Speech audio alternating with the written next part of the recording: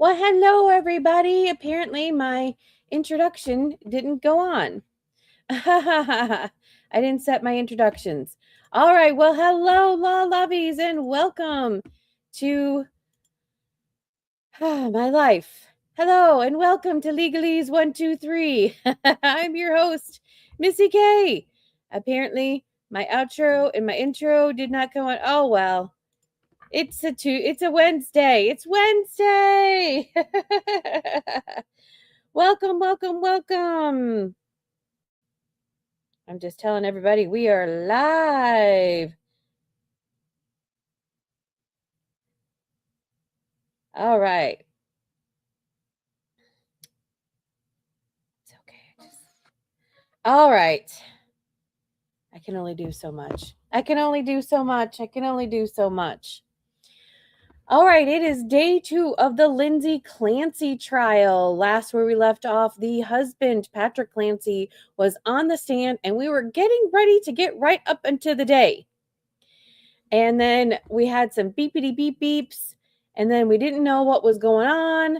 And then I don't know if it was like we're not going to hear some things, because I know that I know we're not going to hear the 911 call. We're not going to see pictures of the kids. We at home jurors, I do know that like the jurors probably will hear something, and maybe people in the courtroom will hear some things. So I don't know kind of how that they were planning on doing it. I didn't know how the person who was handling the camera was handling things, etc. Just it's everything. It's everything, right? So you're not missing anything. Yes, I know court is courting. You're not missing anything. We're just going to start where we're starting. That way we'll have a little bit of Zoom's room if we have some like stops and starts and what have you, what's going on. So let me know in the comments where you're coming from, what's going on with you, how things are going in your neck of the woods. I let everybody know on all of the spaces that, we are, live. I didn't do it on one other space, but hold on. Let me do it one other space, and then we will begin. And also just waiting for everybody to pop on so that nobody gets left off in the world of who knows. Oh,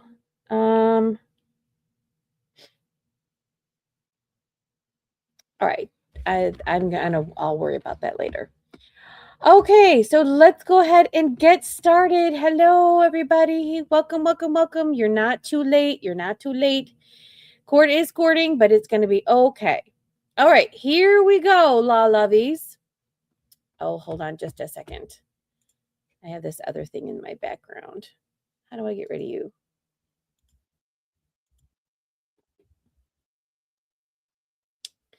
How do I get rid of you?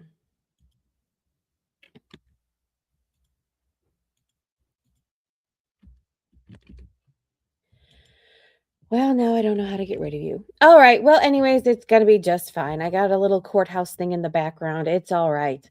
All right, let's begin.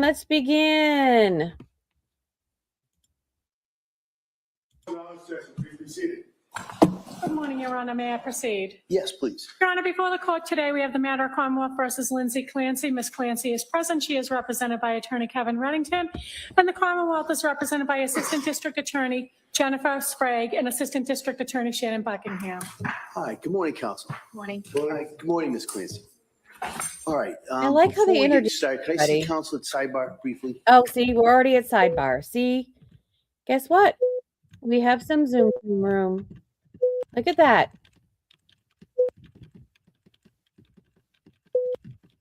Had I known that this was the way it was going to be, I would have started it where we were.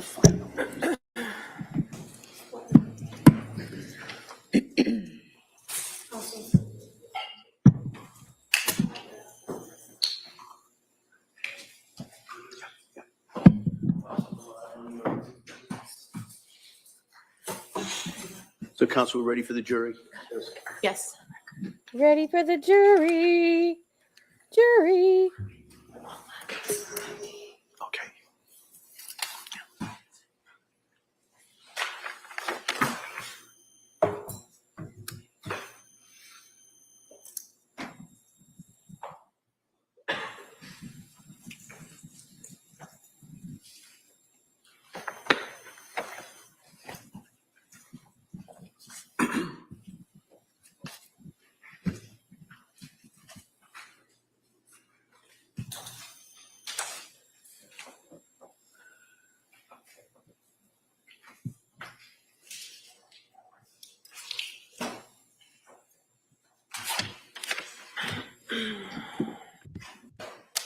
We can Zoom. I don't know why I'm sitting here.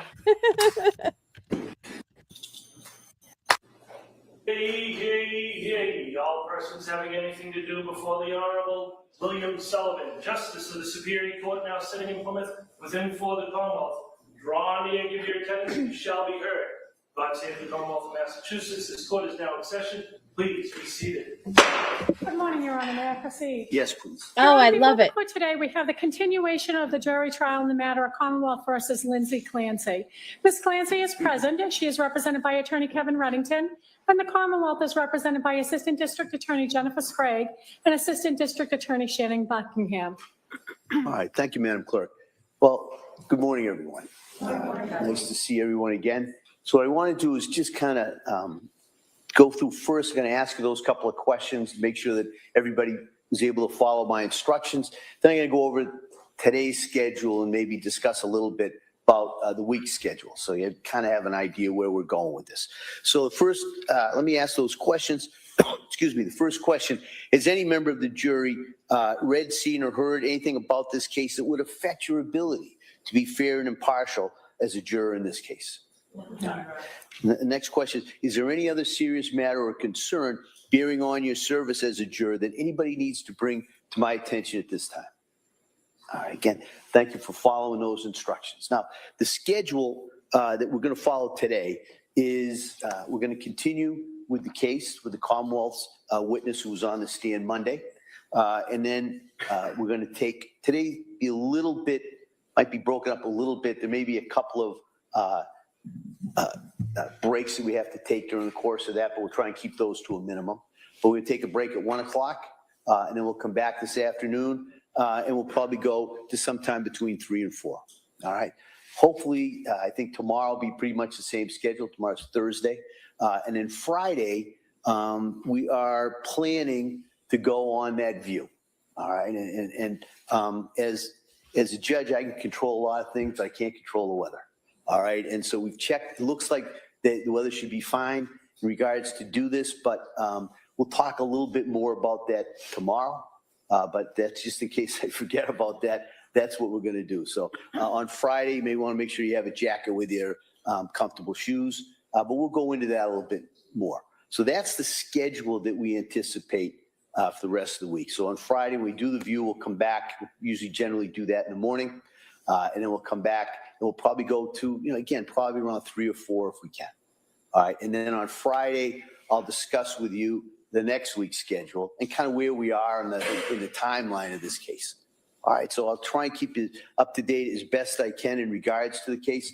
But like I said, there may be some unanticipated breaks here and there that we're going to have to take.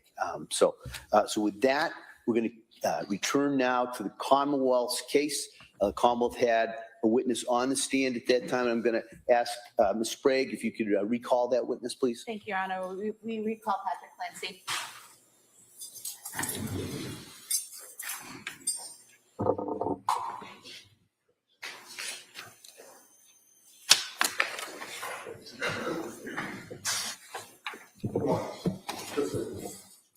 I want you to watch your steps so you get in the jury.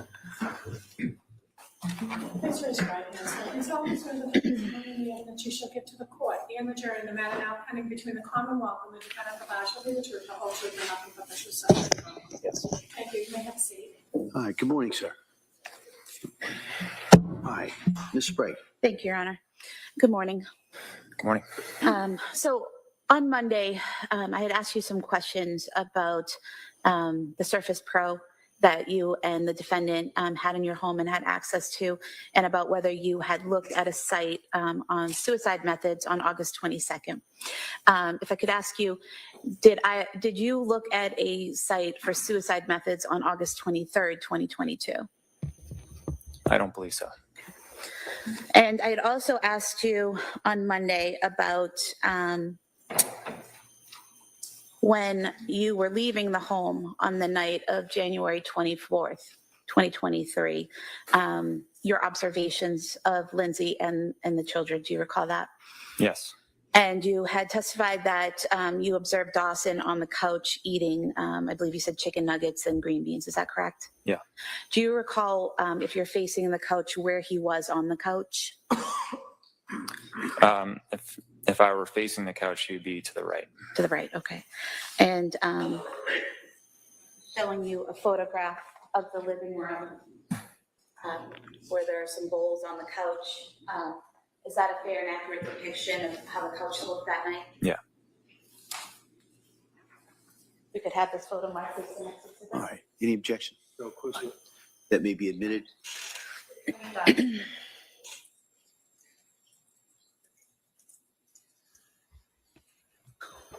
Now,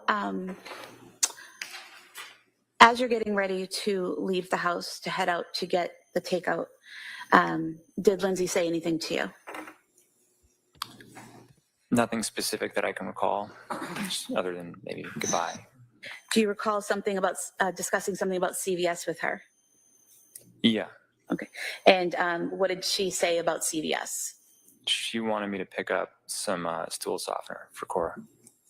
And she hadn't mentioned that earlier in the text, correct? Yeah, I don't think so. So as you're leaving, she asked you to make a second or another stop while you're out. Is that correct? Correct. Okay. And in response to that request, did you ask her to do something? I don't remember. I could show you page 77, lines 23 and 24, if you could just read those to yourself. Yeah, I told her to text it to me, which she did. I'm sorry, so that refresh your memory and Yep. ask her to text it to you? Yep. And did she do so? She did. And was that at approximately 5:15 p.m. that she texted PDLX? Sounds correct.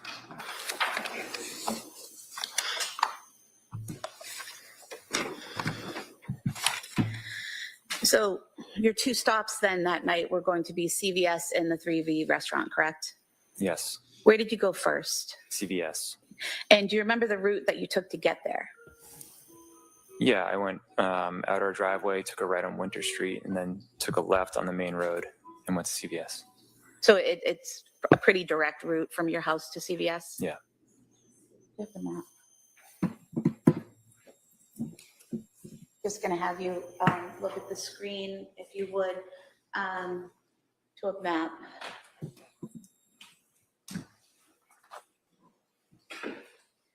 And coming into this red dot here, is that the approximate location of your home at 47 Summer Street? Yeah. And then looking at this pink dot here next to Big Y, is that where the CVS is located? Yes. And that's the CVS you went to that night? Yes. About how long did it take you to get there? 3 minutes. And when you got to CVS, did you go inside? Yes.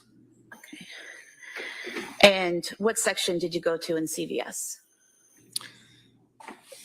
I think it was pediatrics. If we could pull up the CVS video.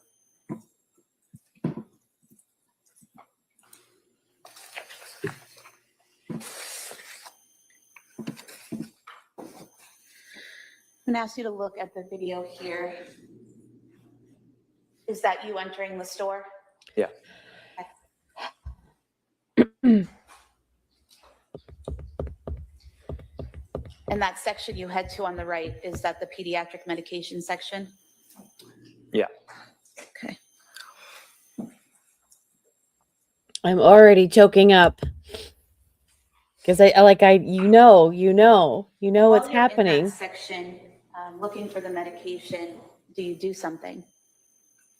I Oh called Lindsay gosh. And why did you call Lindsay? because what we were looking for wasn't there. The shelves are pretty empty. It was still during COVID. I'm sorry, what? It was during COVID, so Okay, so, and was that call at about approximately 5:33 p.m.? yeah. Okay. And then did she answer the call? Yes. She answered when you called her? Actually, I think she didn't at first. She called back. Okay. And did you receive a call back from her about a minute later at 5:34 p.m.? Yeah, that's correct. Okay. And can you describe that phone call for us? It was very brief. I just said, I think there was a generic brand, and I said, "Is this one okay?" And she said, "Yeah, that's fine." And what was her demeanor during the call? She was pretty quiet. It sounded like she was busy. I remember hanging up thinking she's probably in the middle of giving baths or something like that. So it sounded to you like she was in the middle of something? Yeah. Were you able to understand her when she spoke to you? Yeah. And did she seem to understand what you were saying? Yes. And she didn't seem to have any trouble recalling why you were at CVS or what you were looking for? That's correct.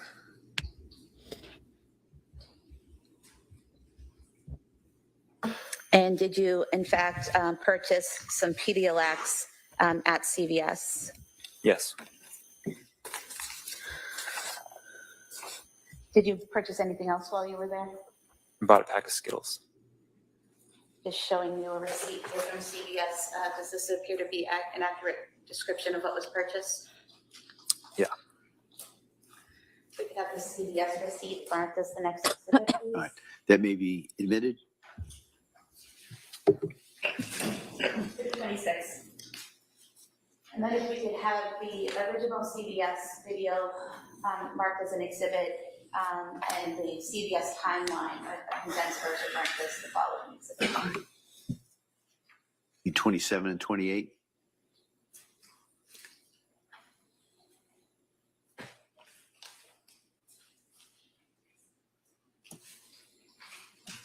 We have the original marked as 27 and the timeline is 28, please.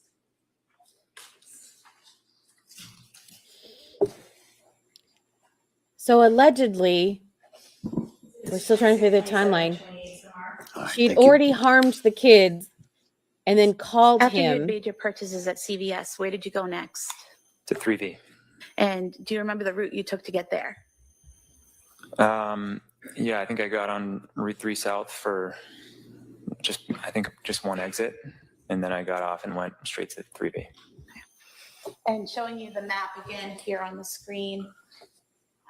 This green dot here on the bottom, is that where 3V restaurant is located?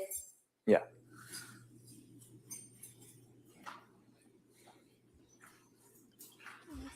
It's way down there. Wow. Okay, so the pink is CVS and the restaurant is way down there. Wow. It's pretty far away. Your Honor, I'd move to submit a copy, a digital copy of the map. We have Way it down on the there. computer. I can make a hard copy. That may be How admitted. far away is that? We can use empty case as a marker.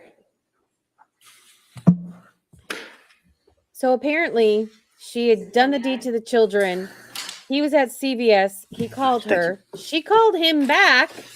And then she went to go do herself.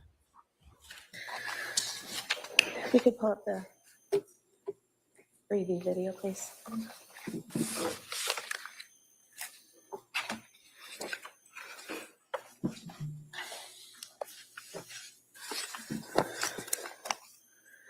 Now, sir, how long approximately did it take you to get from CVS to 3V?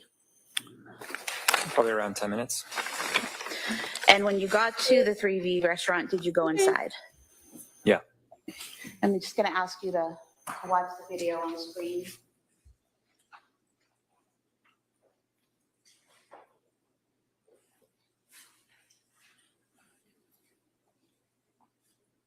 At 5:54:15 p.m., is that you coming in behind Ugh. that other couple there? Yeah. Oh gosh.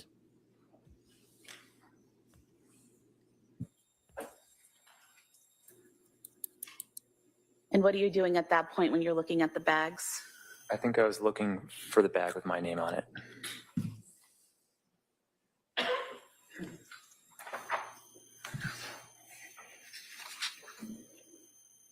Why are you looking at your phone? What's on your phone? What are you doing on your phone? Do you recall what you're doing on your phone at that time? I don't. It could be work related, it could be anything.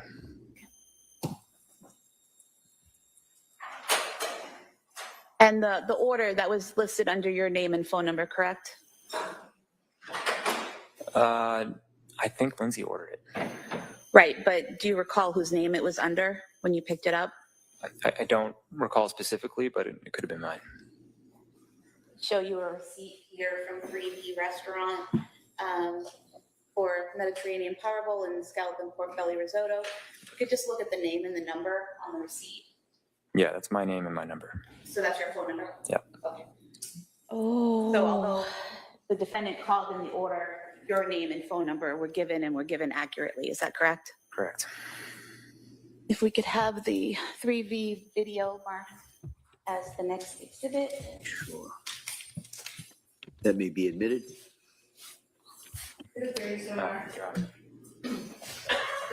Nope. Yeah. The can I see counsel just very briefly? What did you just say to the judge? What did you just say to the judge? Hold on just a second. I think, did he ask to go to the bathroom? I'm trying to see what he said to the judge. Yeah.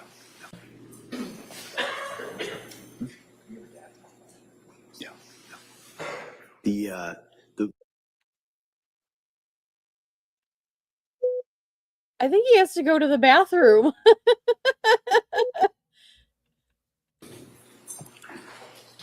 think have the receipt marked as the next exhibit.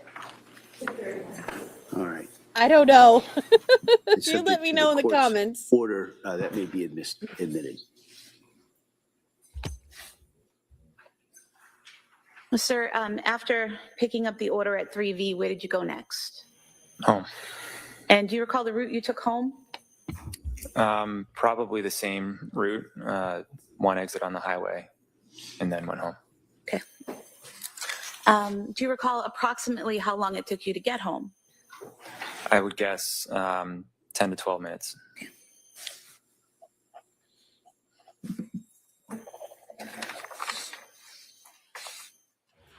All right, guys, it's going to get really ugly real soon. When you arrived home, Here we go. where did you park? In the driveway. What type of car did you drive then? A Chevy Silverado. And was that a white pickup truck? Yeah. What kind of car did Lindsay drive then? It was a Kia SUV. And once you parked there, were both vehicles now in the driveway? Yeah.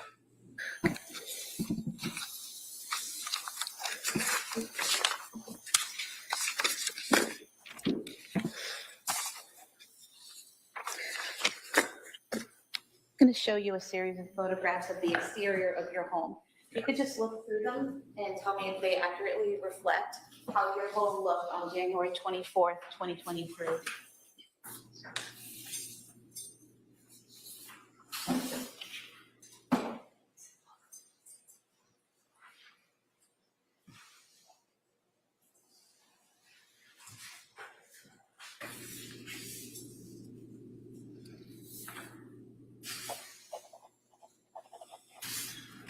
Yeah, these are accurate.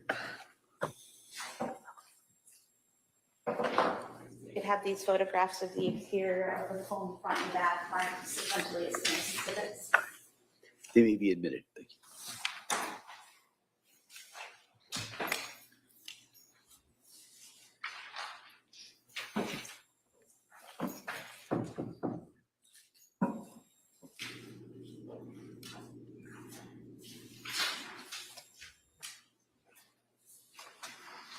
32 through 37, no, 38, so mark.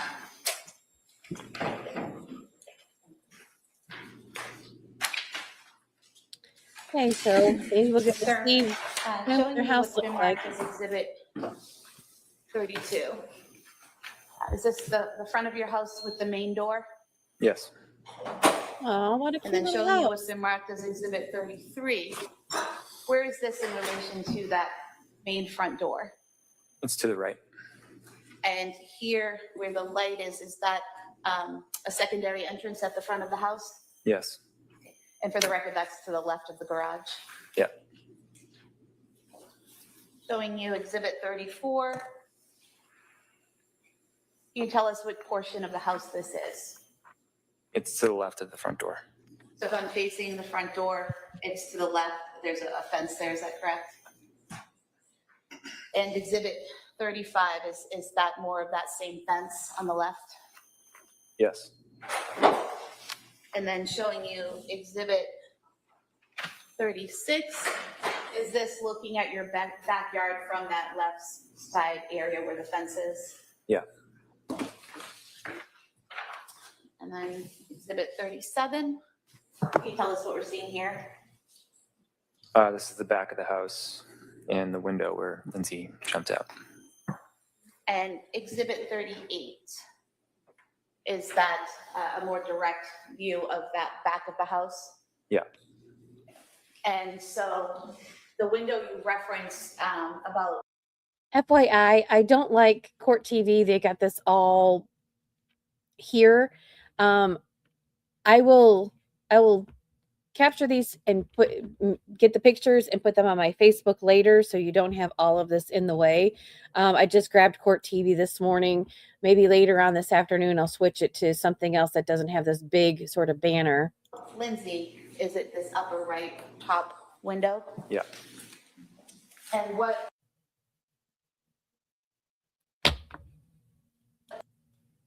Okay, I don't know who's been sorry. Behind that window. Our bedroom. And the window to the left there in the middle, what room is that window in? That's the upstairs bathroom. And then the top window on the far left, what room is that for? That was Dawson's bedroom. Dawson's. Okay. And then directly below the top right window, so the bottom far right window, what room is that window for? The living room. And then again, the middle window on the bottom level. Downstairs bathroom. And then that window on the far left there, is that the kitchen? Yeah.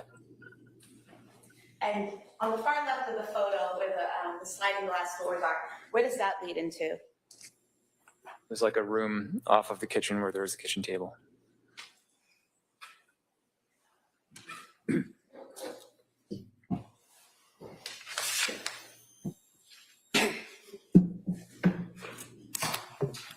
Looks like you looked at her. When you got home and you parked your truck, how did you get into the home? I went in through that side door. The door that was to the left of the garage? Yeah. And what did you do once you got inside the home? I started taking my boots off. And did you have some bags with you from CVS and 3V? Yeah. Where did you place those? On the kitchen island. Show you a couple photos of that area where you came in. Just tell us if it accurately represents how they looked, that area looked on January 24th, please. Yeah, that's accurate. You could have these two photos marked as the next two exhibits, please. It may be a minute.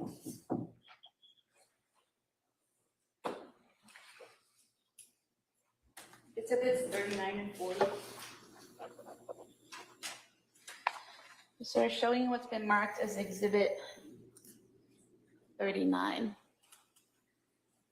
Can you tell us where the sliding glass doors are in this photograph? They're to the left of the kitchen table. So we have here the kitchen table, kind of in the center of the photograph, is that correct? Yeah. And so these are the sliding glass doors? Yeah. And where's the door that you came through? To the right after the kitchen table. Right here, next to the curtain? Yeah. And the door, when you're looking at the photo straight ahead, this door to the left of the mirror or the photo there, where does that lead? The garage. And then showing you exhibit 40. Is that where you place the bags on the island in the kitchen? Yeah.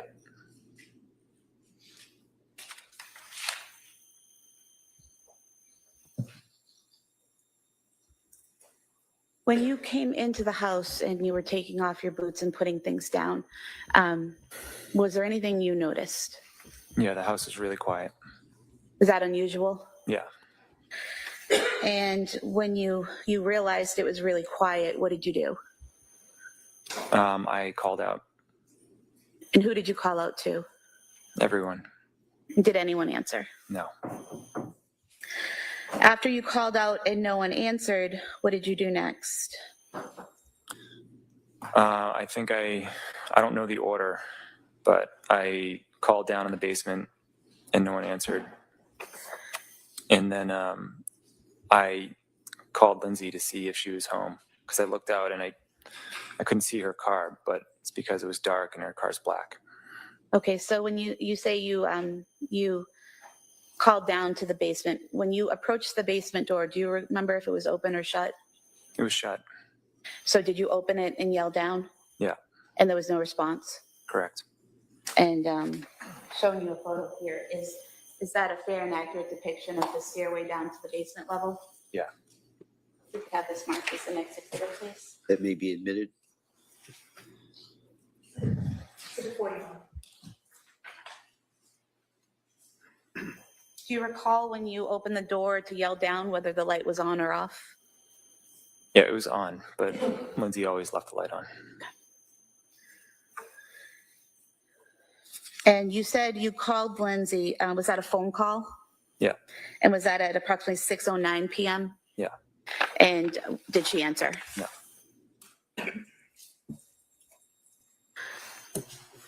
After calling down the stairs to the basement, did you leave the door open or did you close it? I don't remember. Okay. I would think I closed it because I always try to keep it closed. I'm not sure. Okay. And so after you called Lindsay and didn't get a response, what did you do next? I started checking upstairs. And where did you check upstairs? First, the bathroom. I thought maybe they were taking baths, but there's no one there. And then where did you go? The kids' bedrooms. Was there anyone in the kids' bedrooms? No. And then did you go to your bedroom? Yeah. And were you able to get into your bedroom right away? No, the door was locked, and that's when I knew something was wrong. And when you realized the door was locked, did you have a way to unlock it? Yeah, the previous owners, when they installed the doorknobs, had these like these little keys that they taped to the back of each door. So I got the one from Cora's room, and I started unlocking the knob. Okay. And when you unlocked the door to your bedroom, did you go in? Yeah. And what did you see when you opened the door and went in? I just saw blood everywhere, and the window is open. And showing you here a photo, is this the bed in your bedroom? Yeah. Now, the way the bed is in this photo, kind of pulled away from the wall and slightly askew or at an angle, is that the way it was typically? No. And when you left the bedroom that day for the last time prior to coming home later that night, was the bed in that position? I don't think so. I could have this photo marked as the next That may be admitted. Exhibit 42.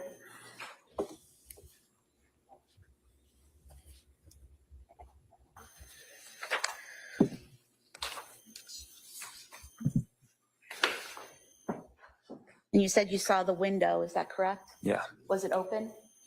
Yeah, there was wind blowing in. Showing you a photo here. Is that a fair and accurate depiction of how the window looked? Yeah. Mark, what's the next exhibit, please? That may be admitted. Exhibit 43. Did you walk into the room and over to the window? No, How far into the room did you get? probably 1 or 2 steps, and then I immediately turned around and went outside. And the blood that you saw, where was that located in the room? It was everywhere. It was, it looked like it was sprayed almost with like a hose, and there was a huge puddle in the middle of the room, and it was sprayed all over pretty much every surface. I remember it was on the doorknob. Okay. Showing you 3 photos. Do you recognize what's depicted there? And is that a fair and accurate depiction of how the room looked on January 24th, 2023?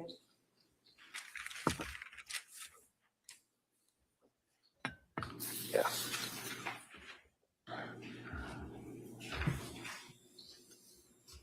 We could have these 3 photos marked as the next 3 exhibits. It may be admitted.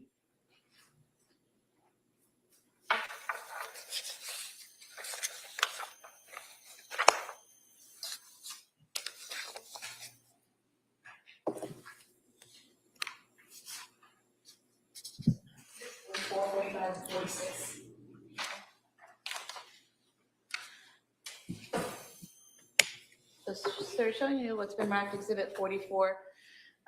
Is this the entrance to the room, looking into the room? Yeah.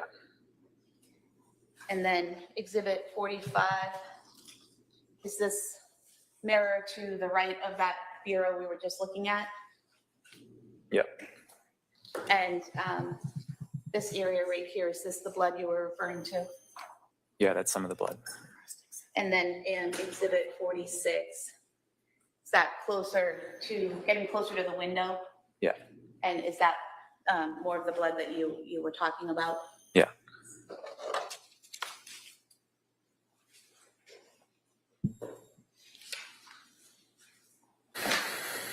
Going back to exhibit 42,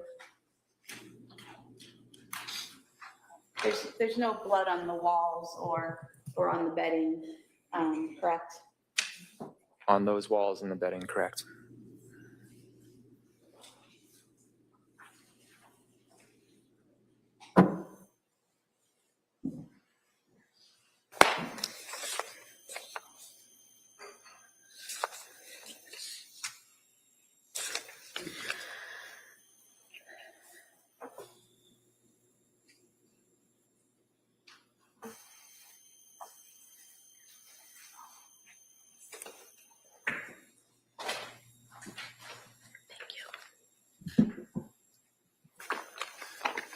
Sir, were you aware that the defendant's phone was found on the bed in the bedroom that night? Yeah.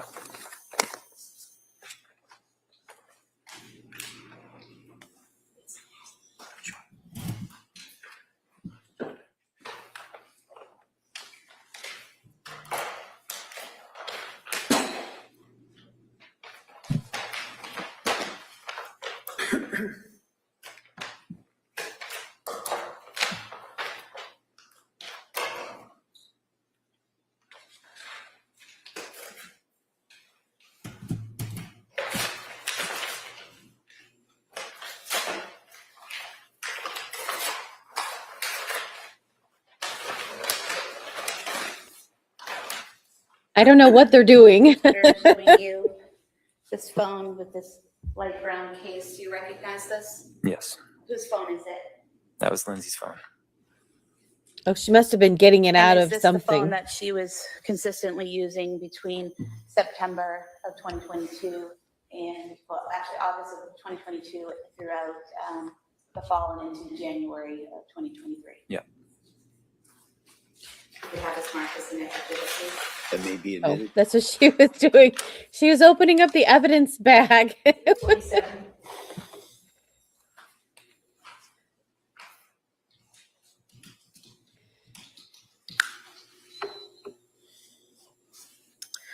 Sir, After making those observations in the bedroom, what did you do next? I ran downstairs and went outside. And do you recall whether you went out the front door or the back door? I went out the back door. So that would be the sliders, is that right? Yeah. And where did you go from there? I just looked around in the backyard below that window, and I saw Lindsay. And where did you see her? She was face up in the backyard. And where in the backyard was she? At the bottom of the window. And so,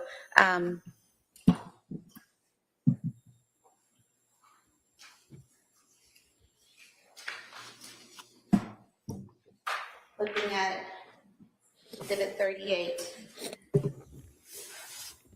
you said this was the window, correct, at the top right? Correct. Where was she in relation to that window? Directly below it. So down here by the window well? Yeah. For the record, I was pointing straight below the bottom right window by the window well. I'll show you a photo of that window you were referring to. Is this the exterior view of that window to your bedroom that night? Yeah. We could have this marked as an activity. That may be admitted. To the 48.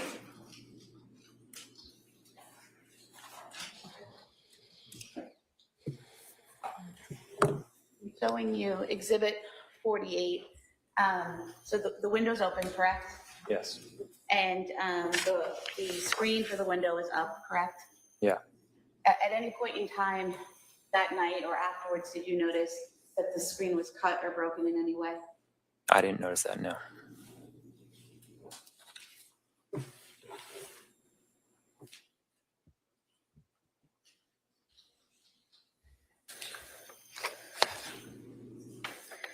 And when you saw Lindsay on the ground there under the window, which direction was her body facing?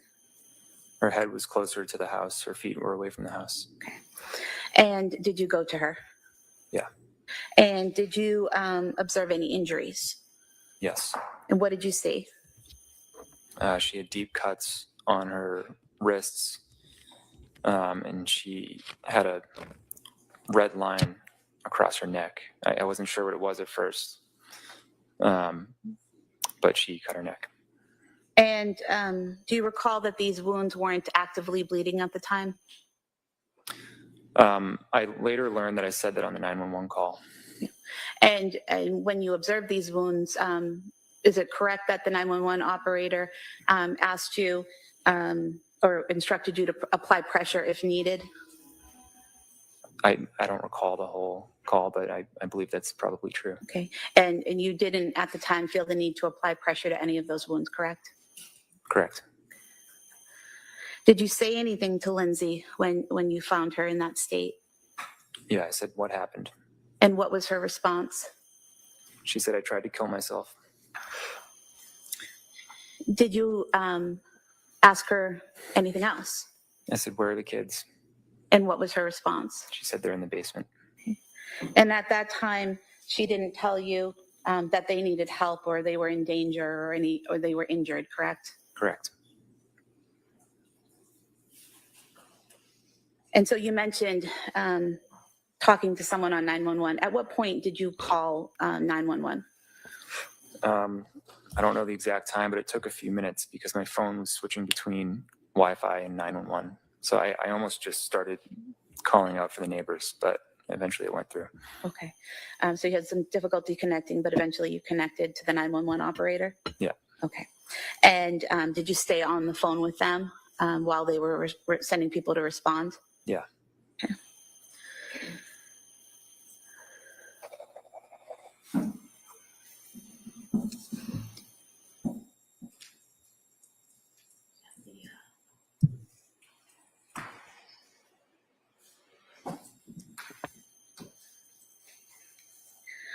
While you're on the phone with 911, are they asking you questions and you're responding with information about her condition? Yeah.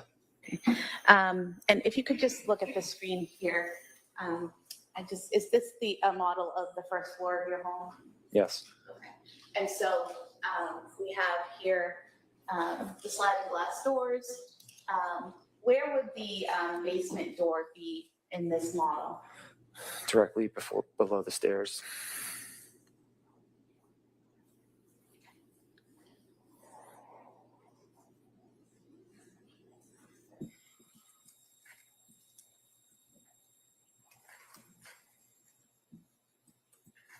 So now that it's flipped around, is this the door to the basement right here? Yeah. For the record, that's the door across from the downstairs bathroom. Yeah. And then,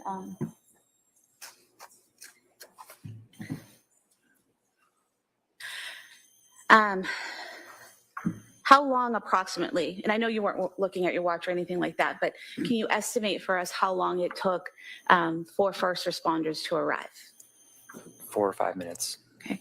And during that time, are you continuing to try to talk to Lindsay?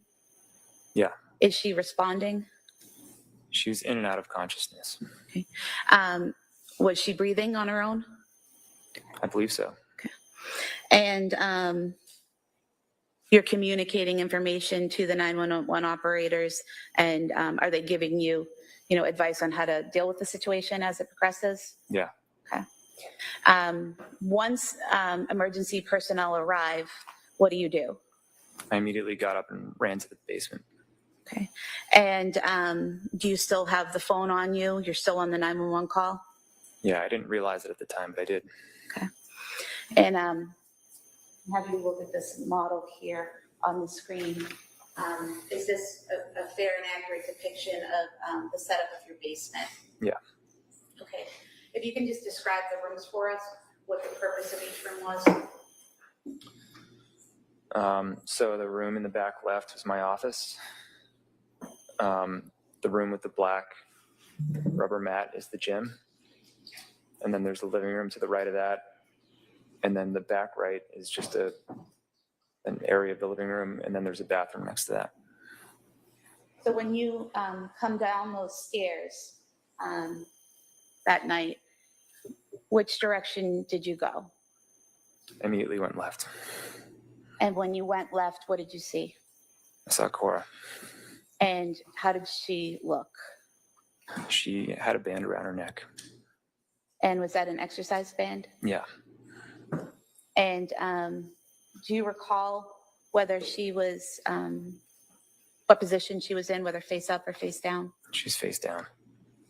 And when you saw her in that condition, what did you do? I immediately ran over and tried to take the band off. Were you able to get the band off? Yeah. And do you recall how you got the band off? I think I untied it. And when you say untied it, was it in a knot that you had to, put everything down and unknot it, or how was it tied? I'm not sure I fully remember.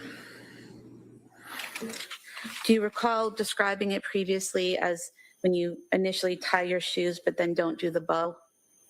Yeah, that sounds right.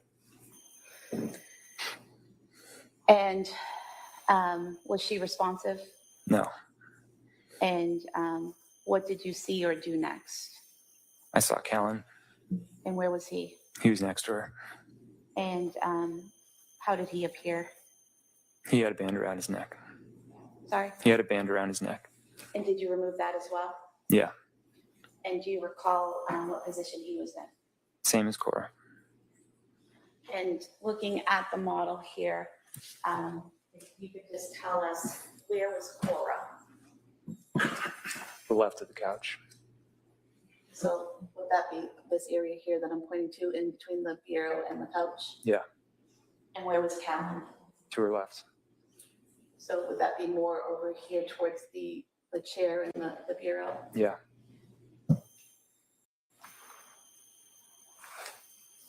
After you removed the band from Callan's neck, what did you do next? I tried to find Dawson. And where did you go? I looked in the bathroom and on the other side of the couch. And then I went to the other side of the basement and he was in my office. And when you saw Dawson, what condition was he in? I knew he was gone. And did he also have a band around his neck? Yeah. And did you remove that band? Yeah. And looking at the office here, where was he located within the office? Just to the left of the door when you went in. Just in this area here, right inside the door? Yeah.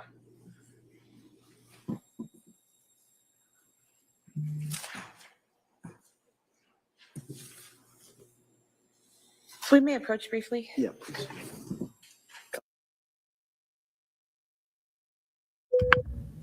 Okay, hang on. They're probably going to get ready to call do the 911 call. So I have a little Zoom room. Let's Zoom.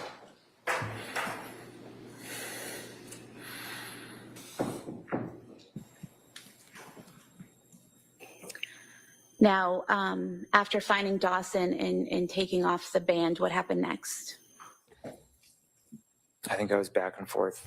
I think I went to try to help Cora. Did you try to give her CPR? Yeah. At some point in time, do the first responders make their way down to the basement? Yeah.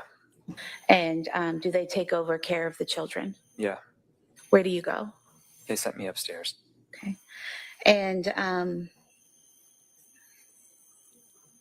at this point, Your Honor, I'd move to submit the 911 call as the next exhibit. That may be allowed pursuant to the earlier order.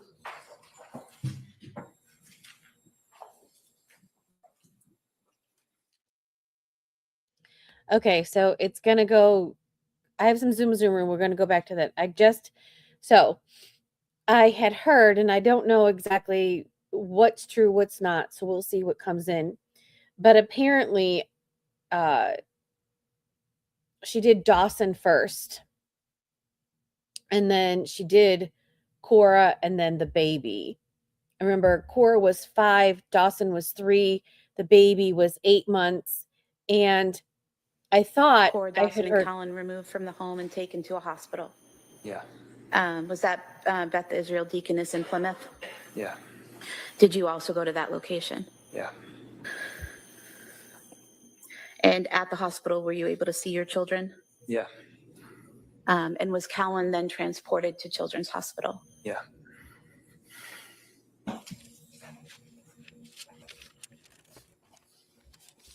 Did anyone ever tell you not to leave your kids alone with Lindsay? No. In January of 2023, did Lindsay ever tell you that she wanted to harm your children? No. Did she ever tell you she was going to kill your children? No. Did you receive, a few days after this happened, did you receive a phone call from the defendant while she was at Brigham and Women's Hospital? I think it was like a week or so after, yeah. And what did the defendant say at that time about what had happened with the children? She didn't talk about our kids. She talked about what she went through. And what did she say about what she went through? She said she heard a man's voice telling her that if she didn't do it now, she would lose her chance or something like that. And did she also tell you that she had had a moment of psychosis? I don't recall.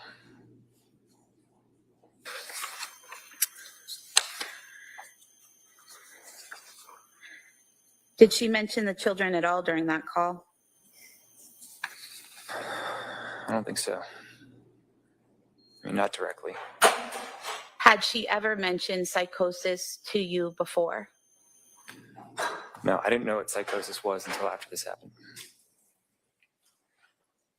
Did she ever tell you she was hearing a man's voice before? No.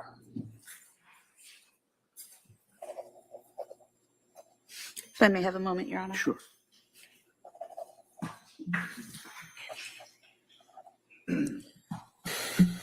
Sounds like she's wrapping up with him, so the defense might get their turn real soon.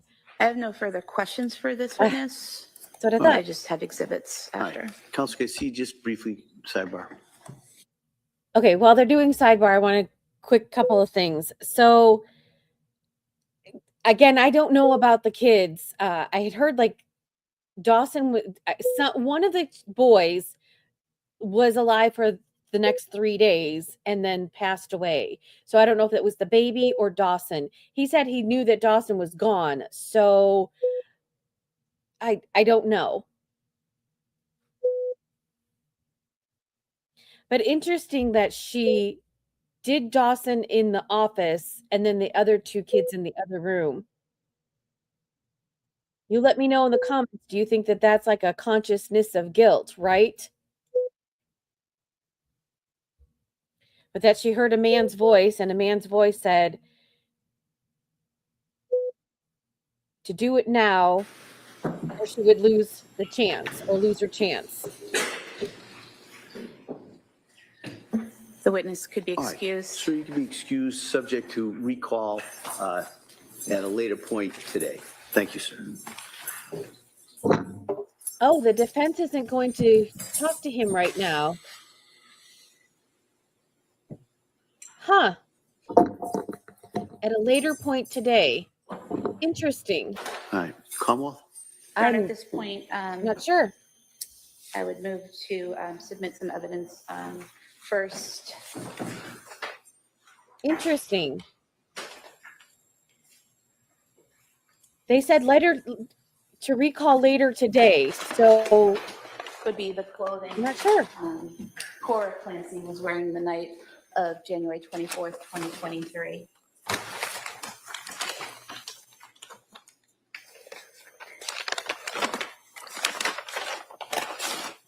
Sorry, it's going to be a little bit loud from their little opening up of bags. First, the pajama pants.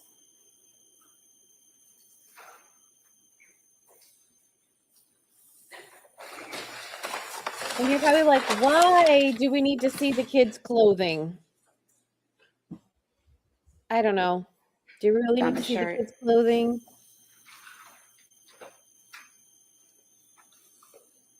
She's already, the defense has already stipulated that he did it.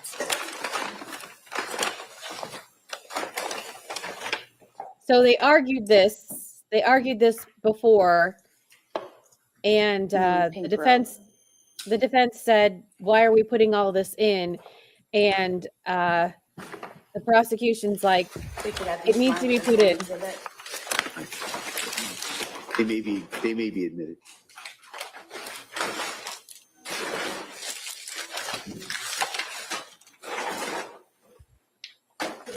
Lindsay's looking away. Thank you. And then Dawson's clothing. Oh, is she crying? It's hard to tell. You can't see because the hair's in the way. Oh, she's crying. We have dinosaur underwear for the record. Oh, she is. She's crying. Reddington. Oh, he's holding her And a hand. gray t-shirt or shirt, long sleeve shirt.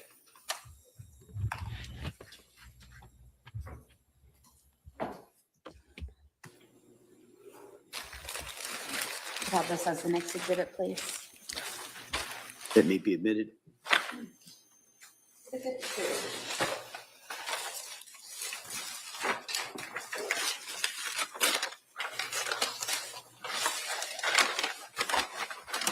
And then Callan's pajamas.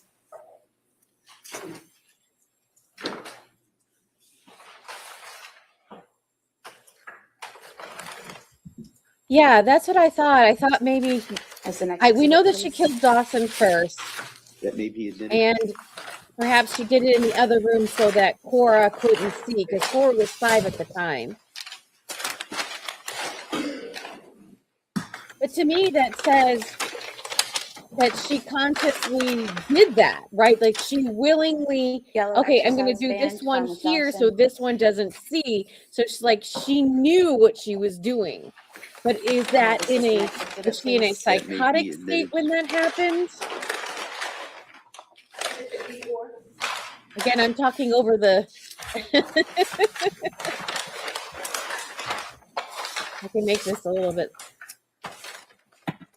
Okay, so I turned her. Exercise band found with Cora.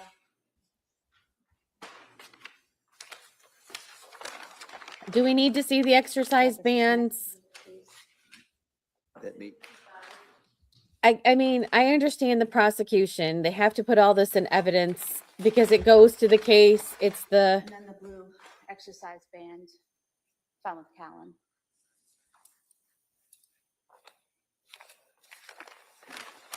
We could have this as the next exhibit, please. That may be admitted.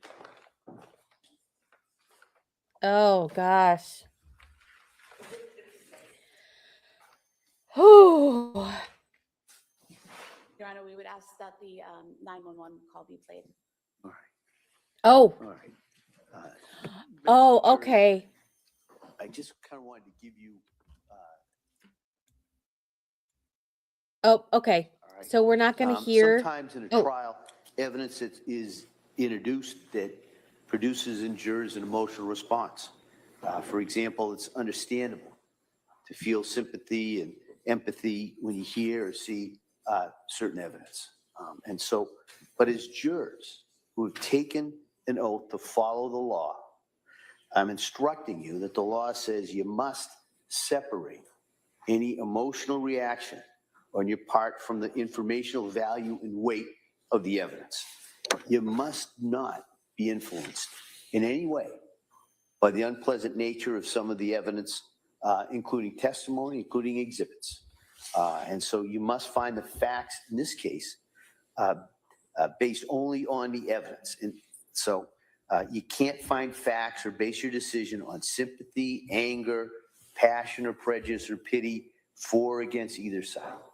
Rather, your verdict must be based solely on the evidence that is introduced in this case and my instructions and any other limiting instructions. And I'll go into that, but I just kind of wanted to remind you of that as we go through this.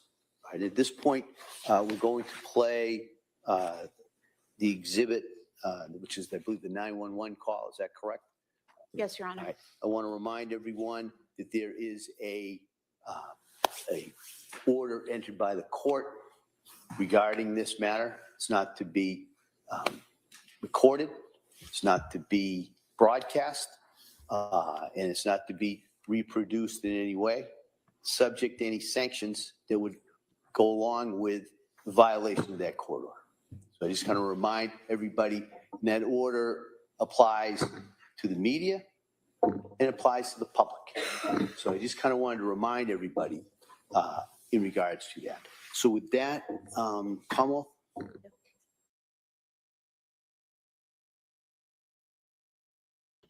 Okay, they are playing that. We at home don't get to hear about it, but those in the courtroom who are reporting it will report out later as to what it said.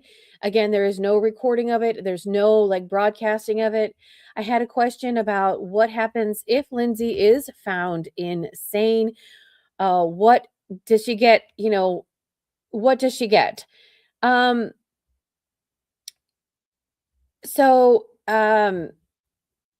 so she doesn't go to prison. I think she goes to a mental health facility. She's going to be like assessed there.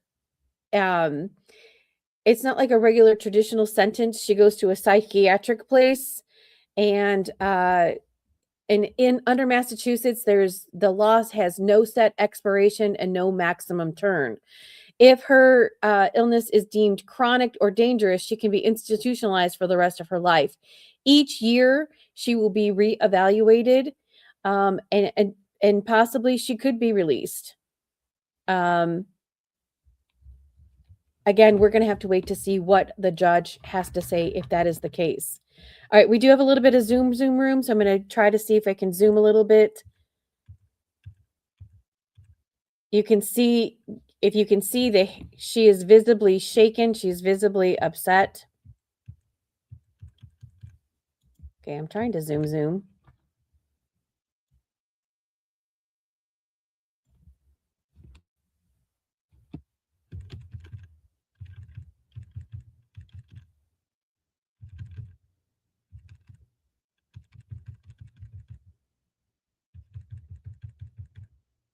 I can imagine the 911 call is very disturbing, very heartbreaking. So what happened was Patrick Clancy, he was on the stand. He left the courtroom. He does not want to hear the 911 call. Okay. Jurors, close your notebooks, place them on the chairs. Obviously, we're having a break. Maybe because they need to get Lindsay situated. She's visibly upset.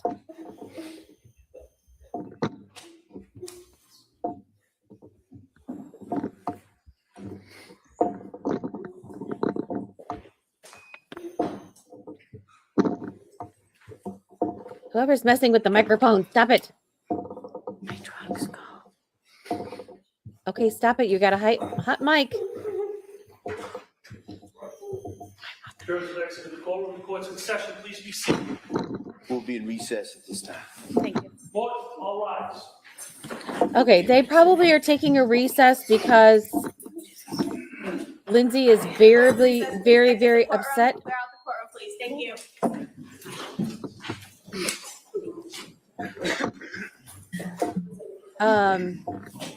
They probably are taking her out of the courtroom because,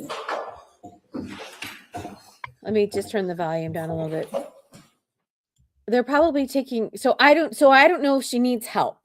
So just remember, she's also still, she still has some physical things wrong with her. And so she's the defendant. She's visibly upset, right?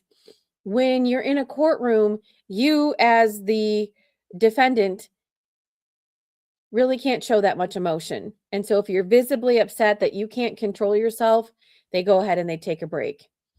So we still have a little bit of Zoom room. Let's see if there's any more comments. Oh, hello, everybody.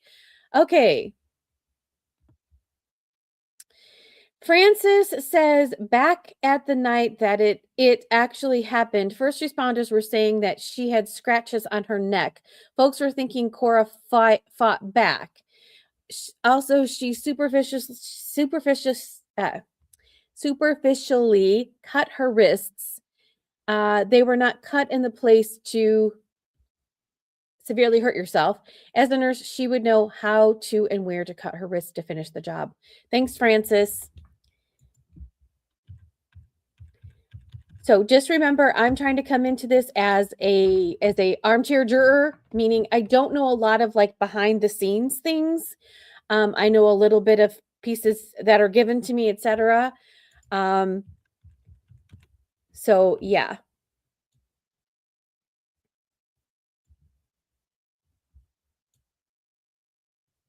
So unfortunately, we might catch up in real time. I had a little bit of Zoom room. Yeah, we're going to probably catch up in real time. It's okay. It's okay. Okay, we are caught up in real time. There's no more Zoom room. Sorry. All right, so as you heard, okay, so let's take a moment. We're going to pause for just a second. This is a terrible scenario, right? Don't worry, I got it. The court's still not back yet. We'll come back. It's terrible, right? It's horrible to imagine a mother harming her children. And everybody's searching for a reason, right? Why? Why would she do this? Why would she do this? Now, the prosecution, remember, they said in their opening statement that she didn't want anybody else. Nobody else could take care of her kids like she could. And so they had to go before she would go. That's what they're claiming. Now let's find out and see if they prove that. So that's one question that I have. I have lots of question about her medication, and I need timelines. I need receipts. I need to know what the timeline was that she was going to the doctors. We got a little bits and pieces of it, but just remember, I don't have all that information just yet. So I'm just going from what I don't know. I need the timeline of when she started going to the doctors. Also, it seems as though there were a couple of times that Patrick Clancy didn't know what was going on with her. First of all, he didn't know that she started taking the medication. They were at this wedding, and then that's when that happened. So he didn't know. And also, there's a question there's a question that I have for everybody, and please let me know. If you are married to somebody, or you're in a relationship with somebody, you're in a partner with somebody, and you have children, like, each person is responsible for themselves. Do you tell your spouse everything? Do you tell your partner everything? And if you're having ideations of harming yourself or your children or stuff of that nature, you would think that you would tell your spouse. And she did at some point. She did. But I don't think that she was honest and told him everything, because it seems as though through his testimony so far, he didn't know that she started taking the medication. When she had gone in for her treatment for the 5 days, she didn't say that she said that she hadn't seen a doctor yet. She didn't tell him exactly what was transpiring while she was there. Now, mind you, we don't know her mindset. Did she want to share the things with him and tell him the things? Did she want to burden him with these things? Was she not being honest with him for a variety of reasons? She didn't want him to know. She didn't want to burden him. Maybe she herself didn't know exactly what was going on, so she couldn't communicate that to him. And remember, the doctors don't have to tell him anything unless she says so, right? HIPAA violations. So, let me know in the comments what you think. It's a variety of things. It's a variety of things, and I'm kind of trying to put myself in her shoes and in his shoes, and I don't tell my spouse everything. Some things they don't need to know about. Some things, they do need to know about. So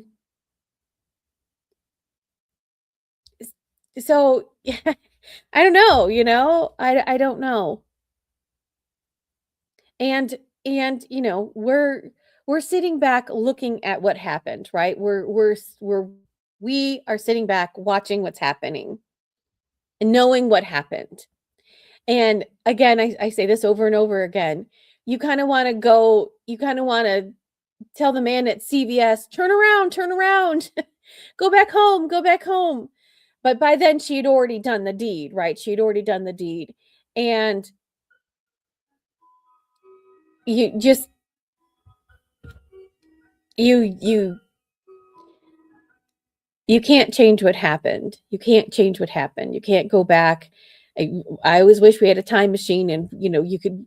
Don't go to CVS. Don't go to the restaurant. Don't go.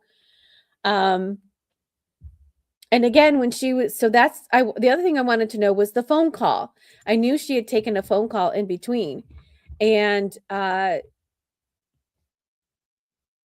she didn't allude to anything. Hey, honey, guess what? I want to harm myself. I want to harm the children. And that's where I can kind of see where the prosecution is like, okay, she did this deliberately. I can see what their logic and what their thinking is, that she sent him far away so she would have enough time. I could see why they think that, right? But I want to know what else they think and why they think that she did it intentionally. Remember, because she did it intentionally, or was she insane at the time that she did this? They are still on a break, just FYI.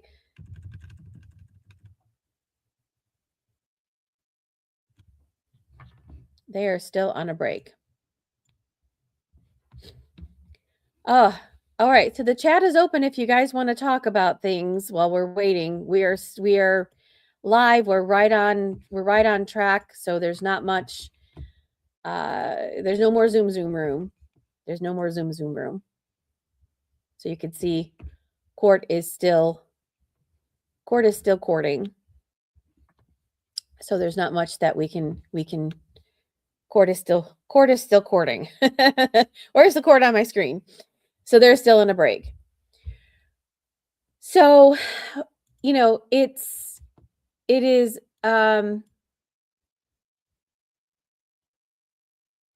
it's hard to imagine, right? It's hard to imagine this vibrant woman. You heard her life, right? She ran marathons. She was a competitive cheerleader when she was younger. She ran marathons. She ran a marathon just not too long after she had given birth to, I want to say it you know, correct me if I'm wrong, if it was either Cora or Dawson. She ran a marathon after. I didn't run any marathons. I do have to say that I was caught up in the Boston Marathon, but I wasn't running it. I was trying to I lived in Newton at the time, and I didn't know that is like where almost that I lived by Heartbreak Hill. I didn't know it at the time, and I had to drop my husband off at the airport, and I was coming through, and the Boston Marathon was happening, and I had a newborn son, and I needed to just cross the street so I could get to my house, and the police officer's like, "You can't come through, like the Boston Marathon's happening." And I'm like, "Dude, I just need to get like right, my house is right there, and there's no other like way around." And they let me through, thank goodness. You know, luckily I had a baby with me. So that's my only marathon that I ran technically. Well, actually, I take it back.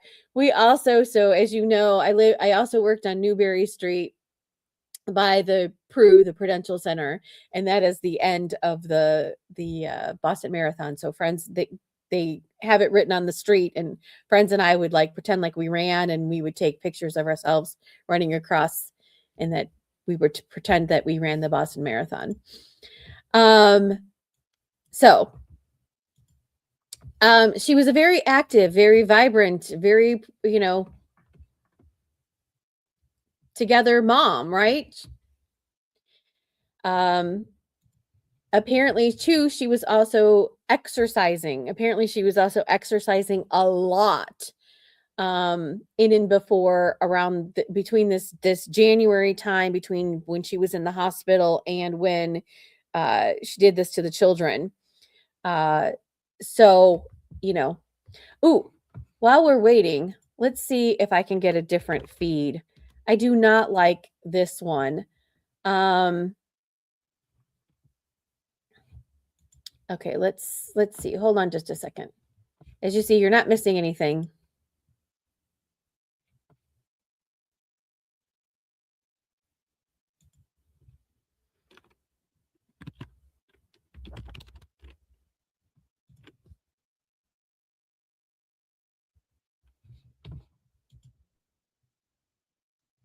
Okay. Here we go. We're going to switch feed. Hold on just a second. You're not missing anything. You're not missing anything.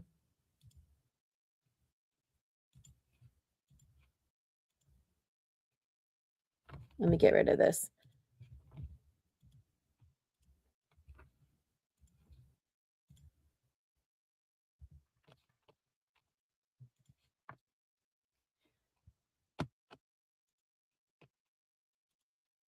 All right, there we go. The law and crime banner is a little bit smaller, so it's not as large as the court TV. I like their banner a little better. There's some other ones that don't have any banner. Let me just look and see.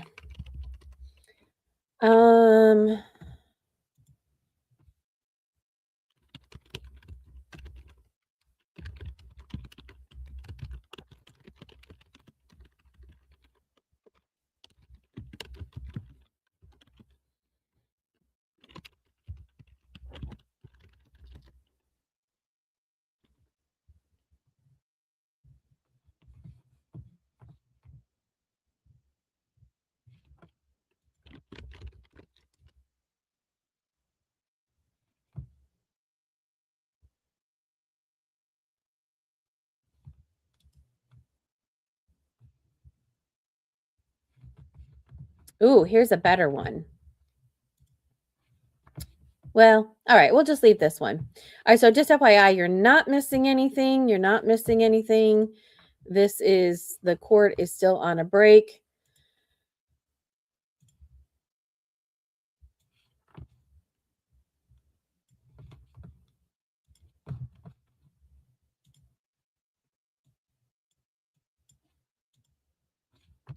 All right, let's see if there's any news that is happening. All right, so Christina Rex is inside the courtroom. She said that the 911 call was played for the jury. It was horrific, as you can imagine. You can hear Patrick screaming in agony when he finds the children. And then the judge called a break after, and Lindsay had to be wheeled out because she was, very visibly upset.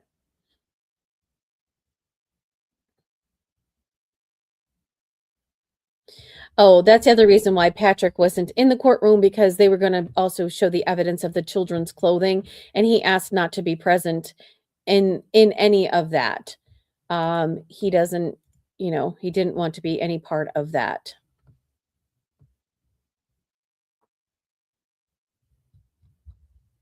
And I do not blame him. All right, so there's not very much breaking news at the moment. So,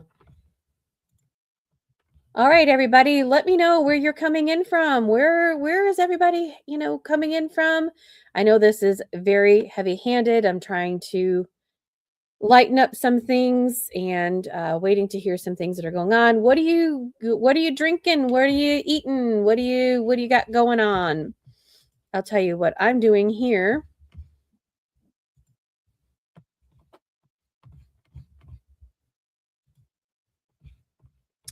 I have my smoothie. Well, I don't know if you call it a smoothie, but it's my little ninja blender. I have my protein powder and my collagen powder and a shot of espresso in the morning. And that's what I'm drinking. It's very tasty. You put it in your little ninja blender with some water and some Kimberly, hi. It's cold and rainy in Massachusetts. Could you please send some rain over here? We haven't had rain for a couple of days and it has been hot and humid. It is unbearable. I'm hoping we get some rain really soon. It's going to be 90 today. And it is hot and humid. It is so sticky. And then I also made my can you see it? Hello. I don't know. Can you see? Oh, all right, here we go. My breakfast scramble. It is 1 egg, some egg whites, some chicken sausage, and some spinach. So we'll have that here shortly. So you're not missing anything. Not much is going on. The court is on break. We just switched feeds. I like this one a little bit better. Oh, I did not switch feeds. Hold on just a minute.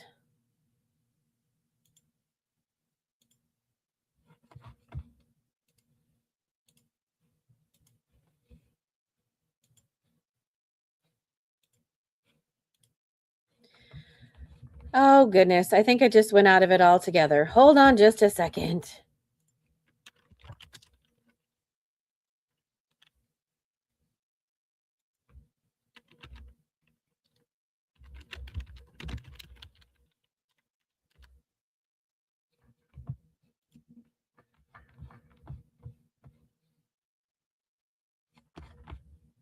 They're still on a break. You're not missing anything.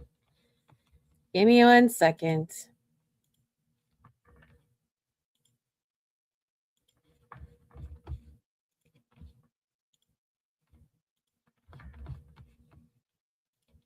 All right.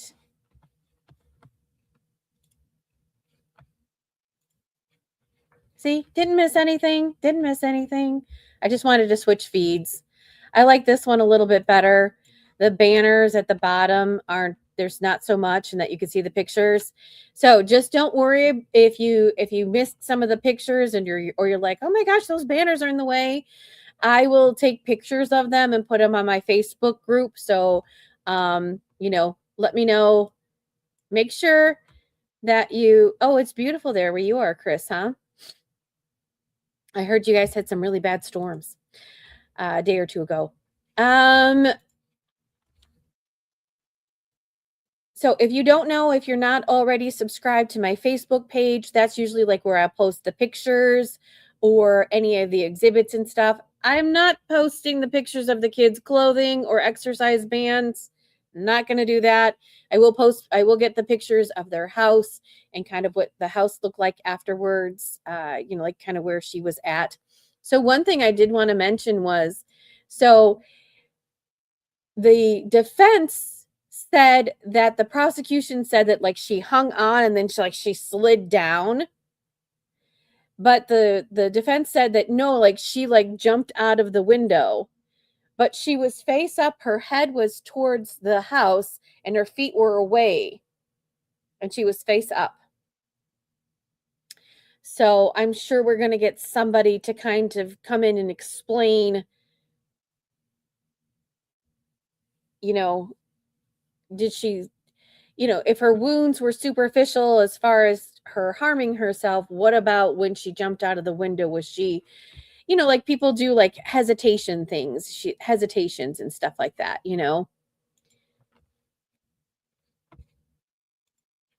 I mean, I am not going to speculate as to how much someone harmed themselves and whether or not they actually harmed themselves. That's a dispute for the doctors, the experts, right? So I cannot wait for the experts to come in. I cannot wait for them to come in and tell us all of the medication that she was on. I want to hear from Jennifer Tufts. She's like the main doctor in all of this. I want to know, and I mean, I already know what she's going to say, right? Whenever you question a medical professional, she's like, well, I was only doing this and I was only doing that and I prescribed this and I prescribed that and, the all-knowing and, I did nothing wrong. And a lot of people, I hear a lot of comments from a lot of people who are saying, well, shouldn't the doctors be blamed in all of this? And I say, I don't know. It depends on what Lindsay told them. Was she honest with the doctors about what her thoughts and feelings were and what was going on with her and her medications, etc.? We don't know. We don't know. So I'm anxious to hear about what the medical professionals have to say on both sides, because remember, it's going to be what I always call it, the battle of the experts, right? The prosecution is going to have the experts that say kind of what fits their theory, right? And the defense is going to have what fits their theory. Plus, I cannot wait until Kevin Reddington gets Patrick back on the stand. I feel that he is quite sympathetic at this moment, but I have a feeling that he's going to be even more sympathetic once the defense questions him about some of the things. The prosecution is like getting to the point. What about this and what about that and what about this and what about that? So far, I think the prosecution's doing a great job. I really like this prosecutor. I like her questioning. She's soft, she's direct, she's, telling it as the picture that she painted or that they painted, the two prosecutors working in tandem. I really like their style so far. So I like that as well. Yeah, Kimberly, so she's paralyzed from the fall. So I mean, if she's sliding down, does that make her paralyzed?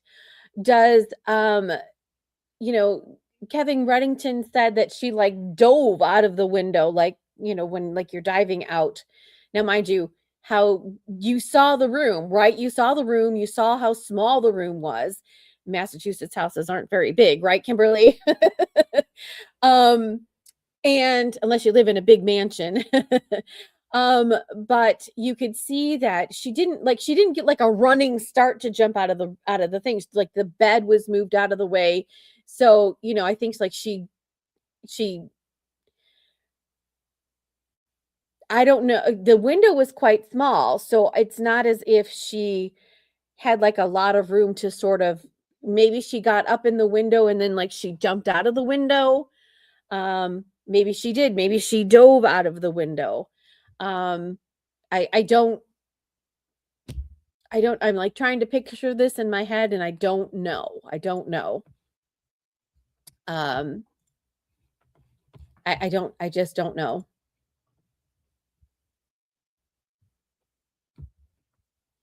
So it's going to be a battle of the experts. And don't be alarmed and don't get upset if one expert says one thing and then like disparages the other expert. I love when they always say, with all due respect. With all due respect. No, not with all due respect. You are going to say something that disparages the other, person. And that's okay, because that's what the experts are supposed to do.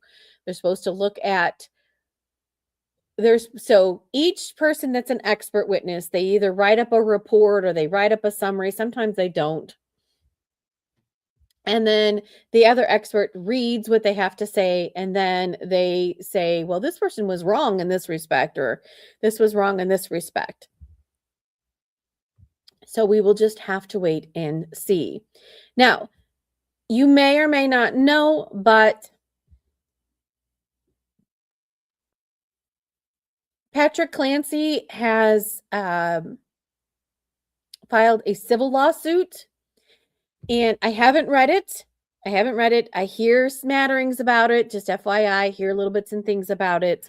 I don't know if it's settled. I don't know I don't know everything about it. So what I thought I would do is, I don't want to look at it right now. I want to wait until this is over. Remember, this is anywhere between a 6 to 8 week trial. It also depends on how many witnesses they're going to call out. And they changed both the prosecution and the defense change up their strategy as they go through the trial. So if one witness says one thing, then they will. If one witness says one thing, then they will. Sorry, my headphone decided it wanted to not work anymore. I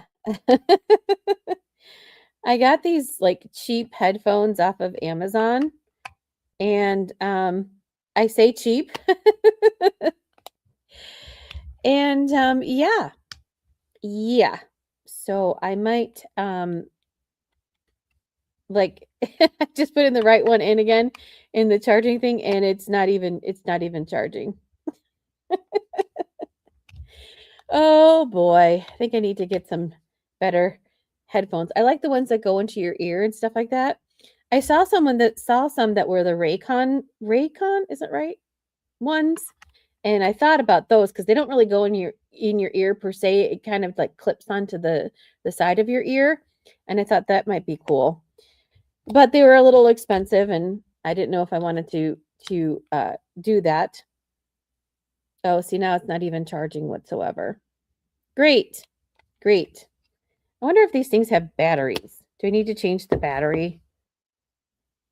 I don't even see where I would have to change the battery. By the way, Court's still on a break. Yes, I'm rambling. Because Court's on a break, and I have no Zoom room. Hi, Jessica. Oh, you want to look back while we wait? Oh, Jessica, let me know in the comments. You want to go back and see Patrick Clancy's testimony while we wait? Yes or no? Because we can. Yeah, we can. Hang on just a second. Let me just double up what I've got going on. All right. So Jessica wants to go back. So here we go, Jessica. This is for you.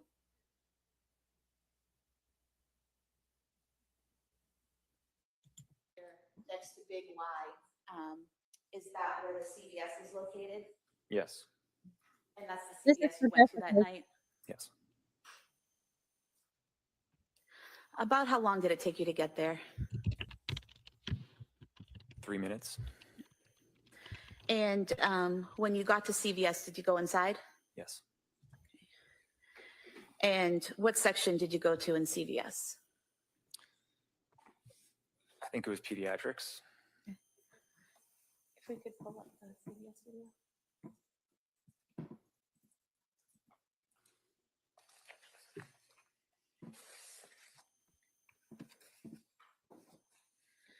I'm going to ask you to look at the video here.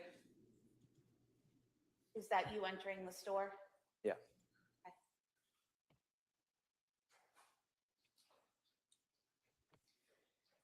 And that section you head to on the right, is that the pediatric medication section? Yeah. Okay.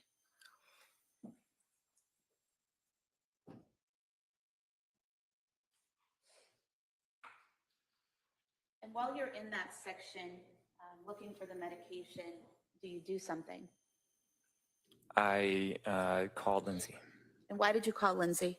because what we were. I called Lindsay And why did you call Lindsay? because what we were looking for wasn't there. The shelves were pretty empty. It was still during COVID. It was, I'm sorry, what? It was during COVID, so Okay, so, and was that call at about approximately 5:33 p.m.? yeah. Okay. And then, did she answer the call? Yes. She answered when you called her? Actually, I think she didn't at first. She called back. Okay. And did you receive a call back from her about a minute later at 5:34 p.m.? Yeah, that's correct. Okay. And can you describe that phone call for us? It was very brief. I just said, I think there was a generic brand, and I said, "Is this one okay?" And she said, "Yeah, that's fine." And what was her demeanor during the call? She was pretty quiet. It sounded like she was busy. I remember hanging up thinking she's probably in the middle of giving baths or something like that. So it sounded to you like she was in the middle of something? Yeah. Were you able to understand her when she spoke to you? Yeah. And did she seem to understand what you were saying? Yes. And she didn't seem to have any trouble recalling why you were at CVS or what you were looking for? That's correct.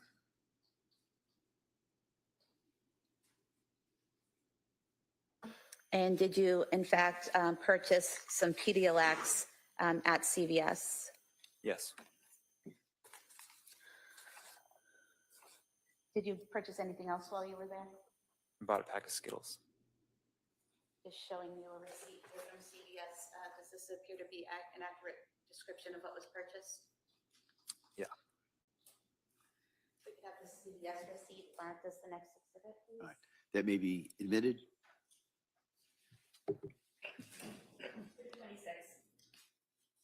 And then if we could have the original CVS video marked as an exhibit and the CVS timeline, a condensed version marked as the following exhibit.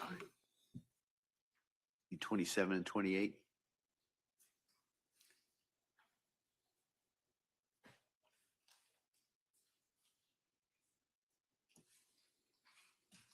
We have the original marked as 27 and the timeline is 28, please.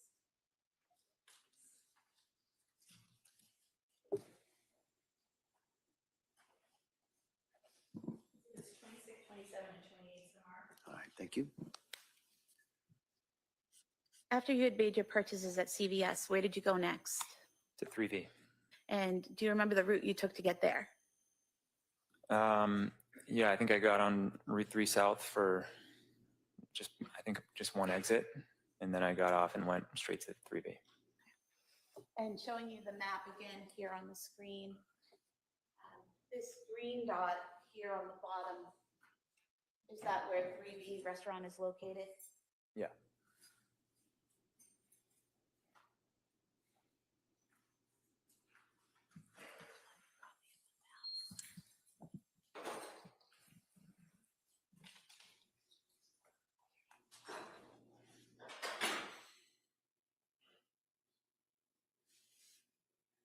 Your Honor, I'd move to submit a copy, a digital copy of the map. We have it on the computer. I can make a hard copy. That may be admitted. We can use empty case as a marker.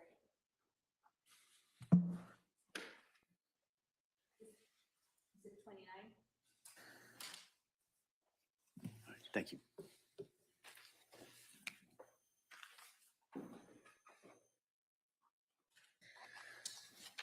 We could pull up the 3D video, please.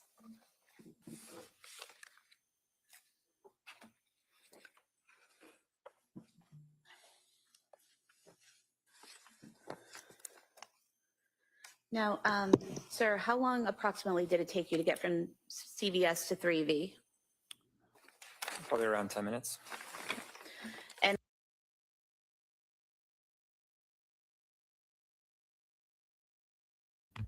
Yeah, right. So that is the weirdest part that I have there, is that apparently, or I forget where I heard it, was that she had harmed the children, missed his call, called him back, seemed to be normal. Yeah, go ahead and get that one. And then she went to go harm herself. So I don't know. Yeah. I'm just going to ask you to watch the video on screen.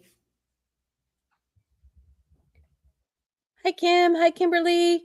We're looking back. Court is on a break at the moment, so we're kind of going back to Patrick's testimony this morning while we're waiting for court to come back. Is that you coming in behind that other couple there?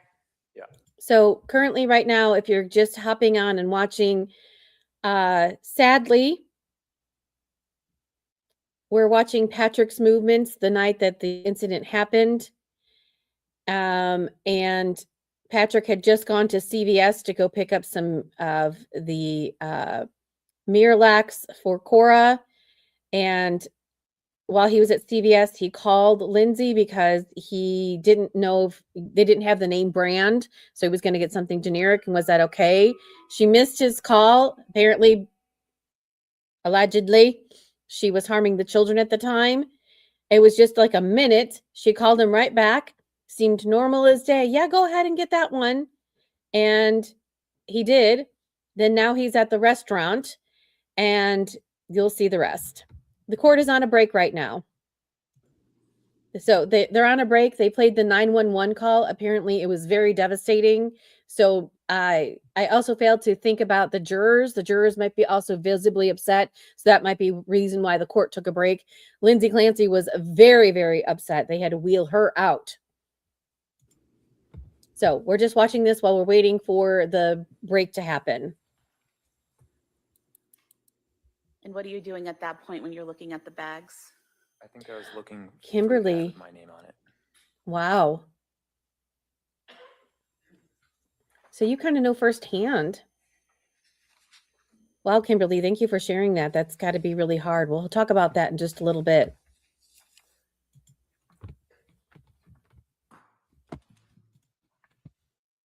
And just FYI, I have another feed on right now that I'm watching the other feed for the courtroom live while we're waiting. So I'm paying attention. We're not missing anything. What you're doing on your phone at that time? I don't. It could be work related. It could be anything.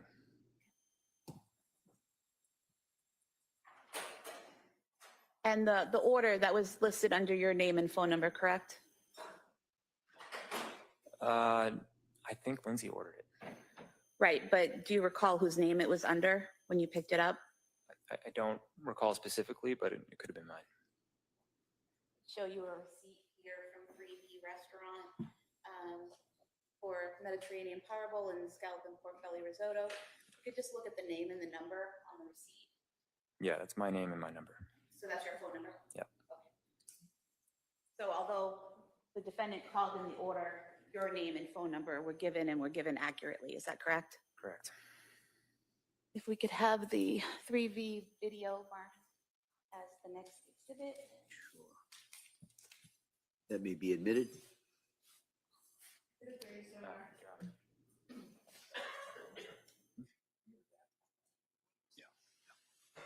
The, can I see counsel just very briefly?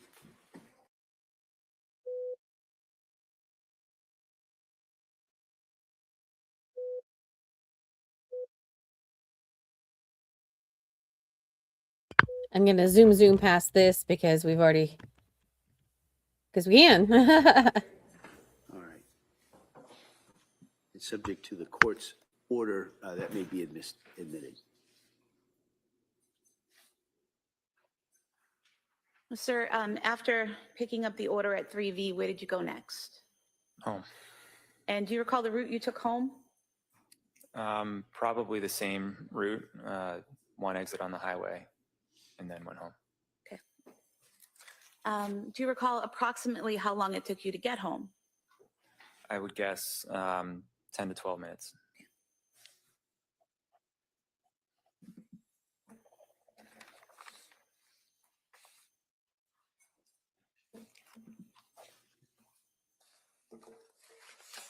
When you arrived home, where did you park? In the driveway. What type of car did you drive then? A Chevy Silverado. And was that a white pickup truck? Yeah. What kind of car did Lindsay drive then? It was a Kia SUV. And once you parked there, were both vehicles now in the driveway? Yeah.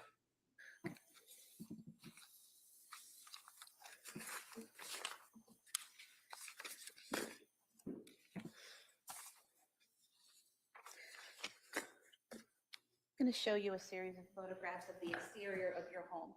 You could just look through them and tell me if they accurately reflect how your home looked on January 24th, 2023.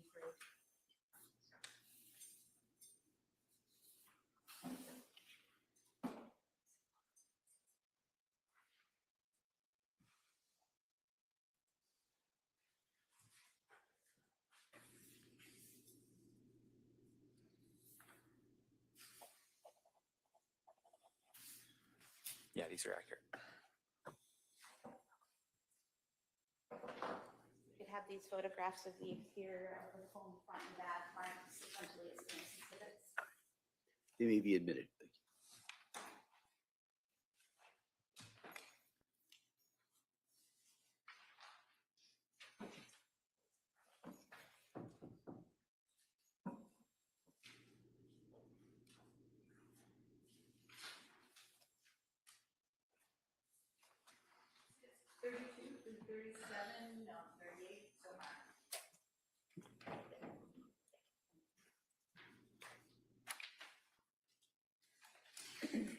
Sir, showing you what's been marked as exhibit 32.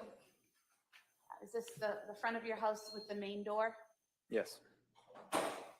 And then showing you what's been marked as exhibit 33. Where is this in relation to that main front door? It's to the right. And here where the light is that a secondary entrance at the front of the house? Yes.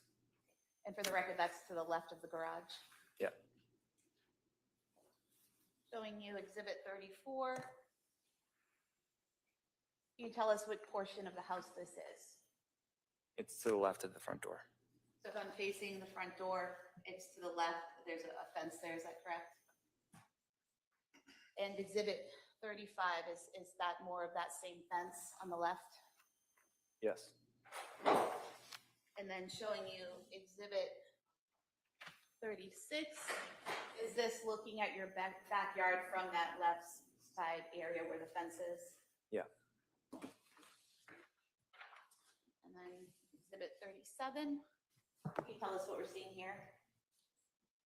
This is the back of the house and the window where Lindsay jumped out.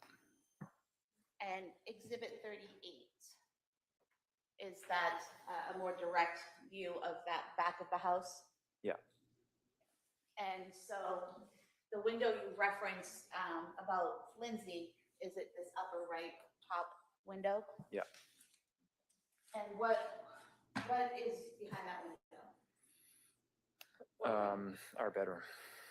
And the window to the left there in the middle, what room is that window in? That's the upstairs bathroom. And then the top window on the far left, what room is that for? That was Dawson's bedroom. Dawson's. Okay. And then directly below the top right window, so the bottom far right window, what room is that window for?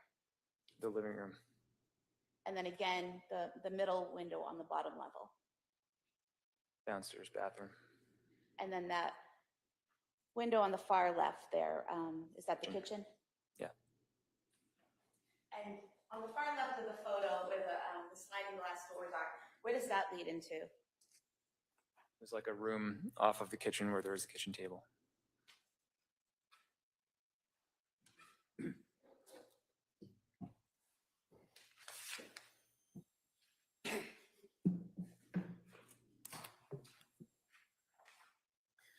When you got home and you parked your truck, how did you get into the home? I went in through that side door. The door that was to the left of the garage? Yeah. And what did you do once you got inside the home? I started taking my boots off. And did you have some bags with you from CVS and 3V? Yeah. Where did you place those? On the kitchen island. Show you a couple photos of that area where you came in. Just tell us if it accurately represents how that area looked on January 24th, please. Yeah, that's accurate. You could have these two photos marked as the next exhibit, please. It may be a minute.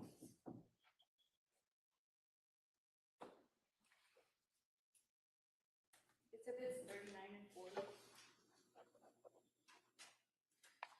So we're showing you what's been marked as exhibit 39. Can you?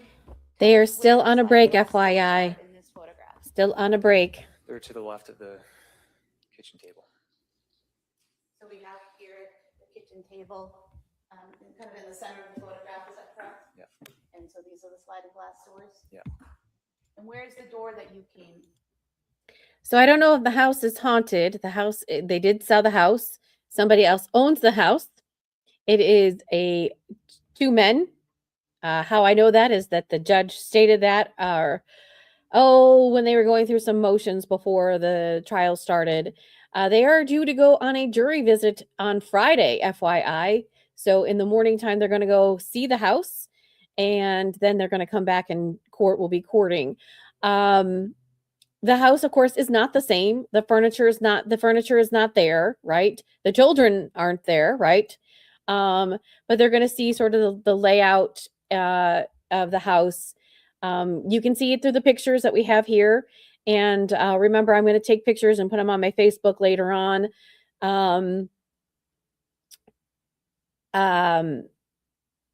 But they'll get a sense of what the space looked like. They'll get a sense of the window that she jumped out of. They'll get a sense of the backyard, and that's kind of nice to see. You know, if you're a juror, you want to see sort of the scale of things, because that's my thought was like, how big is this window? And like, how is she diving out of it? Did she get into the window and jump?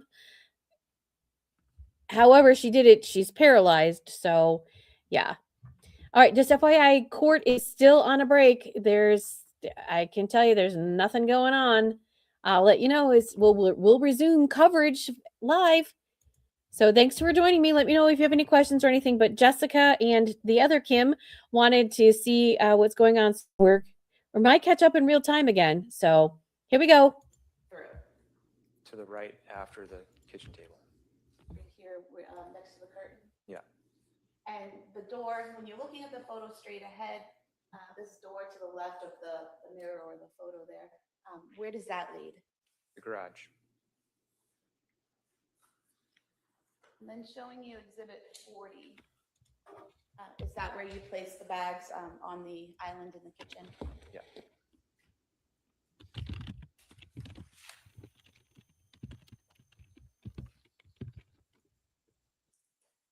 When you came into the house and you were taking off your boots and putting things down, was there anything you noticed? Yeah, the house was really quiet. Is that unusual? Yeah. And when you realized it was really quiet, what did you do? I called out And who did you call out to? everyone. Did anyone answer? No. After you called out and no one answered, what did you do next? I think I don't know the order, but I called down in the basement and no one answered. And then I called Lindsay to see if she was home because I looked out and I couldn't see her car, but it's because it was dark and her car's black. Okay, so when you say you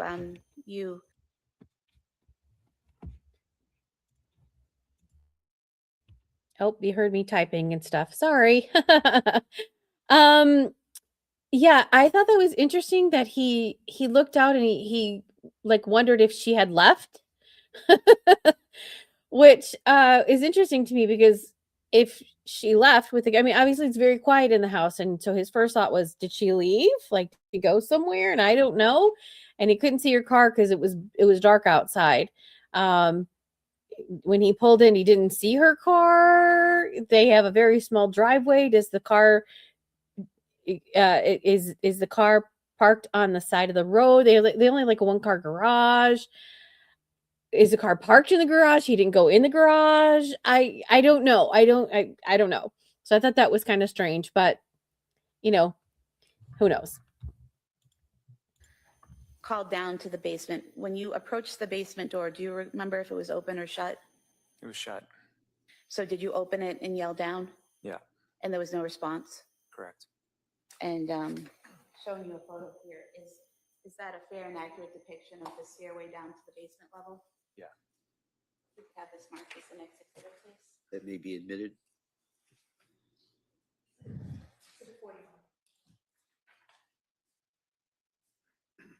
Do you recall when you opened the door to yell down whether the light was on or off?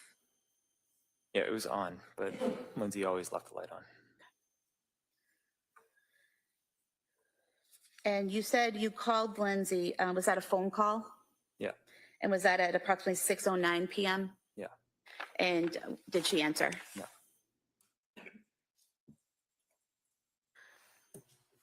After calling down the stairs to the basement, did you leave the door open or did you close it?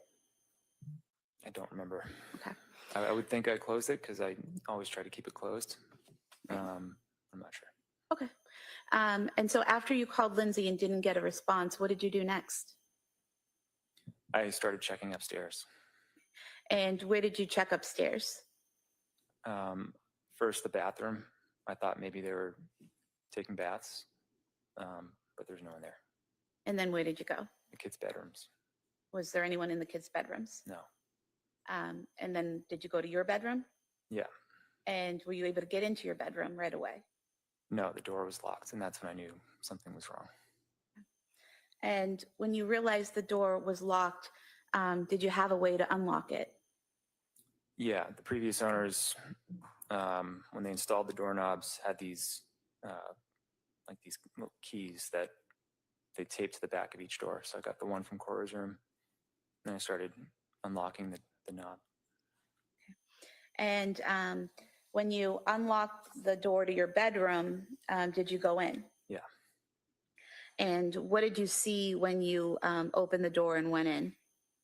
I just saw blood everywhere, and the window is open. And showing you here a photo, is this the bed in your bedroom? Yeah.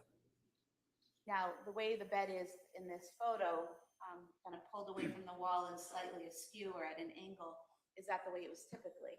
No. And when you left the bedroom that day for the last time prior to coming home later that night, was the bed in that position? I don't think so. Could have this photo marked as the next exhibit. It may be admitted. Exhibit 42.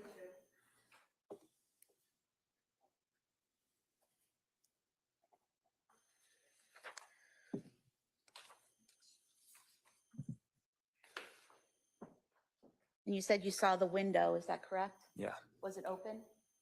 Yeah, there was wind blowing in. Showing you a photo here. Is that a fair and accurate depiction of how the window looked? Yeah. Mark this the next exhibit, please. That may be admitted. Exhibit 43. Did you walk into the room and over to the window? No. How far into the room did you get? Probably 1 or 2 steps, and then I immediately turned around and went outside. And the blood that you saw, where was that located in the room? It was everywhere. It was, it looked like it was sprayed almost with like a hose. And there was a huge puddle in the middle of the room, and it was sprayed all over pretty much every surface. I remember it was on the doorknob. Okay. Showing you 3 photos. Do you recognize what's depicted there? And is that a fair and accurate depiction of how the room looked on January 24th, 2023?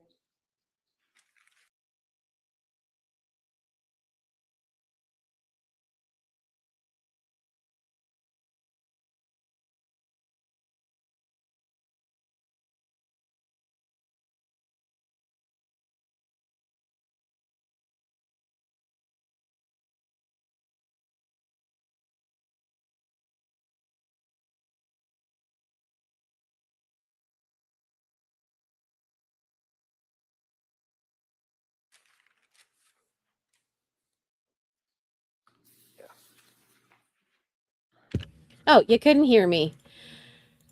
Okay, so court is still on a break. We're just revisiting Patrick's testimony because Jessica asked. So I know I still can feel the children. It's very sad. It's beyond. So it's still on a break. As soon as they come back, we'll resume live coverage. We could have these photos marked as the next exhibits. It may be admitted.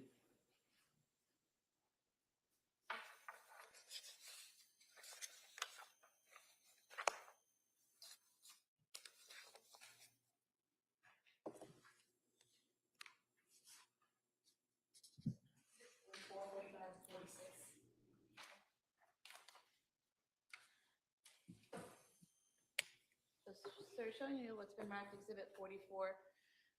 Is this the entrance to the room, looking into the room? Yeah.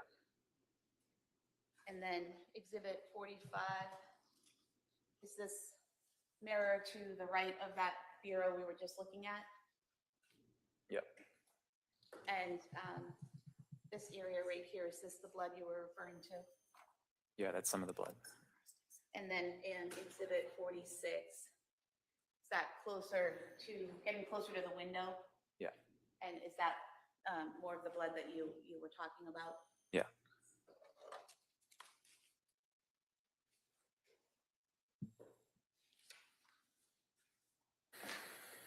Going back to exhibit 42. There's no blood on the walls or on the bedding, correct? On those walls and the bedding, correct.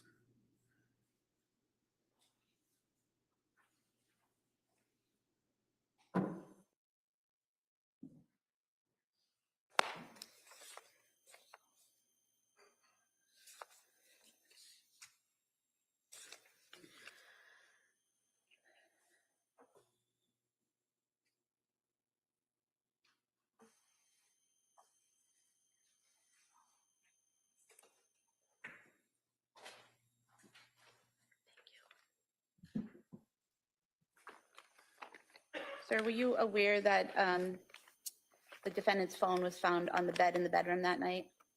No.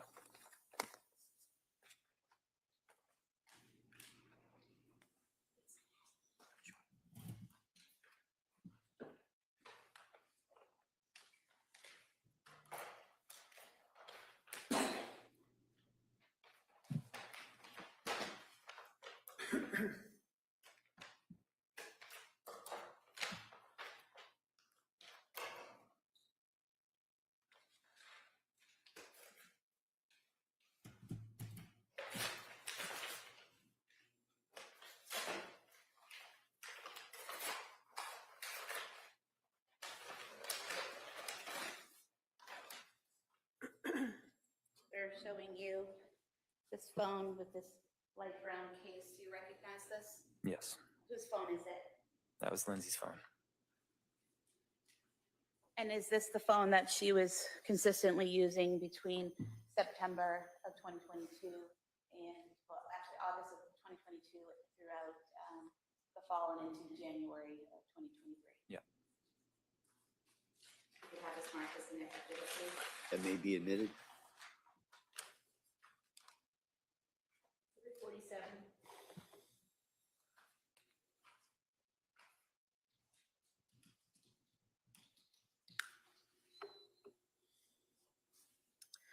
Sir, after making those observations in the bedroom, what did you do next? I ran downstairs and went outside. And do you recall whether you came around, whether you went out the front door or the back door? I went out the back door. So that would be the sliders, is that right? Yeah. And where did you go from there? I just looked around in the backyard below that window and I saw Lindsay. And where did you see her? She was face up in the backyard And where in the backyard was she? at the bottom of the window. And so,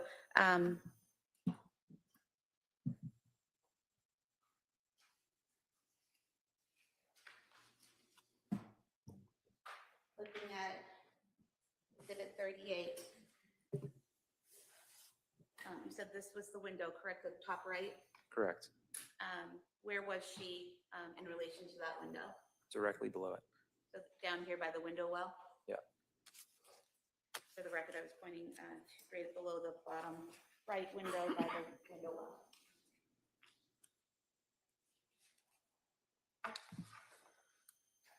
show you a photo of that window you were referring to. Is this the exterior view of that window to your bedroom that night? Yeah. We could have this marked as an exhibit, please. That may be admitted. Exhibit 48.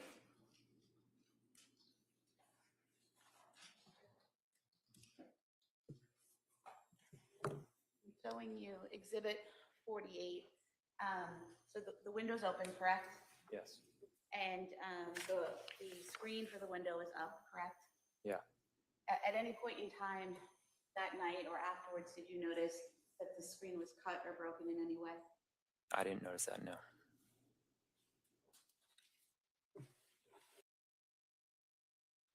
So I wondered why she asked the question about the screen or window broken in any way. I wonder if that's going to come up later. I'm not sure, and I'm not sure the relevance of that, but my mind went to why. So let me know in the comments if you have an idea about that or if you thought the same thing. But she asked him specifically, and so I wondered like if there was something nefarious about that. Court's still on a break. I'm wondering, I don't know. I'm wondering if there might be a jury issue, just FYI, right? So we'll see. And also just remember the courtroom's cleared out. So everybody's out of the courtroom except for like the lawyer and obviously the pull feed. Okay, they're back up. Hold on just a second. Let me switch back 1 second. We're back.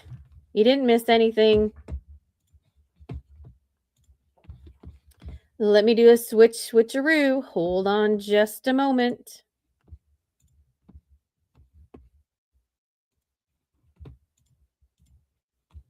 We're back.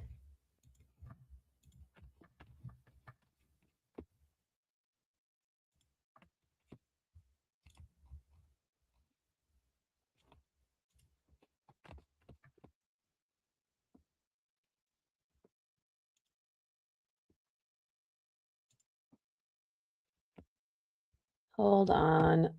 I got to get rid of this. All right. Okay. I'm going to go back to where, here we go. We didn't miss anything. After we bring the jury in, are you ready to call Okay. your next witness? Yes, sir. All right. Here we are. Thanks so much for joining me. Make sure to do the likies, the subscribies, the sharey things, etc. Want to get the word out that this is what I like to do.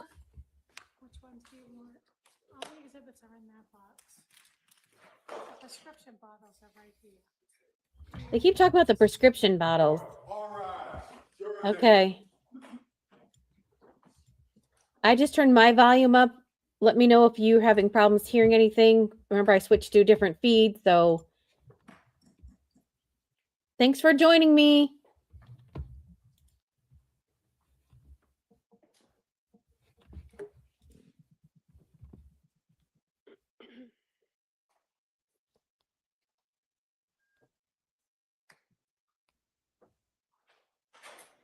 This court is now in session. Please be seated. Your Honor, for the purpose of the record, we return back to the trial of Commonwealth versus Lindsay Clancy. All parties are present, including the defendant and the 18 jurors. Members of the jury, thank you for your patience with us. With that, Commonwealth, you would call your next witness, please. Thank you, Your Honor. Commonwealth calls Angela Kraus.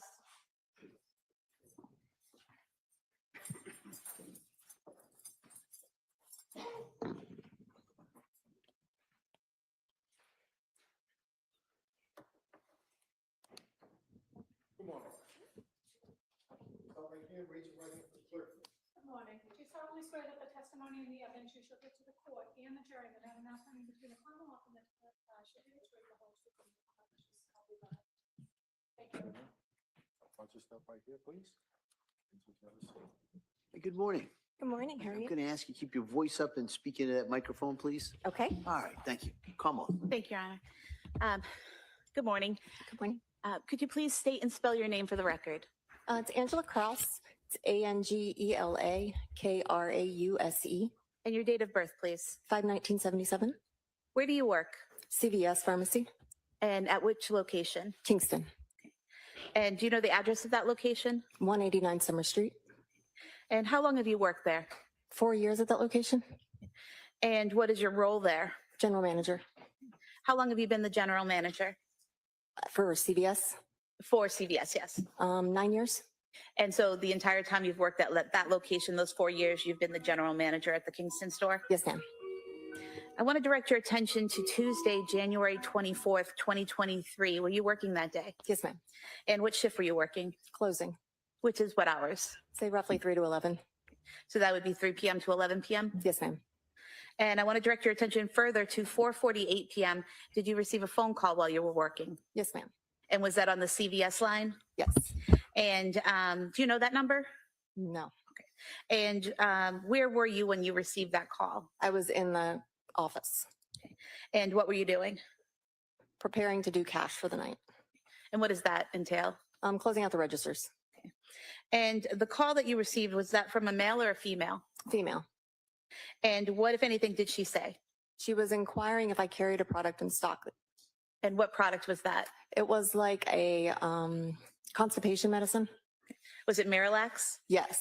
And did she specifically ask for something to do with children's Miralax? Well, I asked for clarification because depending on if she wanted children's or adults, it would be in a different part of the store. And when you asked for clarification, was she able to provide clarification? Yes. She And what- said it was for children's. And what was your response? It's located in 2 different places in the store. And did you give her any specific brand names or anything like that? I just said that we carried Pedialax, and that was 13 and 20.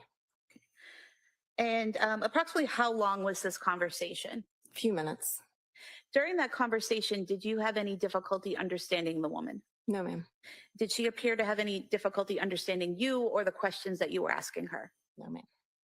And did her voice, did it seem slurred or impaired in any way? Not at all. It's a very normal interaction. I was just going to ask, was there anything out of the ordinary about the conversation? No.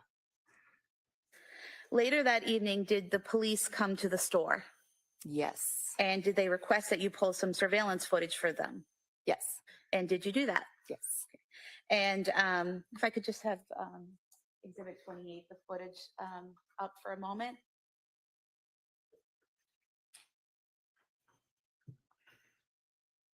If you could look at the screen here, do you recognize the store? Yes. And is this part of the footage that you provided to police that night? Yes. And directing your attention over here to the right, the aisle where the gentleman is standing, all the way to the right of the store. Are you familiar with what was in that aisle in January of 2023? Yeah, that's our children's aisle. So that would have things like children's Pedialax? Yes, ma'am.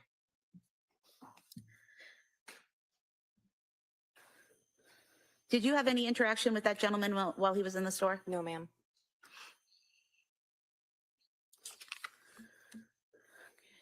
And did the police also ask you to provide a copy of a receipt for that gentleman's transaction? Yes, ma'am. And just showing you Exhibit 26. Is this the receipt that you provided to the police? Yes, ma'am. And on here, it says Skittles Wildberry. Would that be Skittles? Yes. It also says FLT PDLX LQD GLY for the second item. What does that stand for in CVS? It's Fleet brand, but then it's going to be PDLX and then a glycerin suppository. Okay, so the FLT is for Fleet? Yes. And the PDLX is for PDLX? Yes, ma'am.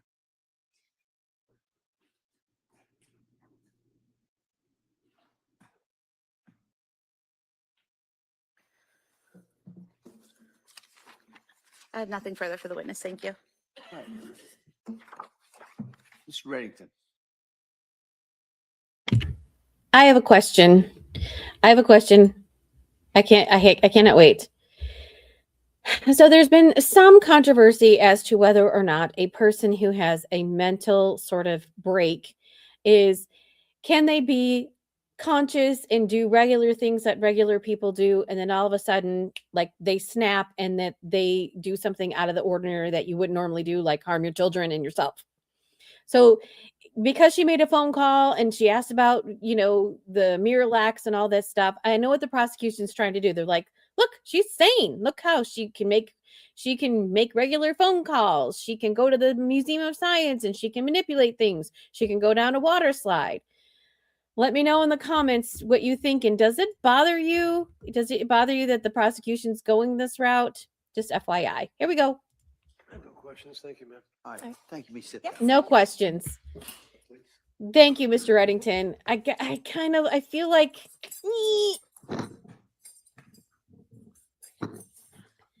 all right, she was Soraya Sweeney.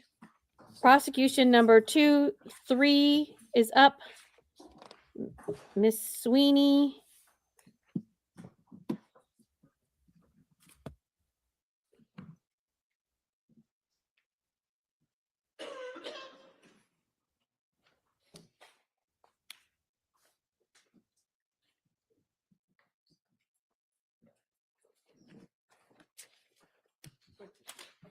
And did you think that witness was necessary? Remember, there's going to be over 200 witnesses that they're potentially going to call.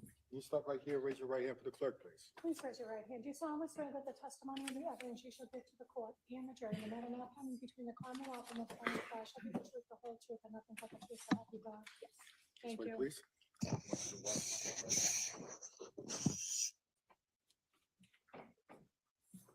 Hey, good morning. Good morning. All right, I'm just going to ask you to keep your voice up and speak Sure. into that microphone. Thank you. This judge, I just Thank love you. him. Great.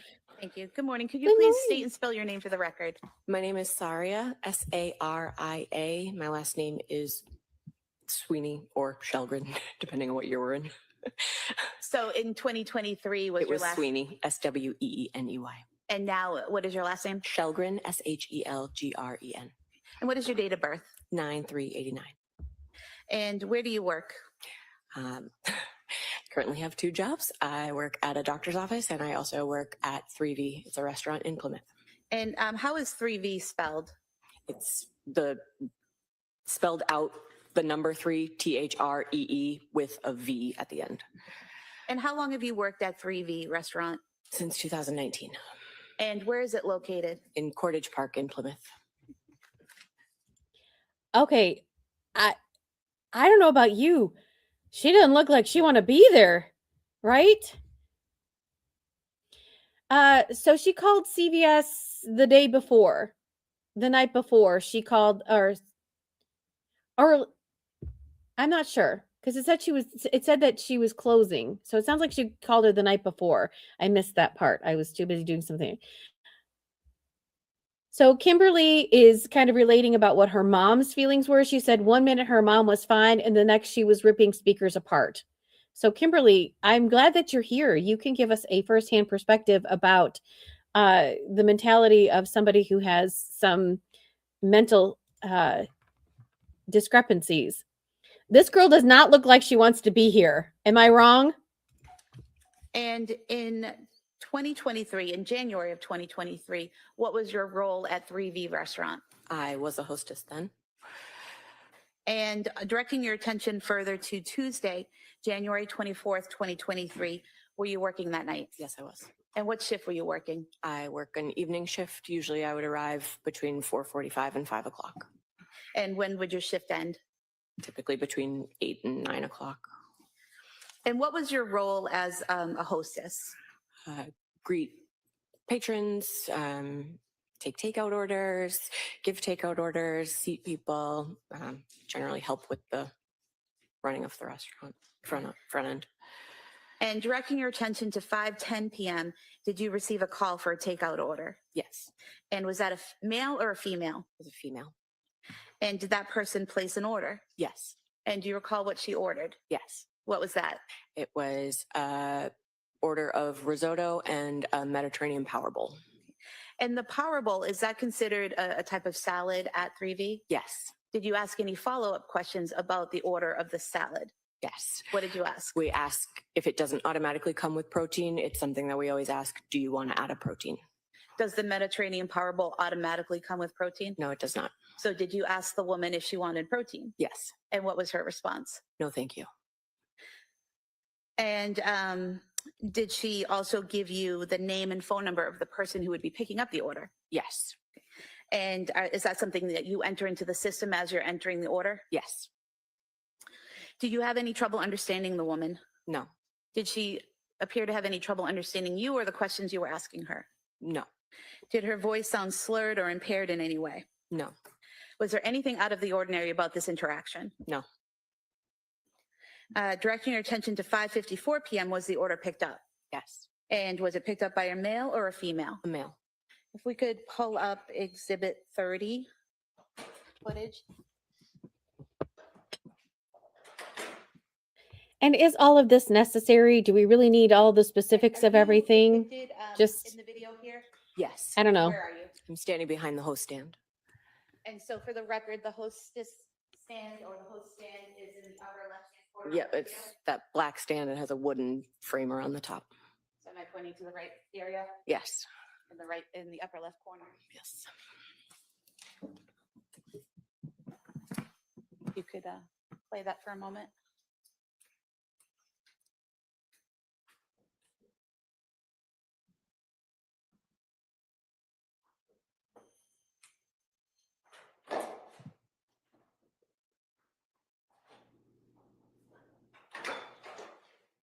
And if you could pause it, please. So we're at 5:54:19 p.m. Do you see the individual who picked up the order? Yes. And which individual is that?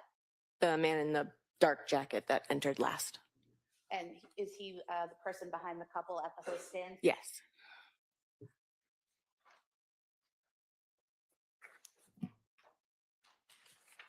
And showing you what's been marked as Exhibit 31.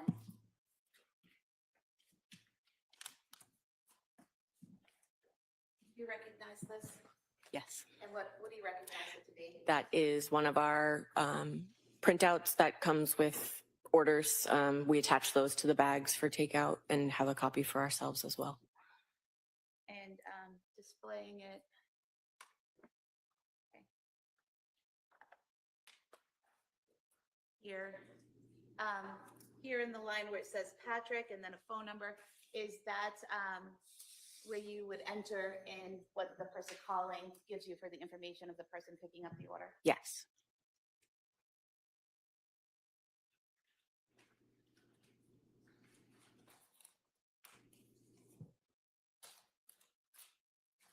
Was there anything out of the ordinary about your interaction with that gentleman? No. I have no further questions. Attorney Reddington. No questions, thank you, ma'am. All right, thank you, ma'am. Let me step down. Thank you. What's your stuff?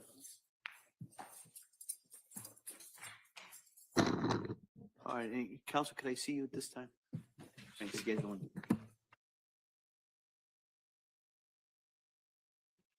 Okay, they might go to lunch. So it's 11, it's almost 11 my time, so I'm Central Time. It's noon. So we'll hold on here. I have no Zoomer.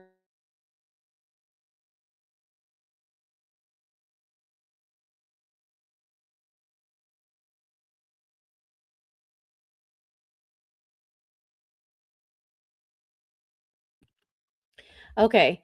Yeah, I could tell she was very anxious. Like she didn't look, she almost looked like she was gonna cry. Didn't look like she wanted to be there. Definitely looked over at Lindsay.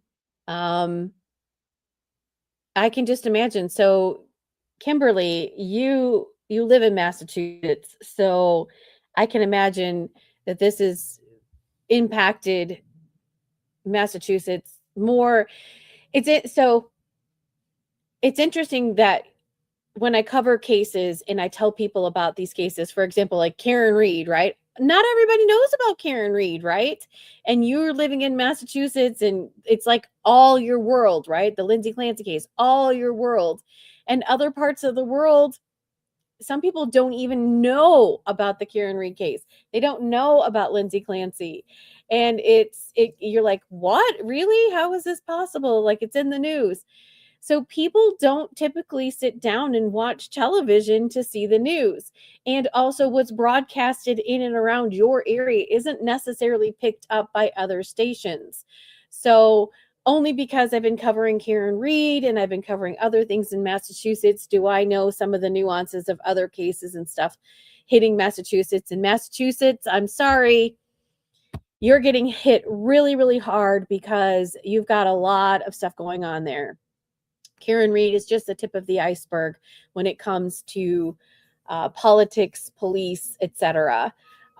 So just FYI, more's coming out in Massachusetts, so buckle up. But there are other cases other places, right? So I'm covering the Fraser Bone case. That's in California. The Raul Valle case. That's in Connecticut. You know, the David case. It's in California. So Well, members of the jury, remember I said today was going to be full of a couple of starts and stops. This is going to be one of those stops. All right. So I'm going to excuse you till 2 o'clock. All right. okay. And we're going to come back. And we're going to resume, I believe, with the Commonwealth's case. So we're going to be in recess on this matter till 2 o'clock. All right.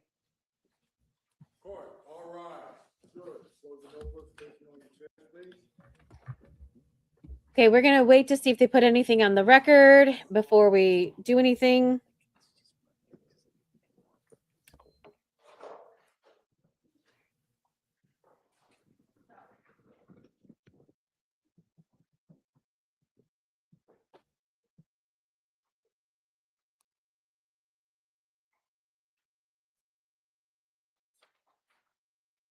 I do wonder why they're having a lot of stops and starts.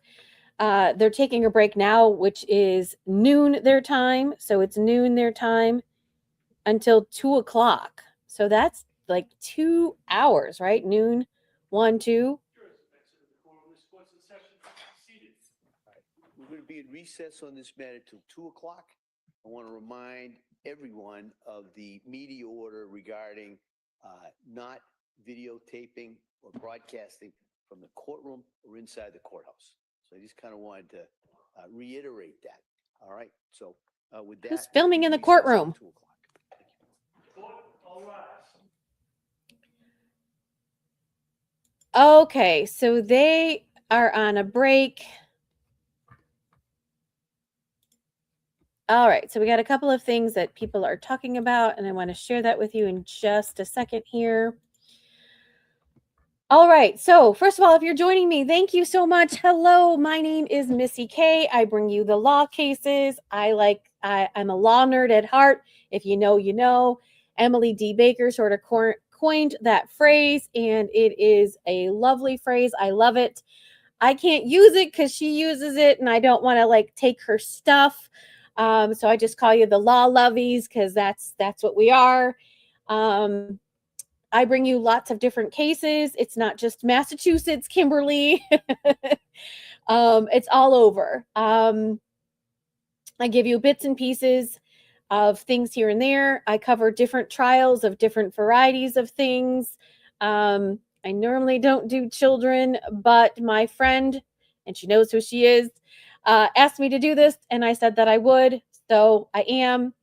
I also think that so looking into this, I think it's very important that we cover this. And the reason why is that we're dealing with a person who may have had a mental break, right?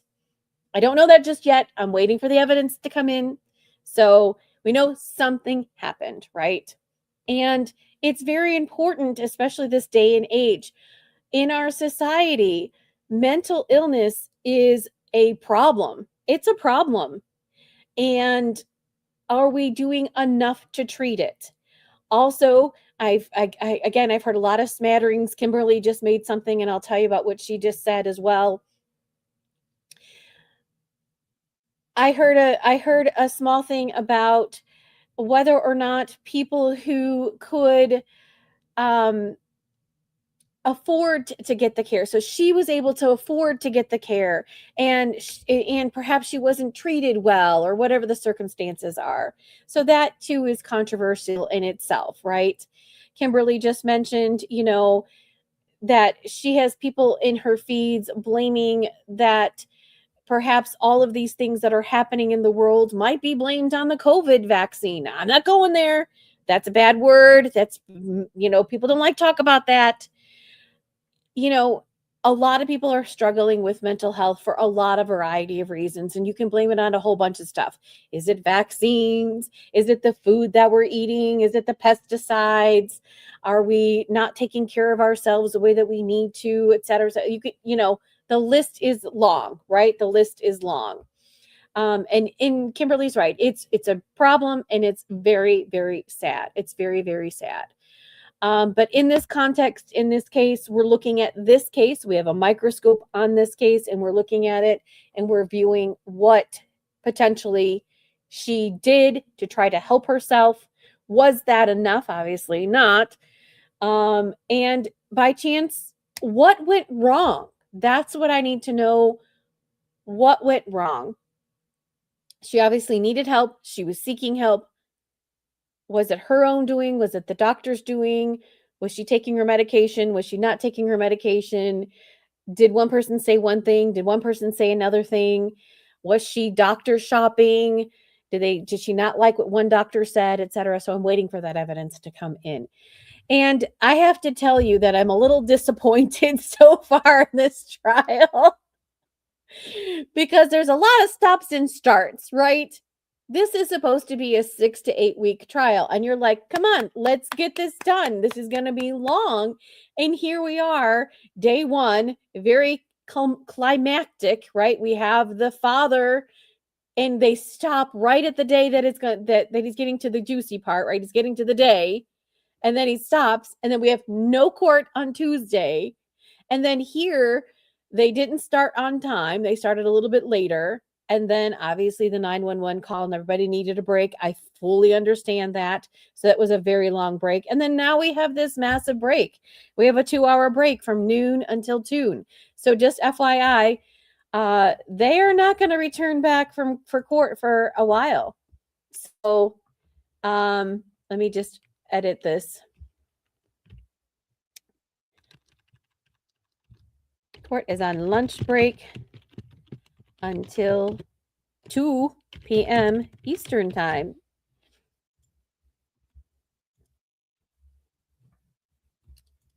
Okay, why are you not doing it? Hold on. Enter. Okay, here we go. All right, I just like to have the banner in case somebody comes on and like, what's going on? It's just you and not court. That's right. Court's on a break until 2 p.m. Eastern time. So we still have like a 2-hour window with which, wow. What are we going to do for 2 hours? So he said today that was a lot of stops and starts. And then they were going to end anywhere between 3 and 4 o'clock today. It's going to be a long trial if we continue this route. So, interesting. As I mentioned, I'm going to go ahead here in just a little bit and take a small break myself, finish up my lovely breakfast, and post those pictures on Facebook. If you don't know where I am and what I'm about, etc., I also want to let you know a little bit about what I've been doing lately. What has Missy been up to lately? Okay, so I have some dates to remember. I'm going to add this to our stage. As you can see, I have made some postings of things that are going on in the future. I've got, obviously, we are covering the Lindsay Clancy trial, gavel to gavel. What does that mean? That means I'm sitting here with you, going over things and listening to the trial, getting your feedback, talking about certain things, etc. And it's very exciting. I really enjoy it. So that's the bulk of what's going on. And in between that, we're covering these other cases. So the Fraser Bohm hearing. So Fraser Bohm is accused of killing 4 Pepperdine students by driving 104 miles per hour down PCH Highway, Pacific Coast Highway in California. He was going around the curve. Oh, apparently I can't spell. I gotta fix that. He was going down Pacific Coast Highway. He was going around a curve and lost control of his vehicle, hit some parked cars. 4 Pepperdine students were outside of their vehicle. The vehicle hit them. They died. All 4 of the girls died. That's a sad story. And Alan Jackson, who is, as you may know, Karen Reed's high profile attorney, is representing him. And some people are calling it like the rich kid because he's his parents have some money. He's out on like a $2 million bond or something like that. Don't come for me, but it's a lot. So he's out on bond. And Alan Jackson's arguing like the mechanics of everything. Was he actually going that fast? And I wonder if he's hiring ARCA. And if you know, you know. So that's an interesting case. Courtney Clenny is going to be happening later on this week, actually tomorrow. So tomorrow is Thursday. So court, okay, so in the Lindsay Clancy case, the judge said that the jurors are going to go on a jury visit on Friday morning. So maybe we'll switch over to doing Courtney Clenny because that's in Florida and that's an hour and a half ahead of me as well. So maybe we'll cover that as well. Courtney Clenny is the OnlyFans model who was having many domestic disputes with her boyfriend. She was trying to get away from him, trying to get him to move out of her apartment, and he didn't. We're going to see the dynamics of their relationship. Something happened, and she says she threw a knife and it pierced him. I liken it to she's a circus performer, but the prosecution says the way that the knife was found inside him, it wasn't possible that it was thrown, that it was somebody who had pierced the person. So she has an evidentiary hearing this Thursday and Friday. We're going to cover that as much as we can. Maybe we can cover it live on Friday. So like and subscribe in the spaces so you know what's going to be covered. Sarah Grace Patrick, she starts in August 3rd. Her trial starts. She is the 16-year-old girl who's being accused of killing her parents by Pew Pew. That's in Georgia, I believe, or one of the Carolinas. Don't come for me. It's one of those areas. And then on August 14th, Alex Murdaugh has a pre-trial hearing coming up. And as I also stated, we're waiting to hear on some motions to dismiss in the Karen Reed saga. It is Karen Reed suing everyone, the House defendants, Brian Tully, Yuri Buchanan, the Massachusetts troopers, and former trooper Michael Proctor. They did an anti-slap there where the defendant said, no, this needs to be dismissed. And then Brian Tully said needs to be dismissed because he was just in the line of his duty doing it. We're waiting to hear the outcome of that one.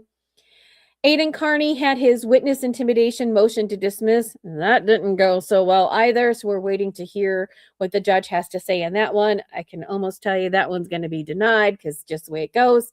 Karen Reed's phones. Where are they?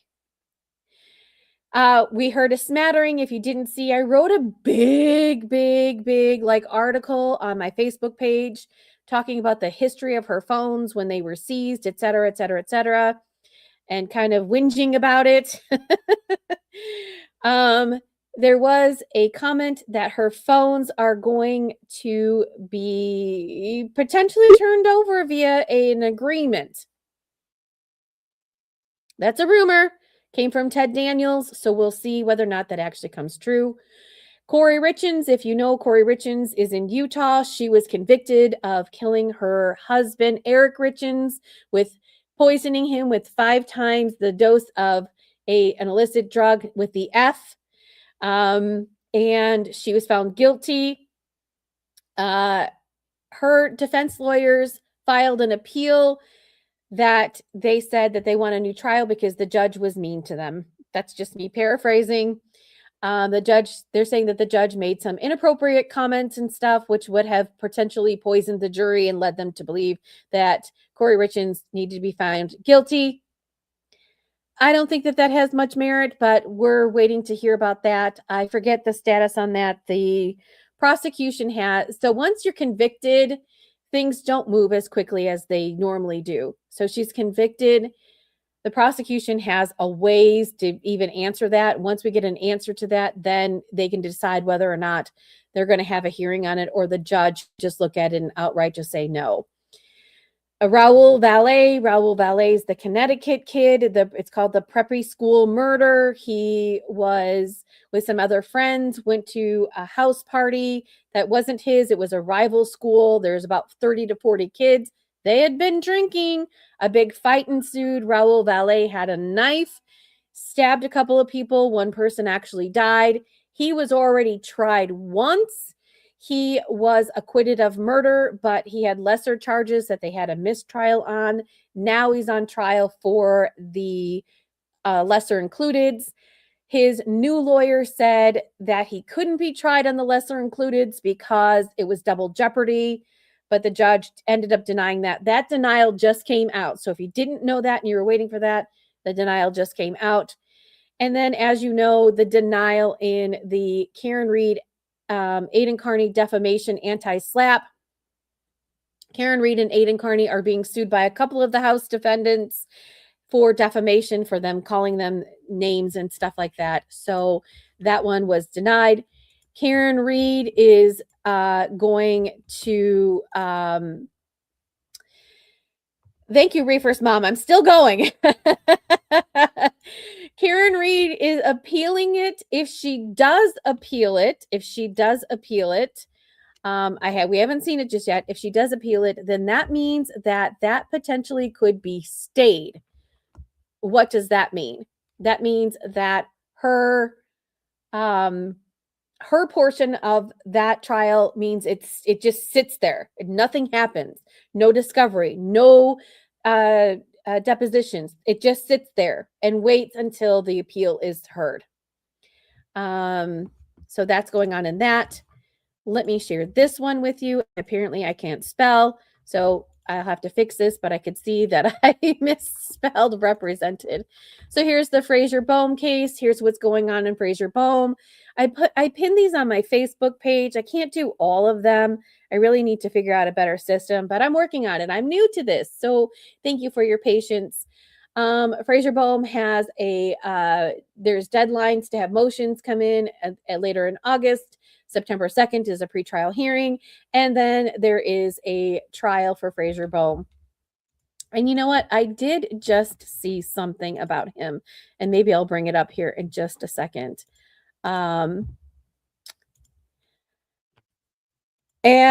one more. It is, oh no, no, wrong one. One more.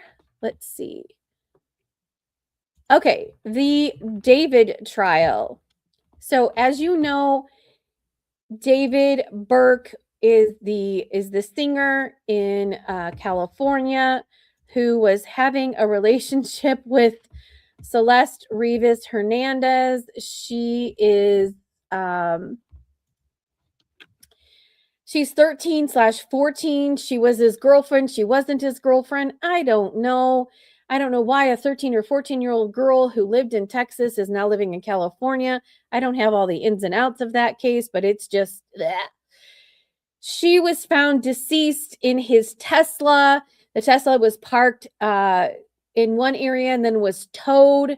And then when the tow people went to go investigate, that's when they discovered her. He had a probable cause hearing the last 4 days, earlier this week and last week. A whole bunch of evidence to come in to find out whether or not they can hold him over for trial. The answer is they did. So the prosecution said he did it for financial reasons, because if it was found out that he was having this relationship with her, that he wouldn't have his music career. I don't know. So they talked about his financial situation.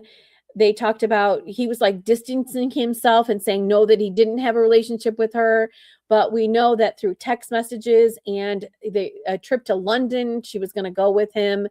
And in the text messages, it stated that she was pregnant and then she was no longer pregnant. So she got rid of the baby. And there's text messages that she was worried about that. So he obviously answered those messages. So obviously there was a relationship. There is a correlation between the two. And there's a whole bunch of other things about purchases that he made. It's sort of like a Brian Walsh situation again, where he bought saws and chainsaws and things to sort of what you would say cover up a crime. And some other miscellaneous things that the judge said, yes, we have enough evidence to go ahead and hold you over for trial. So August 10th, there's another pretrial hearing. August 31st, he's going to be rearraigned on his charges. That's the way California runs. And then we'll know whether or not. So if you do not know, when you are accused of a crime, you have a right to what's called a speedy trial. And each state is different. In California, it's 60 to 90 days. And other states, I think Massachusetts has 100 to 120 days, or 120 days, 130 days, or something like that. So you can, if you want a speedy trial, you say, okay, I want this to go to trial. Here we go. And it goes to trial, and Bob's your uncle, right? If you say, no, I don't want a speedy trial, then things could take a lot longer. And in Massachusetts, they take an awful long time. I don't know why, but it all comes about discovery, et cetera, et cetera, et cetera, et cetera.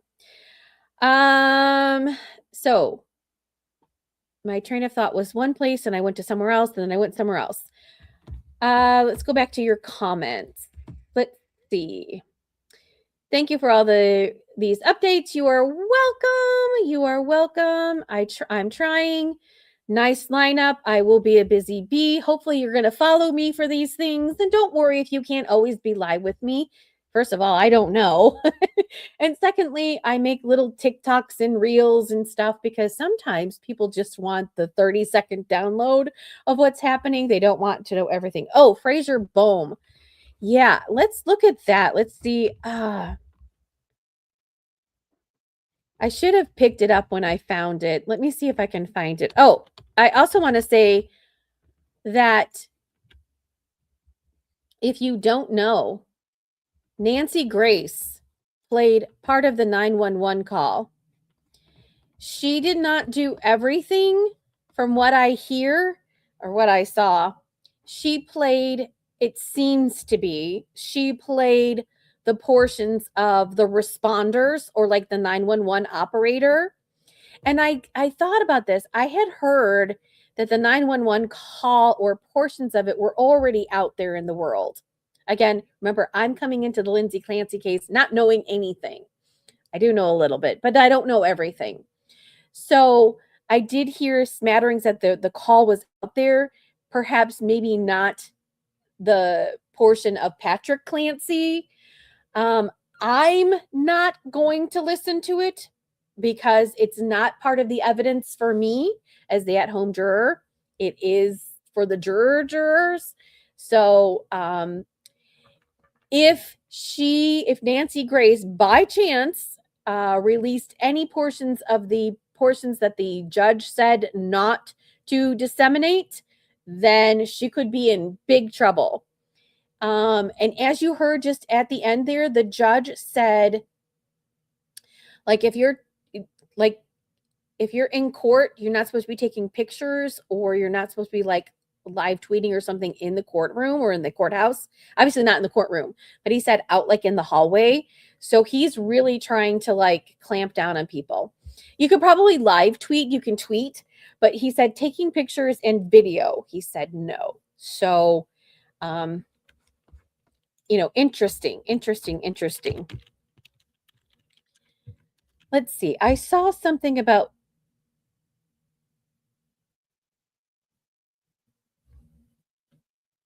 All right, let me just look at this really quickly before I show you.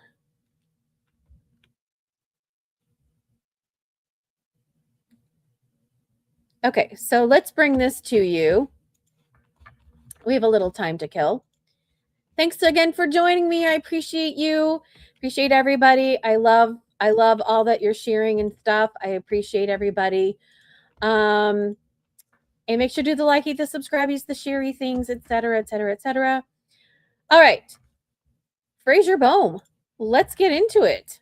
Let's see what this has to say. I know, Lori, hold on. Against the man accused in a Pacific Coast highway crash. Hey, if you don't know who Alan Jackson is, here he is. And I don't know who this person is. She obviously works with him, and she's been handling the case while he's been away. Where? In Massachusetts to help Karen Reed. That killed 4 Pepperdine University students was denied today at a pretrial hearing in the closely watched case. This case now will go to trial in September. There's a preliminary hearing going on right now. I want to take you inside the court there. This is the defense attorney, Alan Jackson, speaking. Let's listen in. I'm live now from Vox.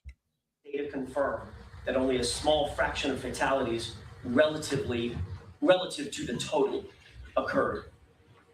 This information was known, it was maintained, it was all kept and stored by the Lost Hills Station before the preliminary hearing. And none of it, not one word of what I've just described before this court, was disclosed to the defense and Mr. Baum before the preliminary hearing.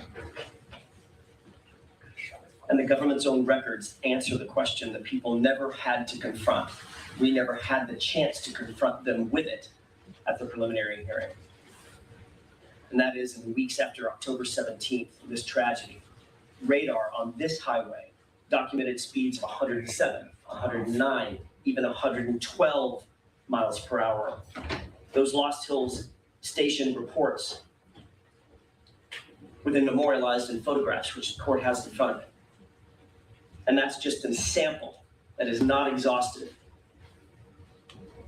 The Sheriff's Monthly Report for November 2023, that same 30-day period right after this incident, it shows that the road conditions are the same, obviously. They haven't changed. There was no marked difference. And that report indicates 16 collisions in Malibu, citywide. Unsafe, excessive speed was the #1 primary collision factor. And it records 0 fatal collisions and 0 deaths. And again, more data that indicates chronic and extreme speed persisted after the tragedy, but the high degree of probability of death did not persist because it doesn't exist. That high degree of probability of death is not borne out by the data and the facts. I wanted the court to see the government's own chart for 2023. The reason 2023 is important is because that happens to be the Malibu corridor's worst year on record in the last decade or so for the data that we were able to to recover. That's the worst year, 2023. They had this information. The government had it in their possession the entire time. They had it before they argued to the magistrate that speed constitutes a high probability of death. They had this information. 223 reported collisions on PCH in Malibu for that year, 2023. 127 included property damage only. 93 included some sort of injury to human beings. 3 fatal collisions. And Your Honor, the defense does not minimize a single one of these fatalities. That's not why we're here. We're not minimizing any of those. They're all devastating. They're all tragic. But the government's own chart, which you can see in front of you, shows that fatal collisions are the smallest percentage on the chart. That's their chart. I didn't create this. I just got it. 1.35%, even in the worst year. The data was also compiled by the government from 2013 to 2023. That's a full 10-year span from Malibu at large. Not just, we talked about a 10-year period on that stretch of road. Now we're expanding this to a 10-year period in Malibu at large. 3,345 collisions, 49 fatality collisions, thousands upon thousands upon thousands of tickets for excessive and unsafe speed. And again, unsafe, excessive speed was the largest primary collision factor. That's why people were wrecking on PCH, because of speed. Massive volume of traffic, massive volume of enforcement, chronic speeding, and fatality collisions remained under 1.5%, as you can see on your screen. That's not the high probability outcome that the people argued at the preliminary hearing. They had the data, we didn't. And that brings us to the preliminary hearing. I want to talk about that specifically for a second and what was argued there. And this record we've been talking about answers directly the people's own theory of the case, the theory that they cannot run from. At the preliminary hearing, the prosecution argued, quote, there has to be a number. This court saw that when it reviewed the preliminary hearing transcript. There has to be a number. Mr. Bartos argued there has to be a speed at which driving simply becomes murder. A speed at which there's automatically a high degree of probability of death. Not danger, not carelessness, not injury, but where a particular speed equals death. That's what their argument was. There has to be a number. But that is not the law in California, Your Honor. A prosecutor can't simply convert speed into malice by announcing some arbitrary number, especially when the data that was withheld from the defense is the exact evidence Mr. Baum was entitled to in order to rebut that theory with the actual facts. If we would have had that data, Mr. Baum had had that data, which was in the government's possession and compiled for this very reason, to have discussions about these probabilities. The court very well might have asked, and this court might ask, okay, well, in the past 10 years, how many citations were there, Mr. Jackson? You said there's thousands. Over 42,000. That's how many citations. Okay, but how many of those were for speeding over 100 miles an hour in the area? We didn't have to guess. Captain C2 told us speeding over 100 miles an hour is commonplace every single weekend, week in and week out. Okay, right, on this stretch of road, let's narrow it to this stretch of road. How many resulted in collisions? We know the number, 179. And how many of those other collisions resulted in a fatality? 0. Not one. Well, Mr. Jackson, I appreciate your argument. And you can say that there are 0 fatalities, except for now. There are 4 fatalities, Mr. Jackson. Remember, it just takes one. It just takes one, and it's your client. Hang on, we'll talk about it. How many involved? This is only 9 minutes long, and we're already 7 minutes into it. This is Alan Jackson's argument in front of the judge yesterday about the Fraser Bohm case. He was trying, or Monday, sorry, I think this was on Monday. He is arguing to dismiss the case. Collision with a pedestrian. That's not in the data set that we have. Hang on. Let's go back. I want to hear what the judge asked. 0. Not 1. How many involved a collision with a pedestrian? That's not in the data set that we have. Yes, it is. I'll get to that. They do talk about pedestrian versus vehicle-to-vehicle collisions, but I don't believe that they narrowed down just which fatalities were pedestrians and which were vehicle-to-vehicle. There's some that include both. But still in the data set, out of 10 years worth of data on that stretch of road, which is what the government argued, how many resulted in fatalities? None. Not one, other than this one. That would have been good for the defense to know. As the court can imagine, that would have been data that we would have wanted to present at the preliminary hearing. That would have been good for the magistrate to know because it directly impeaches the people's own theory. We're not saying that a pedestrian collision isn't fatal. It can be. We're not saying that car-on-car collisions can't be fatal. They can be. What we're saying is there a high degree of probability of death just because you hit a particular speed? And the answer resoundingly, based on the data, is absolutely not. It's directly exculpatory of the charges of murder. And to close this loop, I want to briefly discuss local law enforcement and the government's response to all of this data. It illustrates that the people were in possession of. Oh, guess what? I always point this out, just FYI. So Kimberly Center from Massachusetts, you might know. You see this gentleman right here that I'm circling? This is Evan Woke. If you don't know who Evan Woke was, Evan Woke, I always bring this up and because I'm very proud of it. In Karen Reed's second trial, Evan Woke was I call it the AV tech person. He was the one like putting up exhibits, et cetera, et cetera. Evan went to Harvard Law School, so he's not a dummy, right? And he volunteered to be on Karen Reed's trial. And afterwards, he asked to go work for Alan Jackson. And I forget who he asked. I don't know, it was Karen or somebody in Karen's team. And they're like, and Alan Jackson's like, yes. So Evan's popping up. Evan's popped up a couple of times here in this case.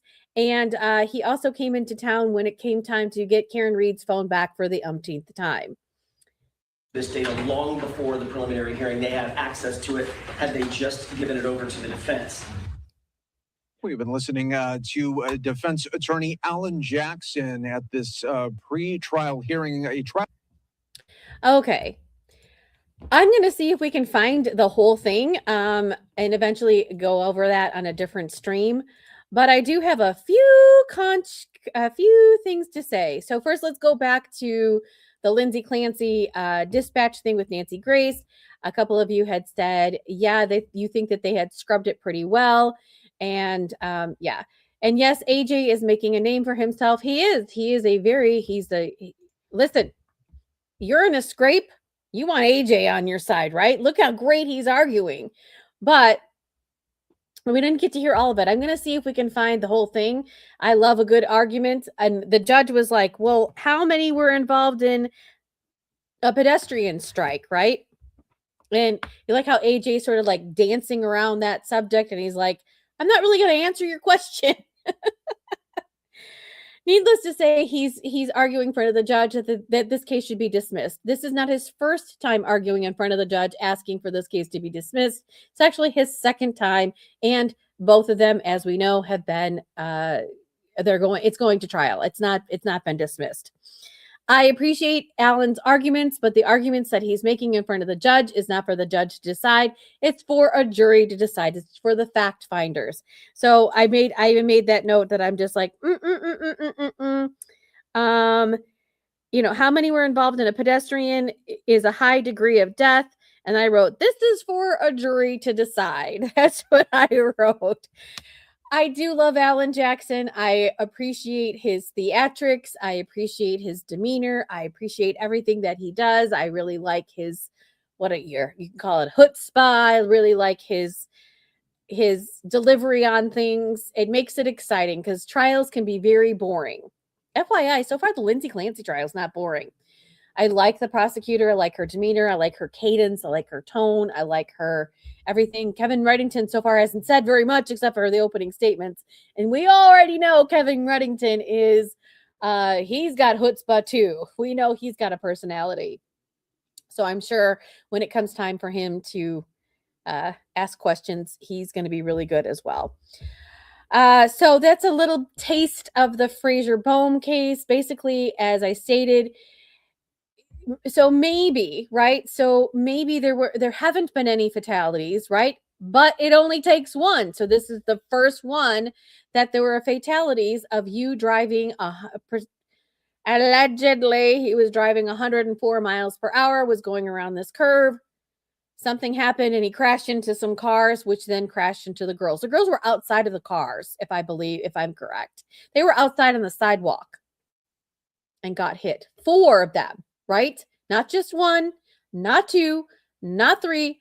4 of them got smashed by a car. I don't even know if it's their own car. And I think they were sorority girls at Pepperdine.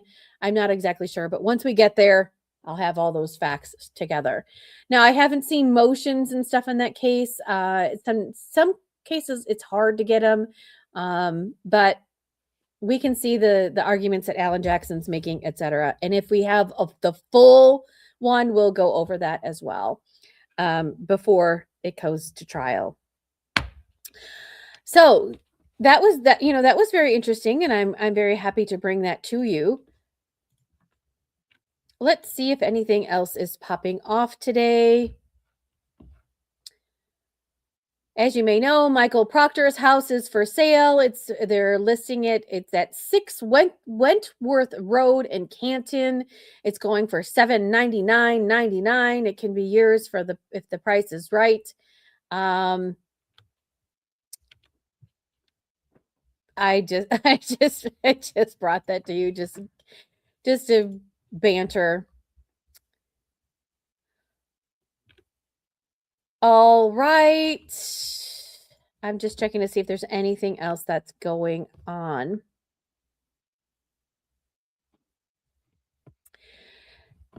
We'll talk a little bit about Brian Kohberger. As you may know.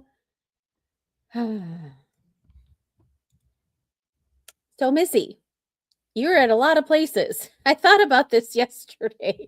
Hang on, let me just look this up really quickly. I shouldn't be laughing.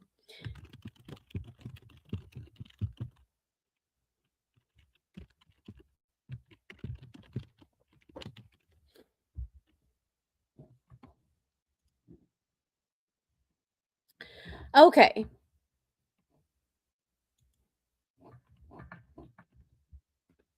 Let me just I got to think of something for really quickly here.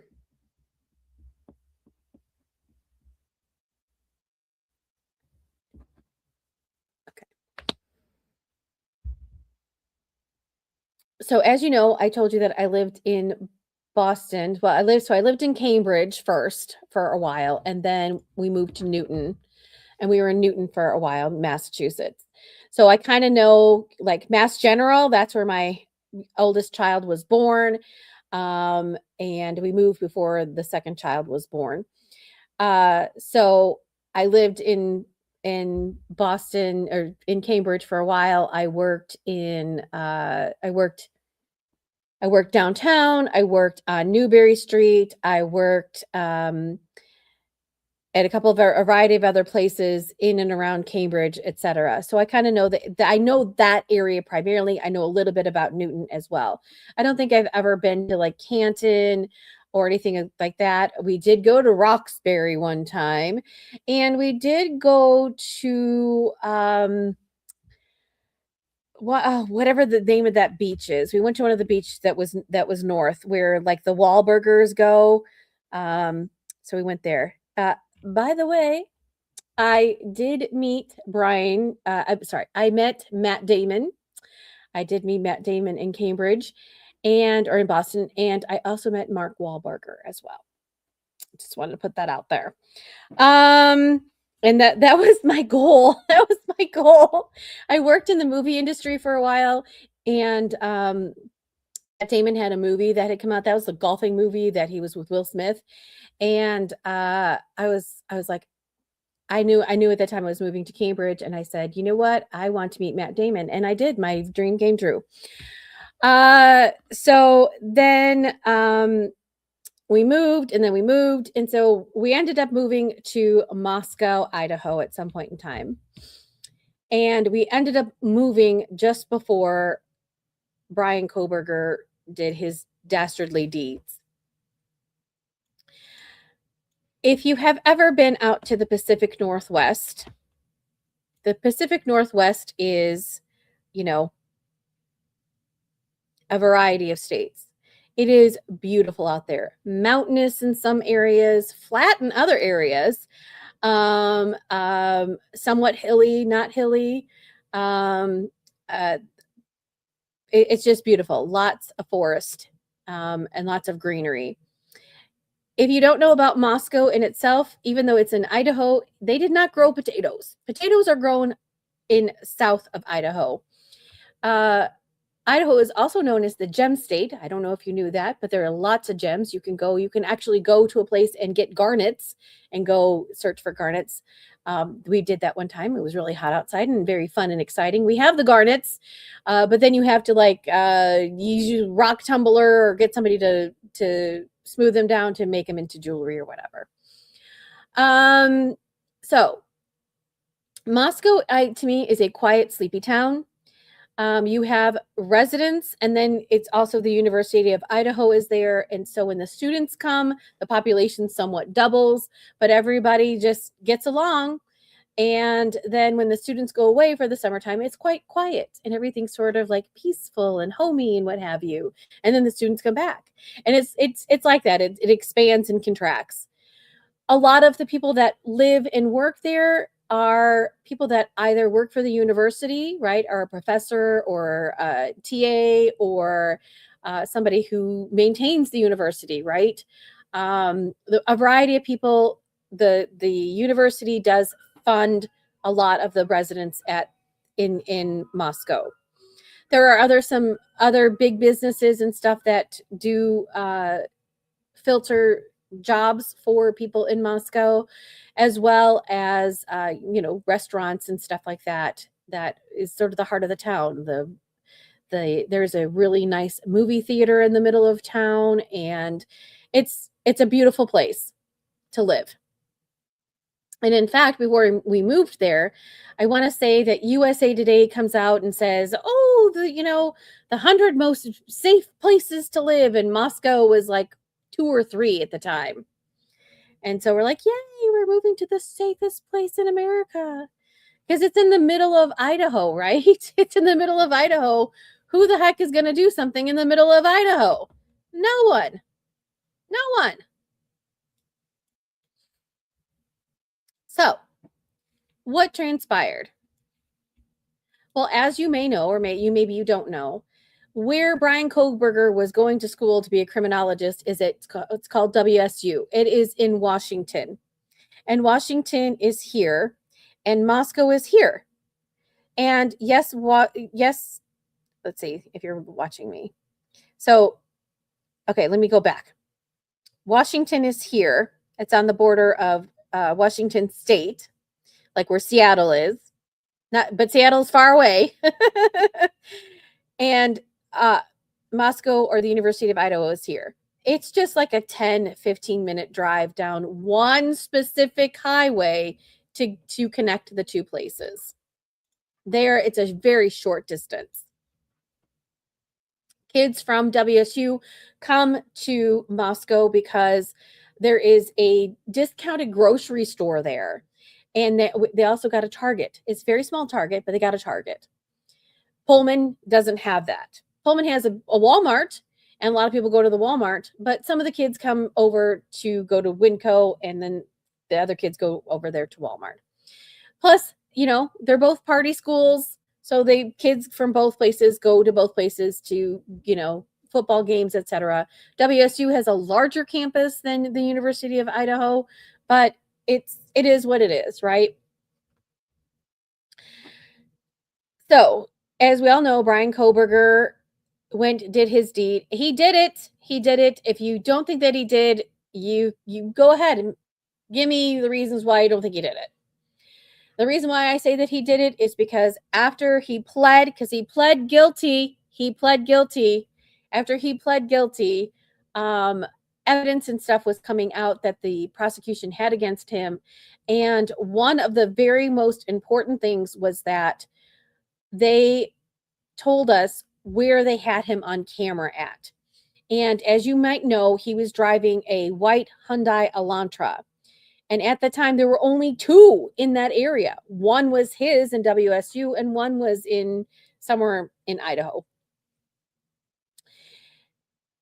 By the way, they had his vehicle right away, and they knew his vehicle. If you didn't know, you knew. They had it right away. But they didn't know it was his, so they still had to connect the dots. So as I was mentioning, there's this one highway that you drive to get from WSU to the University of Idaho. He was caught on camera leaving his area, and then he drove past. There is a place, and this was the one place that they were waiting to get the camera for. It is called Floyd's. If you know Floyd's, Floyd is a marijuana dispensary. It's right on the border of it's right on the border of Washington and Idaho. And you pass it, and they have a camera there. And so they were waiting to get that camera footage. So they caught him. And so they basically have a timestamp of him from all of these videos going where he was going and what have you. And if you know that he was circling the area, he started out approximately 2:30 in the morning. The deed wasn't done until like 4:13 in the morning. What was he doing for, an hour and a half, almost 2 hours? He was circling and circling and driving and circling and circling and circling. And if you want to see the videos, I can post them for you. But to me, so I said he was like a shark, right? A shark going around and round and round and round and round, figuring out if he was going to do this deed. It also has come out that he has been in this house before he did the deed. So as you might know, or maybe you don't know, Brian Koberger has come out and said that he no longer wants to plead guilty. He wants to takesy backsies. And I say no takesy backsies. He said, and why? I always ask this question. Why now? It's been a year. You pled guilty in July of 2025. And remember how quick that was? Remember how they were getting ready to go to trial and everybody was like, yes, let's go. What evidence do they have against this guy? Because they were so tight-lipped about it. They had to change venue, the whole 9 yards, right? And the poor families are like, please, please, please, we want to know, because the families were told nothing. You as a victim of the family don't get to know any of the evidence. Well, in this case, they decided to withhold it. So everybody was like, okay, let's go. We want to know what evidence you have against this guy because we want to get him. We want to make sure that it's him and that there's no question that it's him. And then all of a sudden they're like, the rug was pulled out from everybody. Nope, he's going to plead. Which I have to say, thank you. Thank you. Want to know why? Because it was going to be expensive. It was going to be millions of dollars to try him. Did you know that the prosecution had a house rented for a couple of months? That not only them, but the police had a house that they rented for a couple of months, an Airbnb, because they had to bring all of these people down to come and testify. Because Boise and Moscow are a good, I want to say 3 hours away from each other. Not 100% sure, but they are far away from each other. Moscow is way up here in the middle part of the state, and Boise's like all the way down. So think about all the people from Moscow that they had to bring in, plus all the law enforcement people from Pennsylvania that they had to bring in. And then all the experts and stuff that they were going to bring in from who, what, where, when, how, and why. Even though it was going to be tried in Boise, Moscow's residents were footing the bill. The taxpayers of Moscow were paying for all of this. And it was a lot. So again, I used to live there. I have really good friends and stuff who still live there, and we talk quite frequently.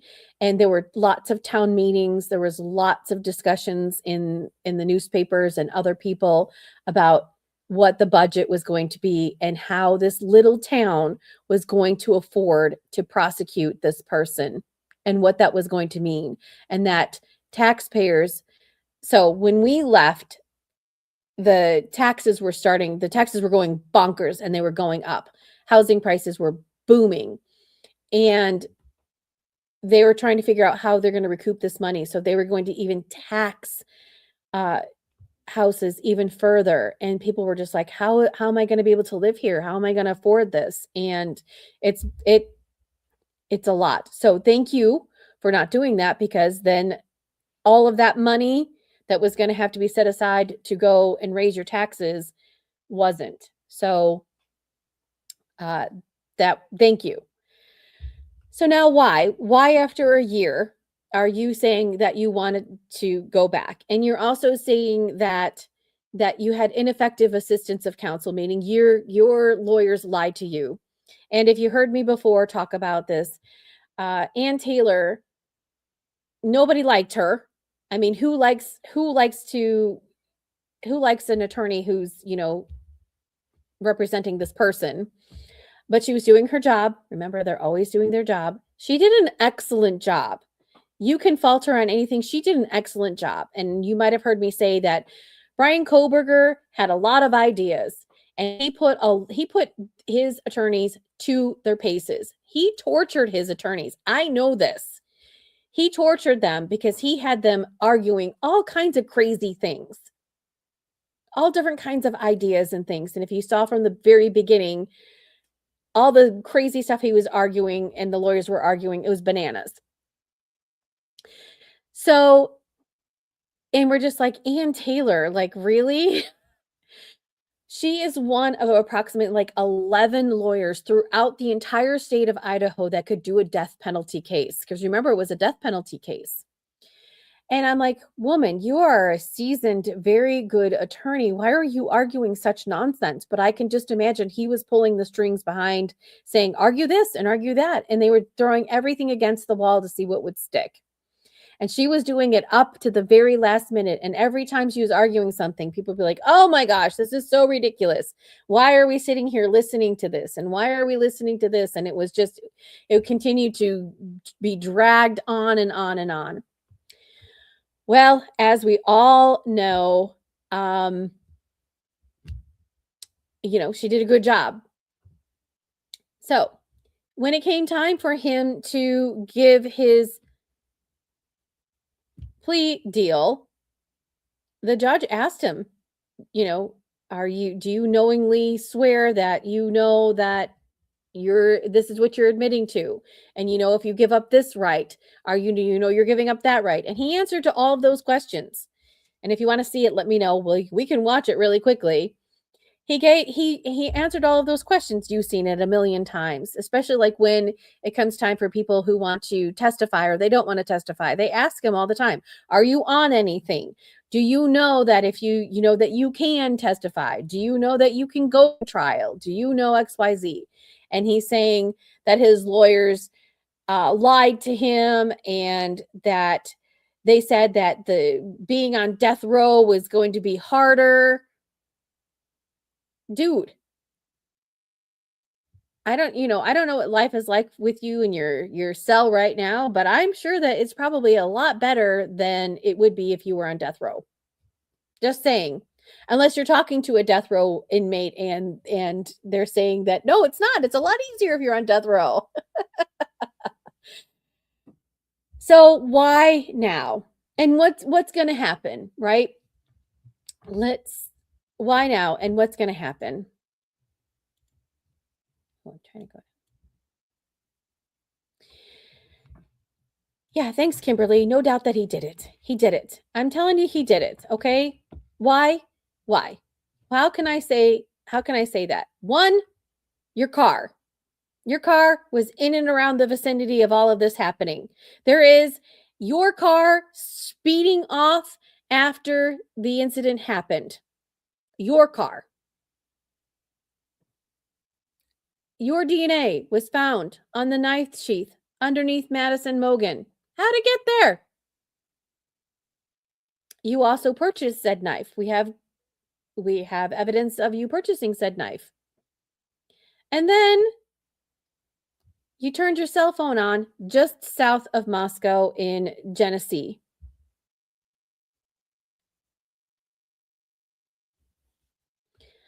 If you know Moscow and if you know Genesee, let's just talk about Genesee.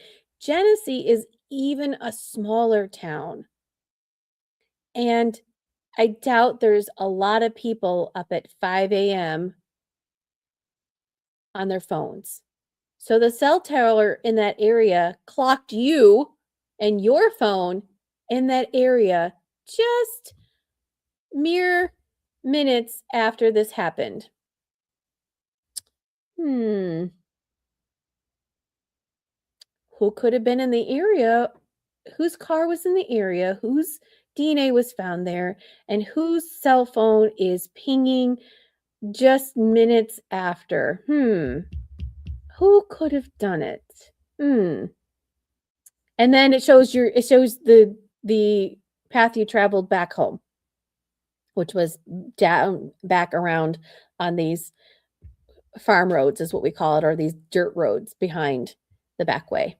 And you probably had to turn your phone on because in the middle of the night, it's really hard to see where you're going. And if you don't know that area, you don't know where to turn, etc. So you probably used your maps to figure out how to get back home the back way because you're from Pennsylvania and you don't know the area.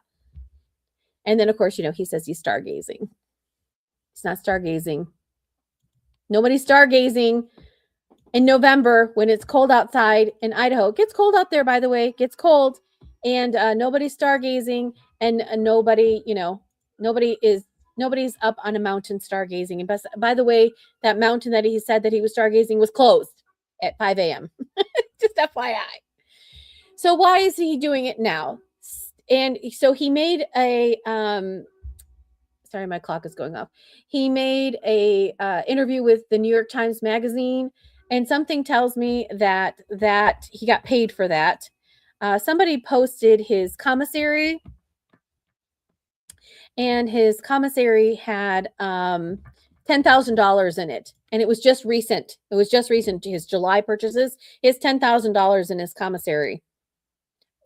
Excuse me, all of the people that are here, raise your hand.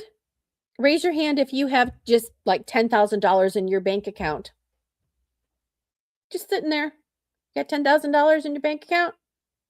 Brian Kohlberger, who's sitting in jail, who's saying that that he's worse off here than he is being a prisoner for death row, has $10,000 in his commissary, which he can go and buy whatever commissary he's allowed to buy for commissary. Just saying. So, you let me know if you think anything's going on with that. So if you're just joining me, the Lindsay Clancy trial is on court break right now. I made this cute little thing. Let's see. Let's remove that. Hold on. Let's see. If I remove me,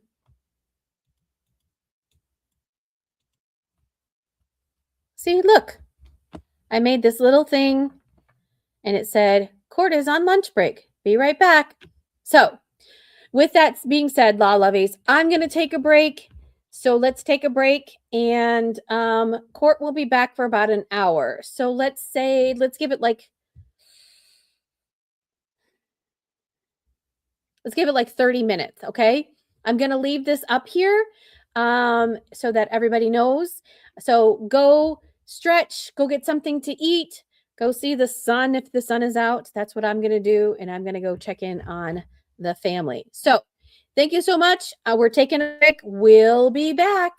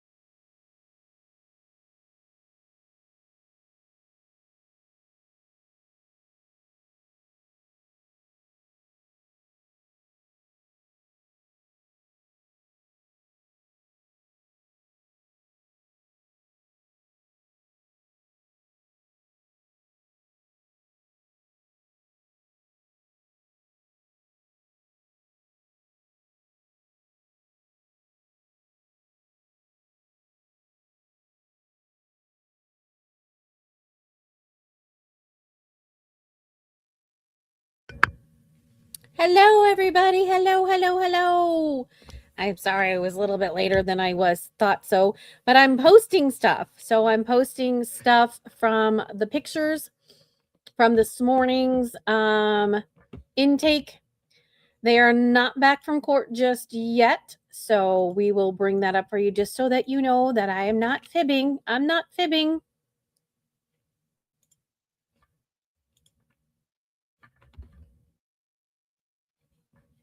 Court is not back yet.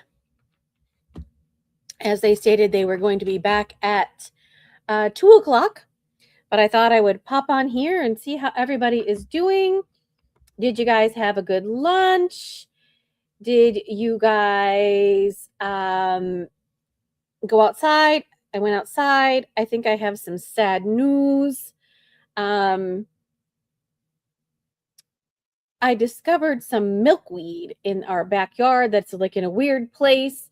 And we had a very hungry caterpillar. And I was trying to leave it alone. And he was getting bigger and bigger and bigger. And he was a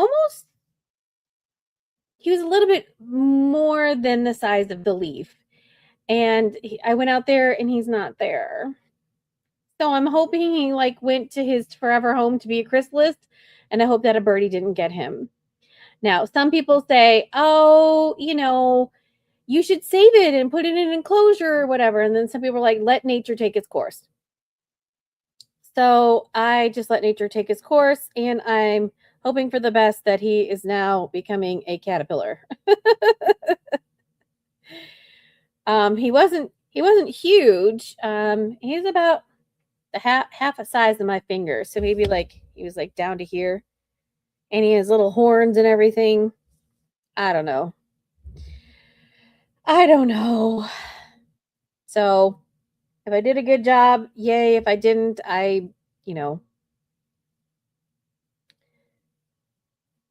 So I'm just letting everybody know that we are live. We are back, even though trial hasn't started just yet, but I have posted some of the pictures that were given today in the trial. Let me just post in these other spaces. You got to post everywhere,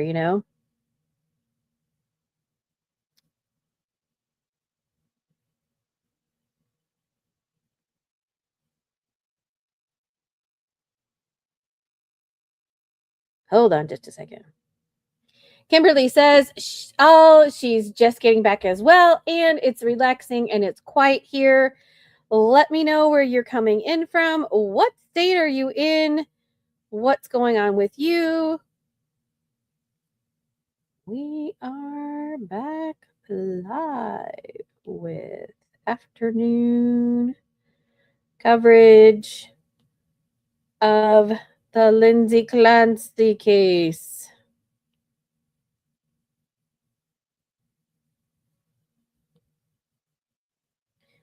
Oh my goodness. If I could type, it would be awesome.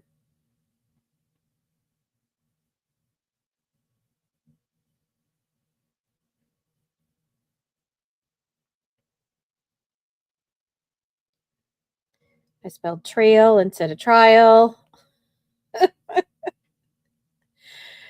Oh my goodness. Even though it's Wednesday, I feel like it's a Monday, I feel it's a Monday. It's like the Wednesday of the Wednesdayest Mondays of the Mondays. Don't worry, it hasn't started just yet, as you can see. Hasn't started just yet.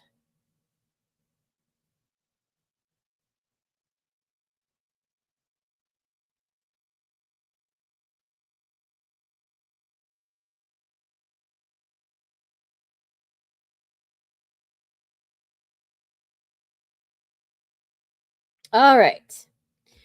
So if you hadn't seen, I posted a couple of pictures on Facebook. I posted the pictures of the house, Lindsay Clancy's room, the front of the house, him at the grocery store. And then I think I have one or two more. Let me just double check and see.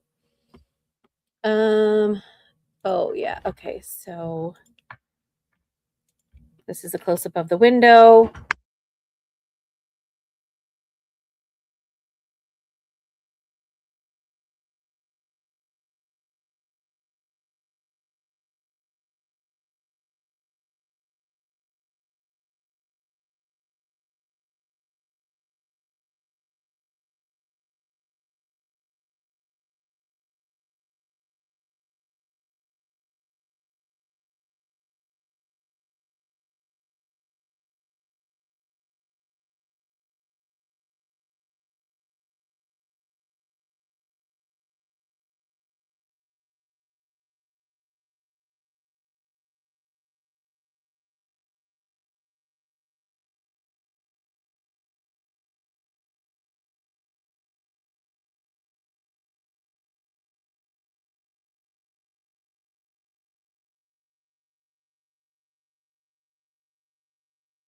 All right, I'm trying to see if I can post the picture of where the kids were at in the basement, and it's not really letting me do it. Let me see.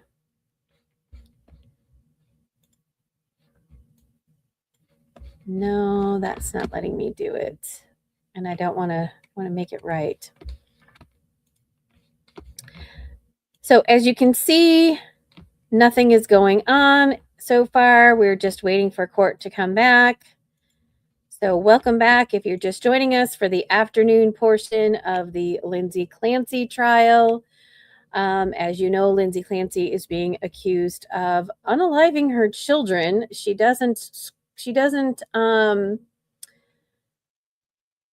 that is not in dispute. It is whether or not she intentionally did it or whether or not she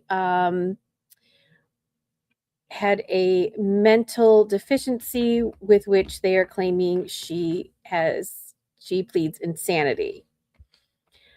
You know, it's really weighing on people. It really is. It's very heavy. And it's not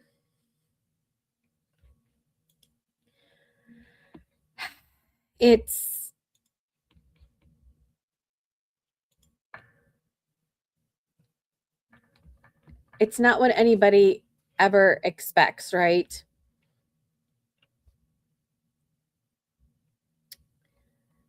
I'm trying to get this picture up, and here we go. All right, let's see if I can try to manipulate this picture so I can tell everybody where things were, etc.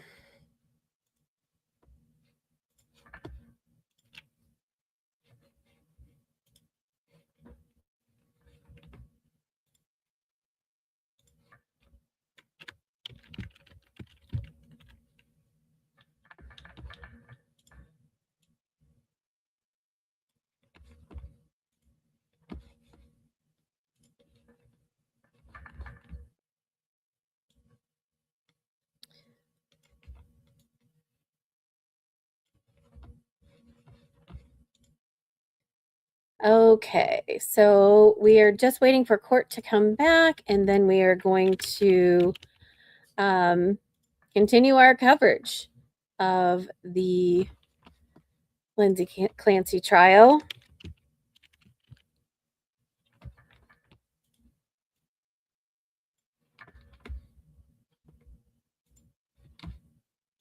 I did not take pictures of the clothes or the exercise bands. I'm not doing that.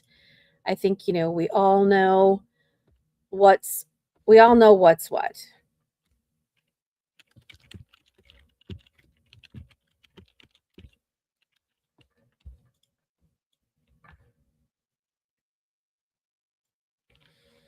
All right.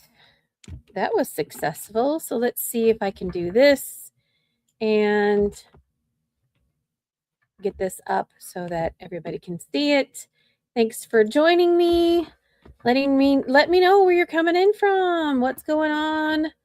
I'll get to that in just a second. I want to post this picture, and then we can move on to hopefully what's going on this afternoon.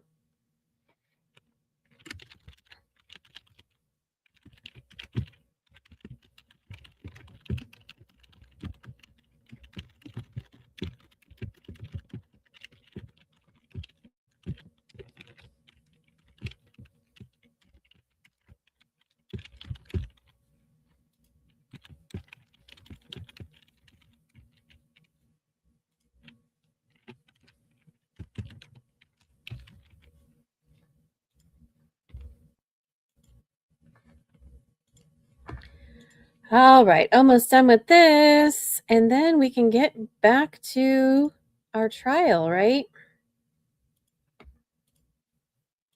Okay. All done. So if you want to see those pictures, it is on my Facebook page, same channel name, Legalese123. Some people were not happy that on Monday I posted the pictures of the Lindsay in the hospital. Now, I do think twice before I post things, but I wanted to post things because I wanted you guys to see her injuries. I posted the ones on her wrists and her neck, and I posted her in the hospital. Why? Because the prosecution and the defense are at odds as to whether or not did Lindsay Clancy, did she jump out of the window? Did she throw herself out of the window? Did she slide out of the window? You know, did she mean to harm herself? It's in controversy. So I think that showing as much as you can without being too overly invasive, I guess you could say, is a thing. And they showed it in court. So, it wasn't like I made it up. I didn't make up that picture. That's where it came from. So I'm trying to be transparent and trying to be a reporter and report out things that are happening. All right, law lovies. What did everybody have for lunch, or what have you been eating? So this morning you saw that I still hadn't finished my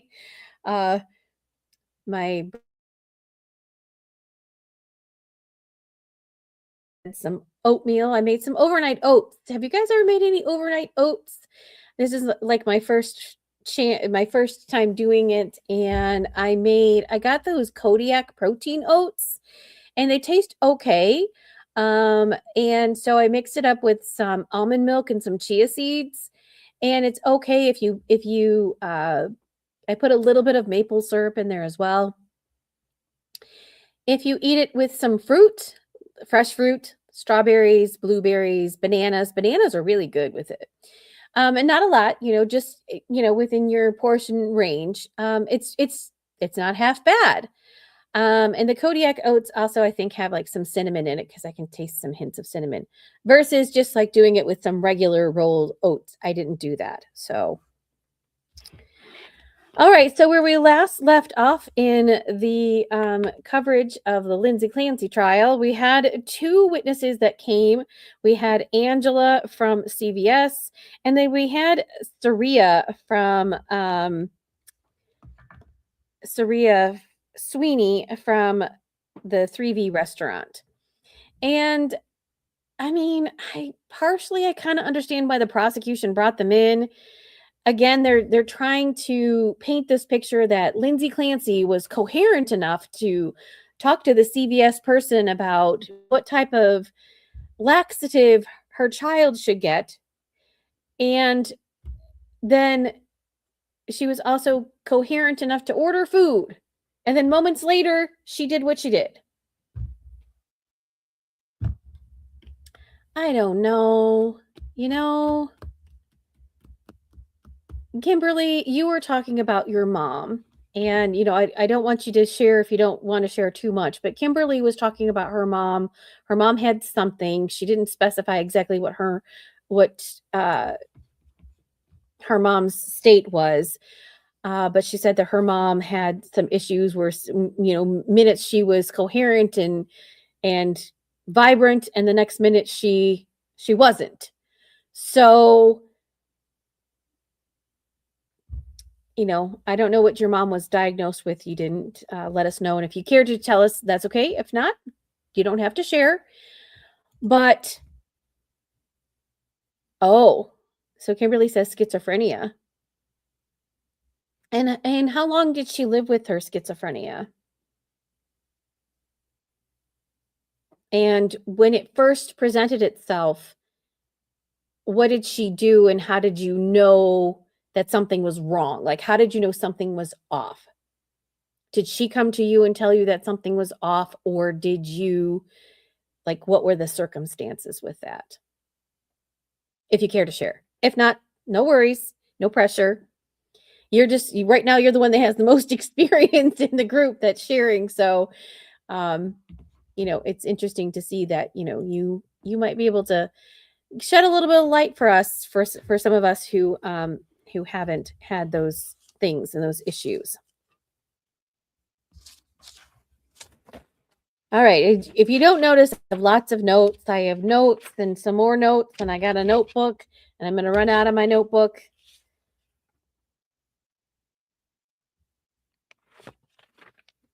I didn't do all of the pictures. I just did some of the pictures that I thought were relevant.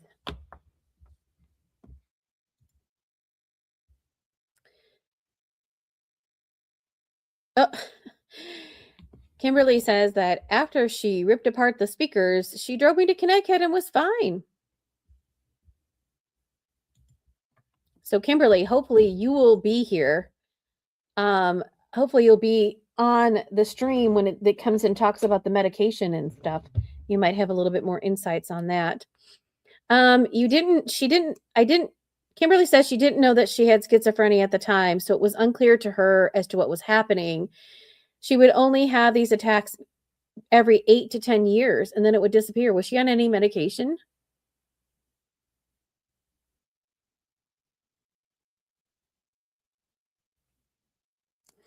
And when you say attacks, was it like, when you say like she was attacking the speakers, were you like scared? Oh, she was never medicated for it. Oh my goodness. Okay. So how do you know she was diagnosed with schizophrenia? Was she diagnosed with schizophrenia? And then my other question is, when she was doing the speaker thing, was it very scary? Like, were you like, oh my gosh, like, Mom, what are you doing? And like, she was in like a state of disarray, focused on the speakers and then destroying the speakers. And then all of a sudden she's like, okay, let's go. Was it like that? So hello, everybody. If you're just joining us, court is not courting just yet. As you see, we are live. Court is not in session just yet. We hope it will be on any minute now. We are 6 minutes past the hour. If you're just joining me, hello, my name is Missy K. I bring you law cases. We are covering the Lindsay Clancy case, gavel to gavel. If you weren't here for the morning session, no worries. If you want to, and once we're finished here, you can always go back to my YouTube page, go to Legalese 123 on YouTube, go under the live area, and you can go through there, and you can zoom. Sometimes I timestamp, sometimes I don't. These trial days can be very long. Anyways, you can zoom when you can see the testimony.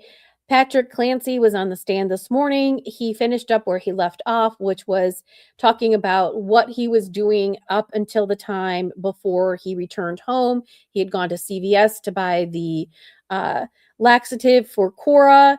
And then he went to the restaurant to pick up the order that Lindsay had placed. He had called her in between and she seemed okay. They talked for a brief second as to what brand of, laxative he wanted. She didn't mention anything that she did anything to the children or that she was thinking about harming herself. So what was her mental state at that moment? Because she missed his call. She called him back. She called him back. And then she went to go do the things that she did. When he arrived home, he said it was eerily quiet, and he looked down the basement stairs. He didn't see anything. He did not go down to the basement. He went upstairs to the bedroom. He realized that his bedroom door was locked, and the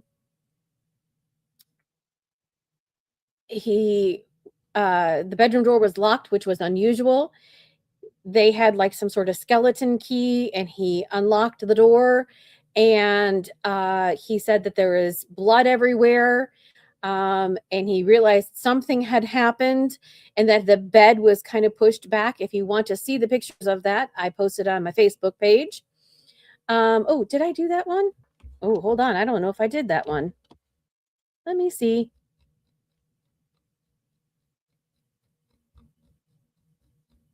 Oh, I didn't. Oh, let me post that really quickly. The bed was pushed back, and I'm surprised I didn't do the bed. Sorry. Okay, 1 second.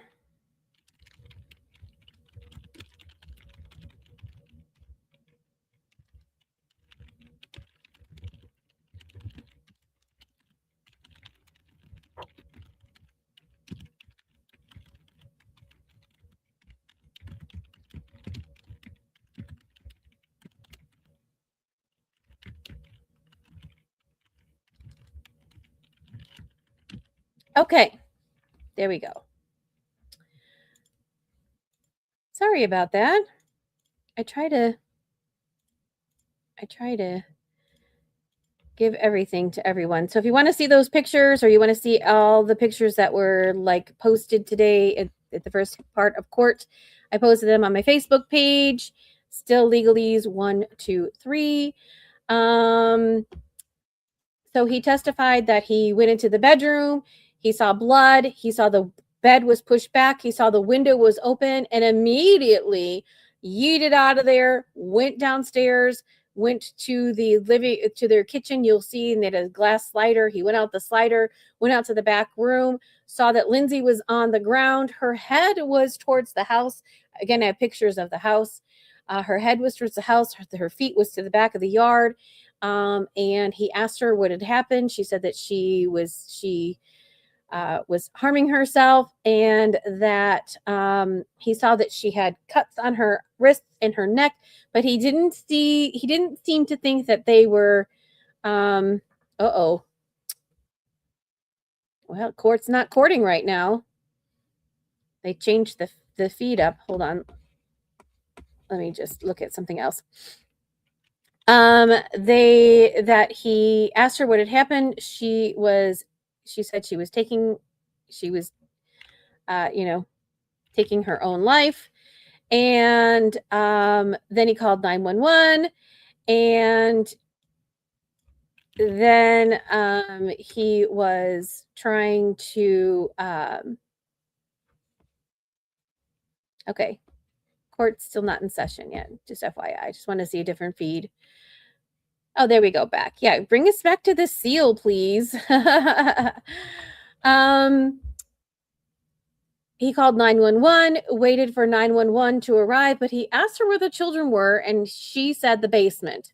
Now, at that time, he did not think anything happened to the children. He doesn't know why that they were quiet, but, sometimes children can be quiet. So as soon as the first responders came and were taking care of Lindsay, he ran to the basement, and then so the 911 call was not played because he was still on the call with 911. He did not realize he was still on the call with them when he discovered the children, and that is why the 911 call was not played for us, the John Q. public. It was played in court. And in court, it was played for the jurors and those in court. Those in court can report out if they want to as to what happened, but the recording itself cannot be released to the public per the judge's request. And I had some questions about that. The judge also said that pictures, the autopsy photos and stuff of the children will not be for public view. They might show it up in court, but the camera should not pan to it, meaning we should not see it.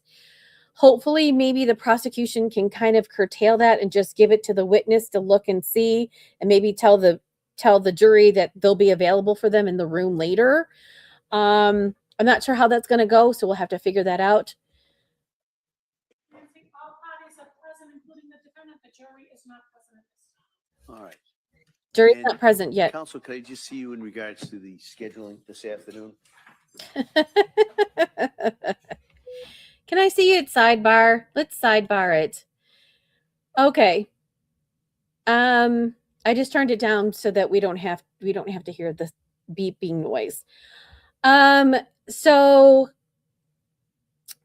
he saw that the exercise band he first encountered Cora. She had the exercise band around her neck. He released that. He tried to resuscitate her. Was successful. Callan was next to her. There is a picture of the 3D model on my Facebook page if you want to see that. Callan was next to her. He too had a band. They were face down, by the way. The children were out face down. And then he went to go find Dawson. Dawson was in his office. So there's a 3D picture model that the prosecution had. And I just kind of put the kids' names as to where they were, etc., on it. I posted on my Facebook page. Again, he was on the call with 911 at this time, and so the responders came to him in the basement, and they told him to go upstairs. And he said when he saw Dawson that he knew Dawson was gone. Callan, I believe, they said that the two children were transported to one hospital, and then Callan was transferred to another hospital. From some of the rumors that I heard, one of the boys, I thought it was Dawson. Apparently, I must be mistaken, because if he said that he knew Callan was gone, if he knew that Dawson was gone, that maybe it wasn't Dawson. So Callan, one of the boys, survived for a few days, weren't deceased for the next few days.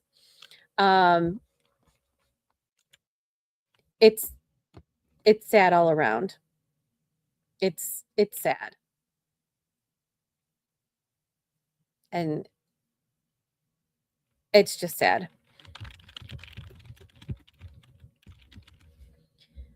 Okay.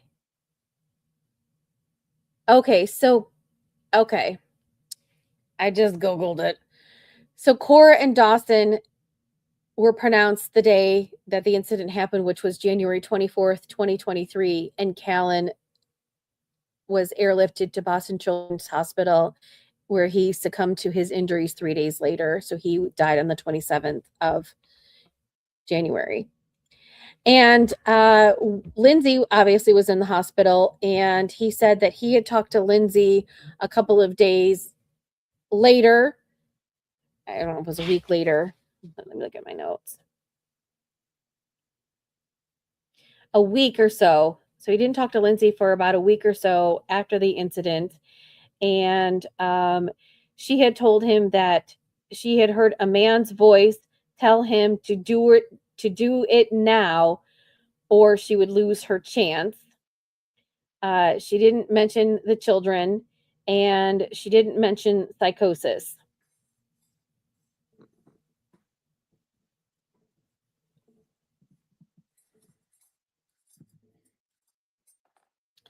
And that she had never heard a male's voice prior. This is the first time she heard a male's voice.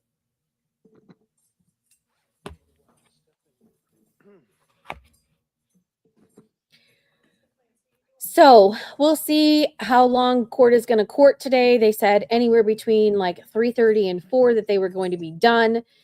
So it is 2:17 there. So we have about an hour's worth of testimony to get through, maybe. So we'll see. And then tomorrow, I'm off on my, so yes, tomorrow's Thursday.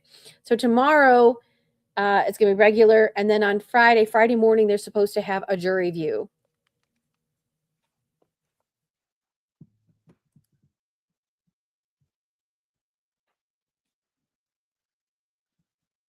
And I have no Zoom room. So I'm sorry. This is live. This is actually what's happening in the courtroom. And the jury is not present. We are awaiting something.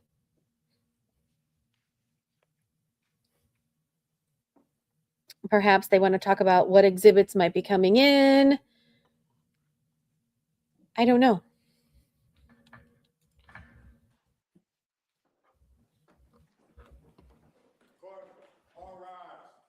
All right, here we go.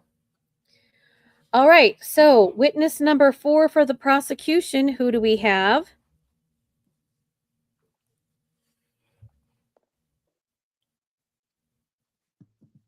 And again, let me know in the comments, do you think that the CVS person and the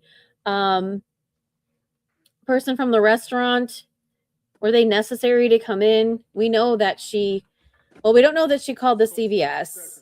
Your Honor, for the purpose of the record, we return back to the trial of Commonwealth versus Lindsay Clancy. All parties are present, including the defendant and including the 18 jurors. All right. Well, members of the jury, thank you for your patience with us. What we're now going to do at this point is we're going to return to the evidence. We have witness Patrick Clancy, who testified earlier, is now being recalled, as I said, for the purpose of cross-examination. Okay. Oh, how exciting.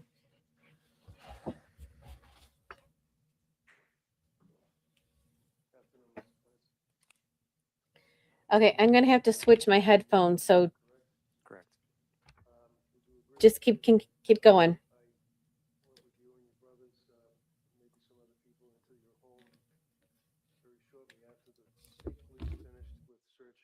Removing what they felt was evidence from the home. Yes. And you recall that went into different rooms and looked at different things, and I think I took some photographs and things of that nature. Do you remember that? Yeah.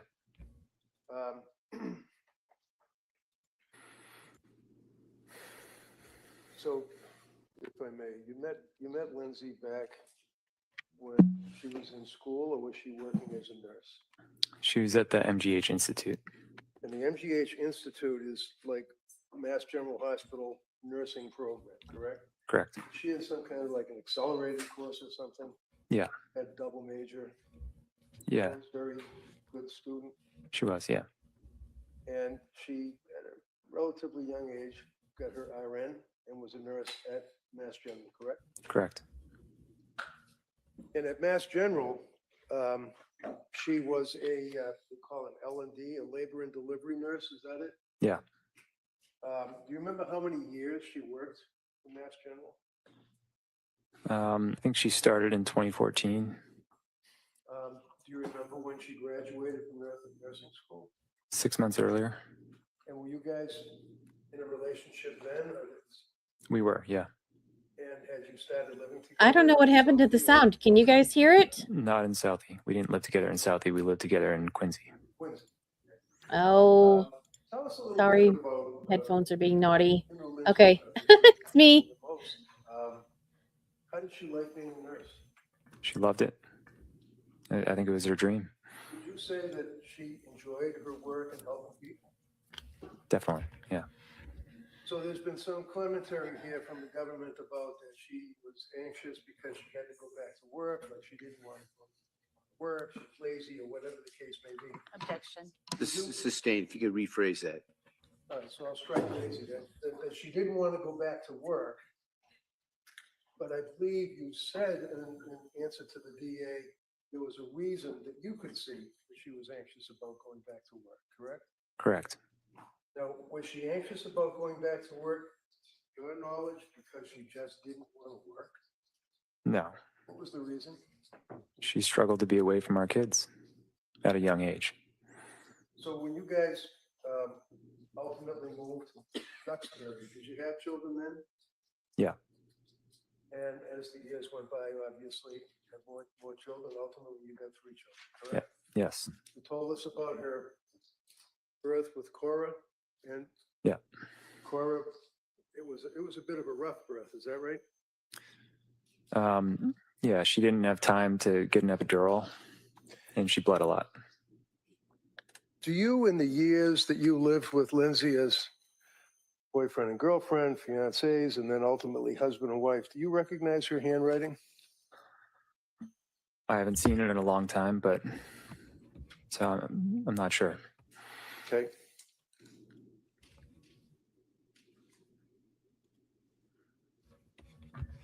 Well, counsel's looking at that. Is it your understanding, would she take notes or lists and Yeah, for work and home and things of that nature? you would. Yeah. Excuse me. I'm going to approach you, sir, with this document and just ask if you can recognize the handwriting. Yeah, that looks like her handwriting. Looks like Lindsay's handwriting? Yep. So I'm going to run there after this. Any objection? Yes. All right, if I could see counsel. Uh-oh. We got an objection. Can you see her handwriting? I wonder what they're trying to introduce. I don't know. All right. I like Kevin Reddington so far. He seems to be very soft. And I mean, obviously, he's not going to badger this witness, right?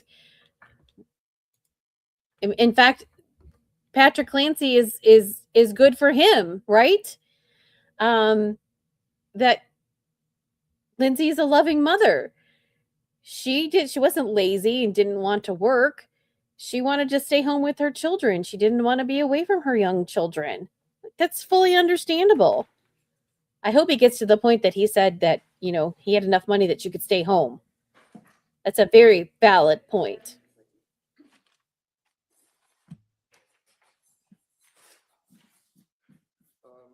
Oh, it's coming in. Can you see that? He won. Yeah. Pull it away a little bit. Looking at this, what does it appear to be to you, if you know? Oh, Does it appear to be notes of deliveries that she was involved with? Yeah. You see the first one? What's the date, if you can read it? I can't. It says May 11th, 2015. And does that indicate, would that, to your knowledge, be around when she started working as a labor delivery nurse? I thought she started a little early, but I'm not sure. You see the name of the little girl that was born on that date that was her first delivery? Yeah, What's the name? it's Cora.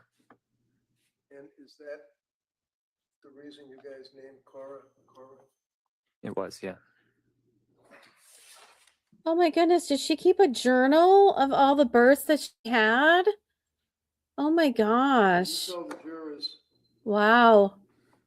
as a husband living with Lindsay over the years, what kind of a mother was she? She was very dedicated. She did everything. She started reading them books at 3 months. And she made up songs for them. I remember she used to make green eggs and ham for Cora because she liked that book. Is that one of the Dr. Seuss books? Yeah. She brought them to music classes. You're quite the musician yourself, isn't that right? I play a few instruments, yeah. You play guitar. Yep. In your home, one of the things that appears to be striking is that almost every room, other than maybe a bedroom, but was dedicated to children. Would you agree with that? Yeah. Like, you didn't have a fancy dining room, right? We did not, no. What did you have in the dining room? We had the table that I grew up with. How about stuff on the wall in the different rooms? Did Did she put things, wall hangings on the walls for the kids? There was a lot of art projects, stickers, things like that. And would they be hanging from the wall? Yeah.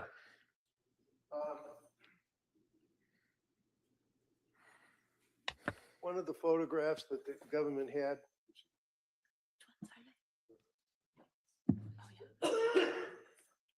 was photograph that, excuse me, if you can identify first, is this photograph a fair and accurate depiction of one of your rooms?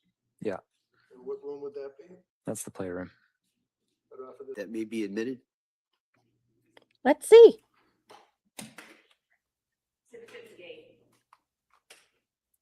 Thank you. If I may put exhibit 58 up so the jurors and his honor can see it. There's some kind of like, looks as though it's boxed out window. So are we standing in the kitchen looking into that room through that boxed out window? Yeah. And all those objects, obviously, that are in that room would be kids' toys and things of that nature, right? Right. Do you recognize this photograph as being just a sample or sampling of the kids' rooms? Yeah. You know which room that was? I think it was Dawson's. Okay, right off of this. Any objection? No. All right, that may be admitted. You already showed it to you already showed it to everybody. We already saw it. So luckily it's going to be admitted. Supposed to admit This it one here first. has a bunch of stickers. It's got Bruce Lightyear or whatever his name is over to the right. It's got That's alphabet, Woody. ABCD, things of that nature, correct? Oh no, that's the Paw It's- Patrol Yeah, people. it's Paw Patrol. Yeah. And again, following through on that same theme, you recognize this photograph as well being another portion of that wall? Yeah. And what are those, decals? Yeah, they're just big stickers.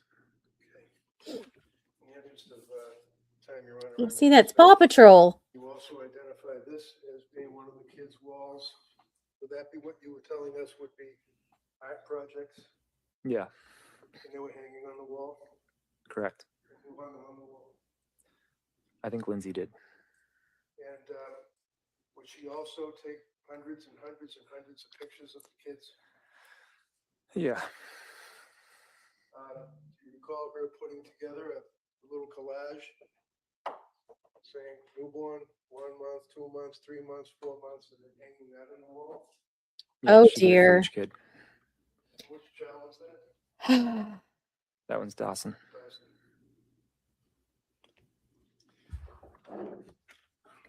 Oh my gosh. Have occasion to see her interact with Dawson as a. Ray, did you wish to introduce those photographs? Thank you, I appreciate it. Used to it. Okay, thank you. Can you describe for the jurors her relationship with Dawson? I know he's a little kid, but I mean, did she, to your observation, did she love Dawson? She loved Dawson very much. Did she resent him? No.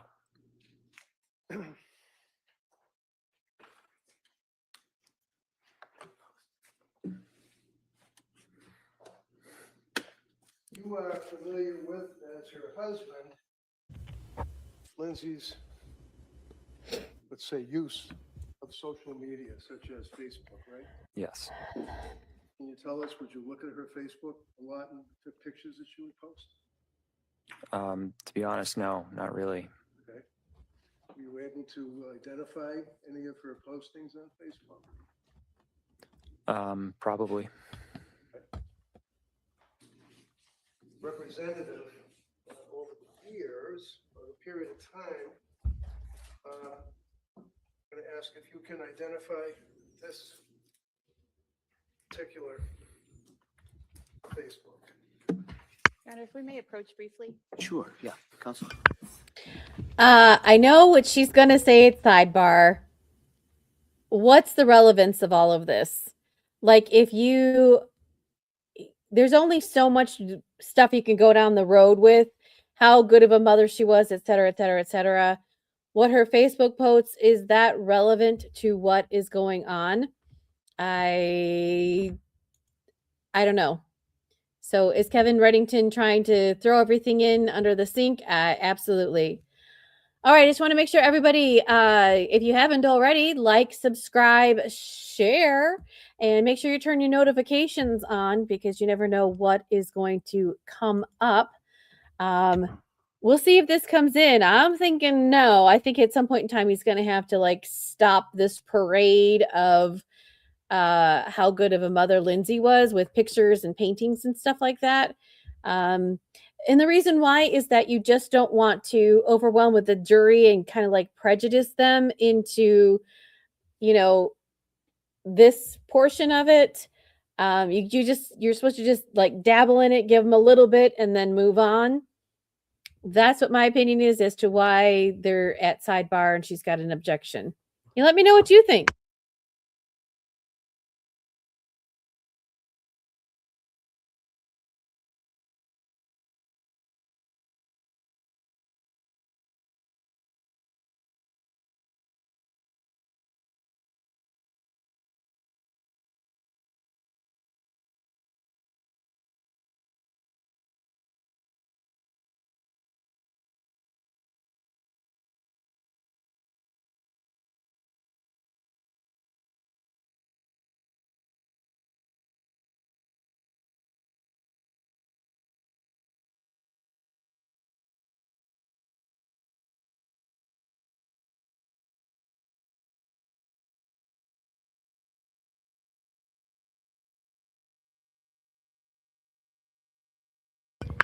All right, chat, got to be right back. Someone's knocking on my door. Hold on just a second. Hey, Brain? Brain, can you get the door? Okay, hurry up.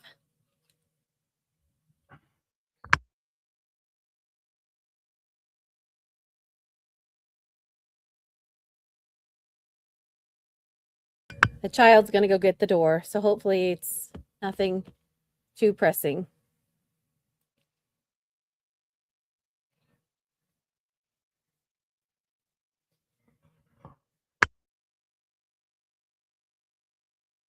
I might have to be right back, but as you can see, we're still live. Court's still live.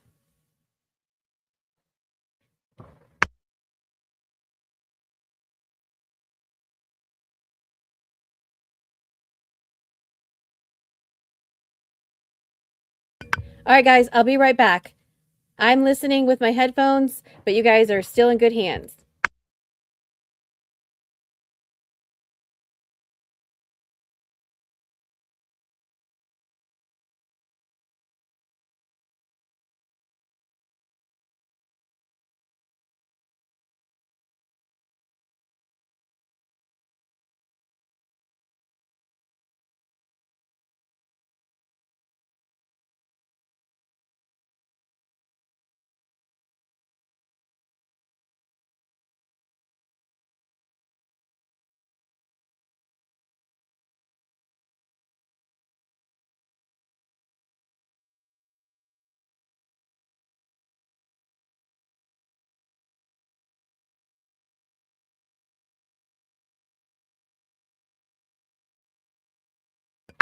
All right, I'm back.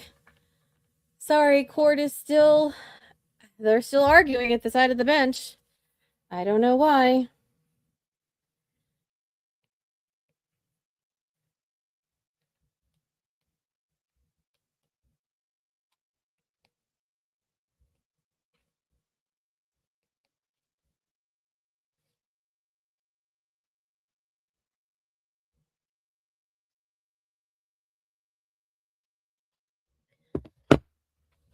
All right. All right, law levies.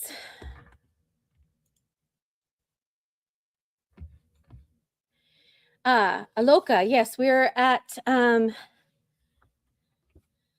hi, Jessica. Jessica's got some things. Jessica, you live in Massachusetts, and this is insane. Will she waive her rights to testify? I would venture to say so. I do not think she's going to testify. Now, if I were a defense attorney and I was her defense attorney, I would tell her not to testify. Why? Because it opens yourself up. It opens yourself up to a lot of questions and stuff that you may not want to hear the answer to. So let your experts, especially since this is going to be a very heavily doctors and psychologists, let them answer for her. Are we on sidebar? Yes, we are on sidebar. It is a very long sidebar. Kevin Reddington wants to go through her Facebook and show Facebook pictures, and for some reason, the prosecution says no. So we'll see. He's got something, so it looks like he won something. So not sure who, what, where, when, how, or why.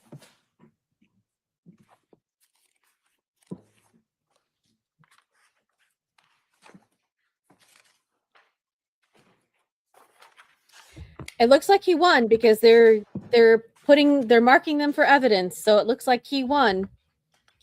So we're going to get to see some of Lindsay's Facebook pages. And just FYI, if you missed any of the pictures that they showed earlier or you're missing these, don't worry. I will take screenshots of them. I'll post them up on my Facebook page so you can look at them later on. Can I ask a question, and it's difficult, or if you need a break, I'm sure that, personnel will certainly give you a break. Yep. Right? Push too hard, just let me know. Yeah. Right? Yep. If I push too hard, Representative oh my goodness. of the Facebook postings that Lindsay would post as the mother of your children. Oh This, for dear. example, would be July of 2018. Yep. Can you tell the jurors who that would be? That's Cora.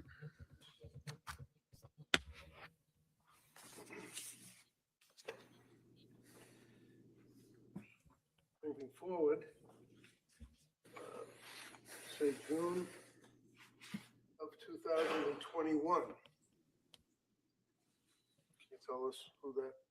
That's Cora and Dawson.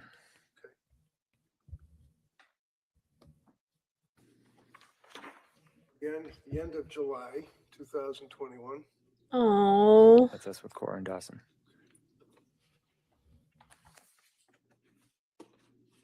August.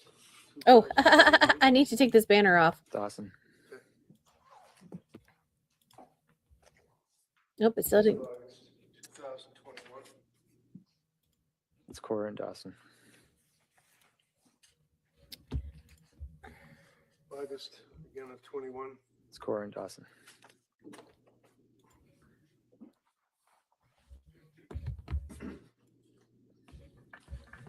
Number 1 of 21. It's Cora and Dawson. Is that first day of preschool? Yeah.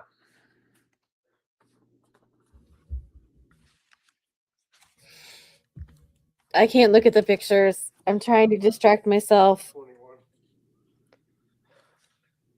That's Lindsay and Cora. And was that some kind of like a family fun day, if you recall, where there was like lots of things for kids to get in? Yeah.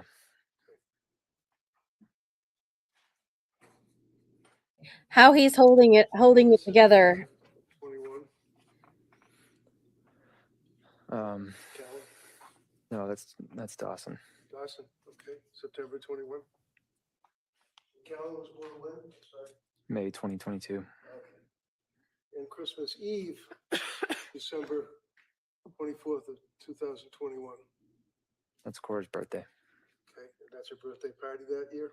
Yeah. Now, that's 2021, right? Correct. Fast forward 1 year, and that would be December, Christmas of 2022, right? Right. And was that when you guys had the birthday party for Cora at the trampolines? No, When was that? I believe it was January 7th. Okay, but that would have been for that particular birthday, right? That was for the birthday with friends because most people weren't available on Christmas Eve. Christmas Eve, right? Yep. And then down. Again, September 1st of 22. Remember when that was taken? Yeah, that's with Callan and Dawson. Was that your yard? That's in the backyard. Backyard. Okay. This would have been September of 22, obviously right before 23, right? Right.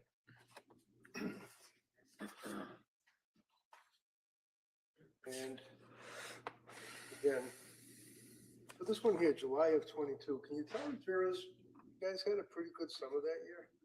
It was a good summer. Yeah, that was on Cape Cod. This picture was on Cape Cod. Yeah.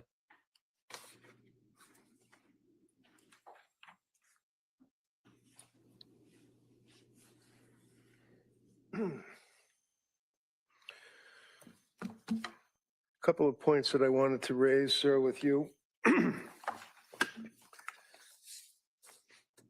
We have an email sent from your, is it Surface Pro? Is that what it's called?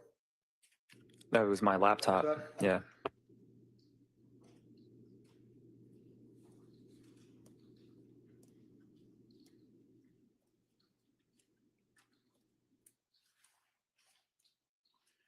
I'm going to approach you, sir, and ask if you can identify this as being an email that you sent.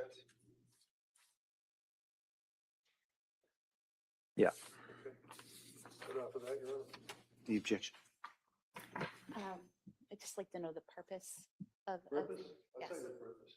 No. For the sidebar. Sure. Yeah. Purpose? I'll tell you the purpose. The purpose is it needs to be admitted into evidence. That's the purpose, right? Kevin Reddington, I love it. I told you he's a little spicy, right? He's fun. He's so fun. I'm here for the Kevin Reddington of it all, right? Oh. So, Christina says that Cora looks like her dad. I don't know because I didn't see the pictures. I'll see them when I do the screenshots. I just can't at this moment. I gotta hold it together. It's bothering me at this moment. It's bothering me really badly. So if you hear me like laughing and giggling, that's sort of like my natural response to when things are terrible is I laugh and I giggle. It's like natural for me just to like giggle and laugh about something to sort of like disassociate from what's going on. Oh, it's admitted. What's the purpose? I want to know what's the purpose. What's this email? Show us the email. I want to know. Inquiring minds, Mr. Reddington, you teased us.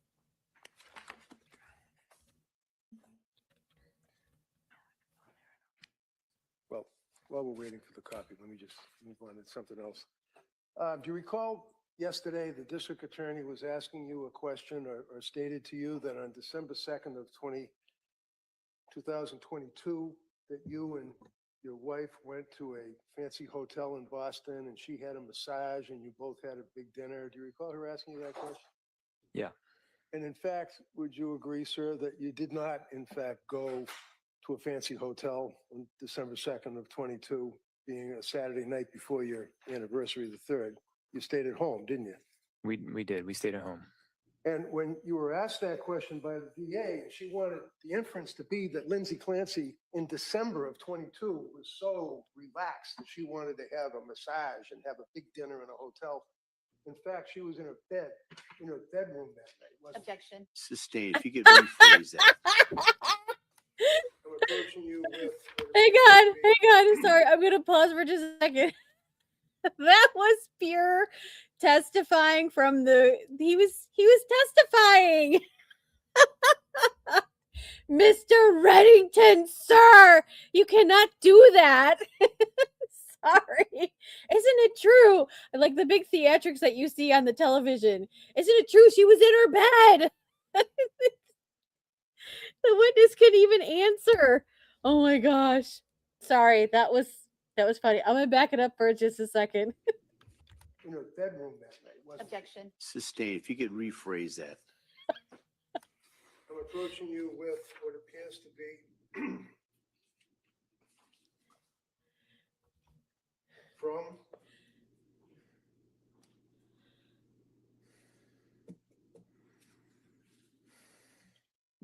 one of the photographs that the district attorney had showed you yesterday with her in a mask. And I believe the Dawson in the mask. Right? And then Well, you just showed us, so we saw it. Now, that photograph, sir, was actually preserved, if you will, on the Laptop Pro computer. Is that right? Did she send that to you? She sent it to my computer. Okay. I don't know. And where was she? Do you remember when that picture was taken? Let me I just show you. believe it's Yeah. Was that That's when what Cora was in the in the doctor's Looks office like that they're at morning? the doctor. At the doctor's office, okay. And can you tell me the date that that picture, right-hand corner top, what date was that picture taken? Sent to your computer? It's December 2nd. The same date that we're talking about, correct? And what Correct. time was the picture sent? 12:45 p.m. Okay. So the jury.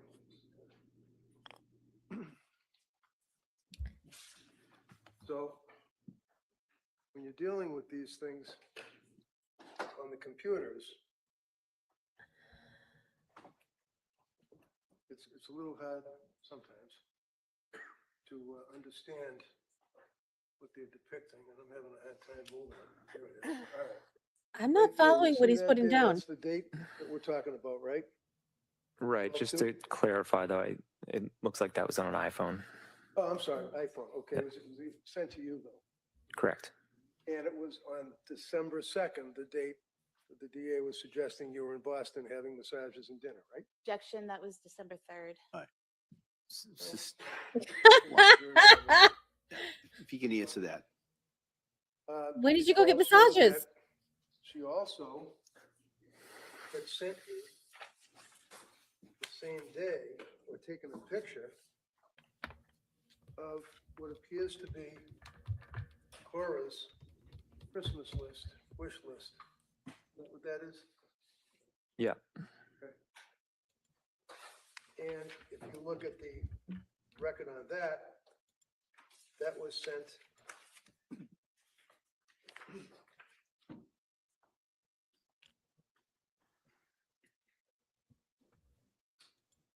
if you can read that, It's December 2nd at 6:13 p.m. 6:13 PM. And then finally, if you look at the metadata that is apparently buried in the photograph, it gives latitude and longitude of where the photograph was taken. Is that right? You're familiar with metadata, I would imagine. No way I can't do this.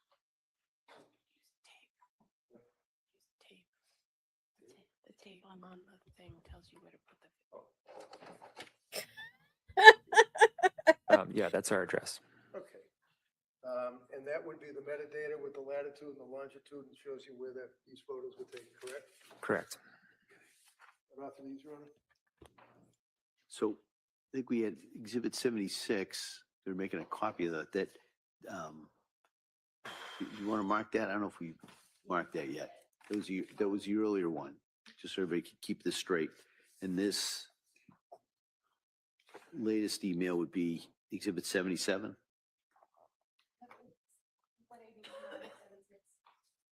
That would be the letter, the email? Yeah, the email right here. Yep.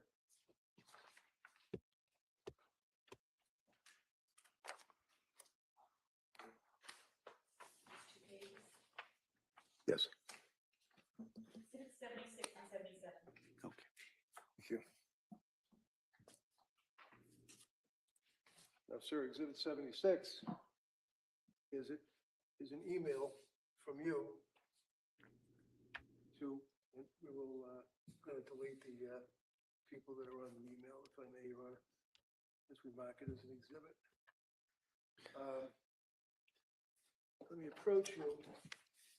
Does it indicate the date and the time at the very top? You sent that email to your staff members or teams that work with you. It does. Yep. Tell the jurors what the date was.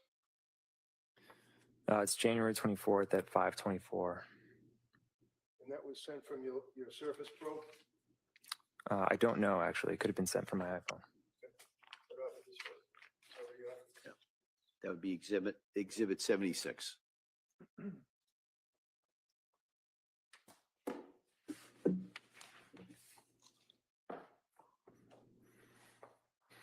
Now,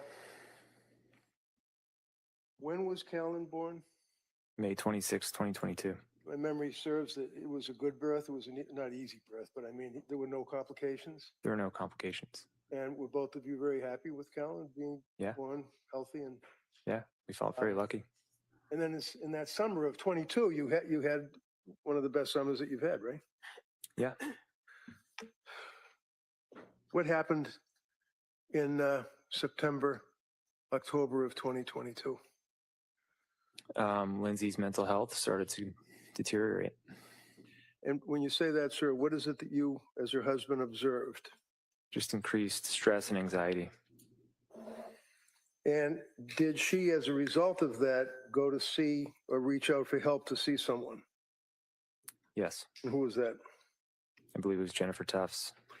Now, Jennifer Tufts is a psychiatrist. Yeah.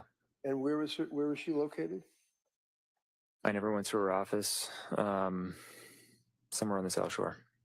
Do you remember when Lindsay went to see Jennifer Tufts? I don't remember the exact date. I think it was sometime in September. Oh, I wasn't really involved at the beginning of Jennifer Tufts. Of course. Do you recall that the difficulties or the trouble, so to speak, began towards the end of September into October of 22? Yeah, it was pretty gradual. Okay. But do you remember when the DA asked you yesterday whether or not you used your computer to Google suicide in, I think it was August of 22? Do you remember her asking you that question? Yes. And do you remember your response? No, honestly. You didn't Google that, did you? I don't think I did, no. No. But I'm going to show you, sir, a web history of your computer. Have in mind that the question was asked of you as to whether or not in August of 22, you Googled suicide, and you responded no, right? Correct. The inference being, I guess, that back in August of 22, she would have Googled, apparently, right? Sure. You know a guy named Tim Hall? I think you mean Tom Hall. Yeah, Tom Hall, my apologies. Who's Tom Hall? He's a musical artist. He's a what artist? Like a country artist. Country. Is he like a guitar playing guy or singer? Yeah, was. When you say was, what happened to him? Evan He Reddington's committed suicide. cracking me up. And I'm going to show you, sir, your Surface Pro records back in August of 22.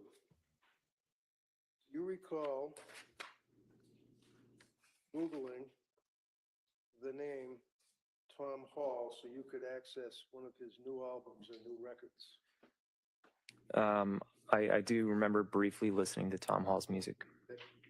Now, you've never seen, you haven't seen this document before, correct? Correct. All right, and this would be, I'm sure you're probably familiar with it. When you get a phone dump or a computer records dump, you get a printout of all the sites that somebody would go on, Google, Wikipedia, things like that. Right.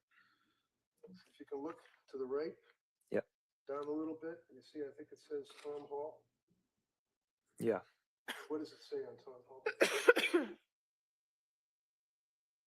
It says his Wikipedia page. Yep. Let me see here.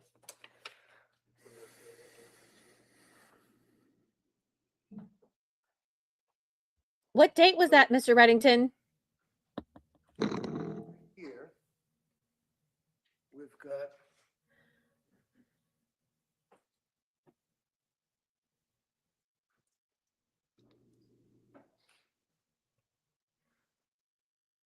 I want the dates. that shows you Over. when somebody Googles, and then it goes Wikipedia. And you see where up above it says suicide methods? Yeah. Now, you didn't, as you said to the DA, you didn't Google suicide methods, right? I didn't Google suicide methods, no. But in fact, sir, when you Googled Tom Hall, it took you to the Wikipedia page and it said that he died, right? He did, yeah. And then you clicked on the Wikipedia page and it went into a hyperlink. You know what a hyperlink is? I imagine you Yeah. do. Hyperlink. Yeah. What is a hyperlink, just so I know? So like in Wikipedia, it would be a word that's highlighted in blue and it goes to a website. Okay. So if I suggest to you, sir, that as you move down on your searches that afternoon, that you were looking at Tom Hall, that it brought you to ways to commit suicide, Tom Hall, Google search again, Tom Hall, all on that date at the same time. And you were just looking to see about the guy because he killed himself, right? Yeah, I think so. That's it. Yeah. Get off of this. Any objection? Can I just see the packet? Interesting. Interesting. I got that discovery from the DA's office. I got it from the TA's office. Email from his We'll just expert, not us. just take a look at it and kind of go from there. Let's not fight. But I wanted to see the dates. I want to see the exhibit.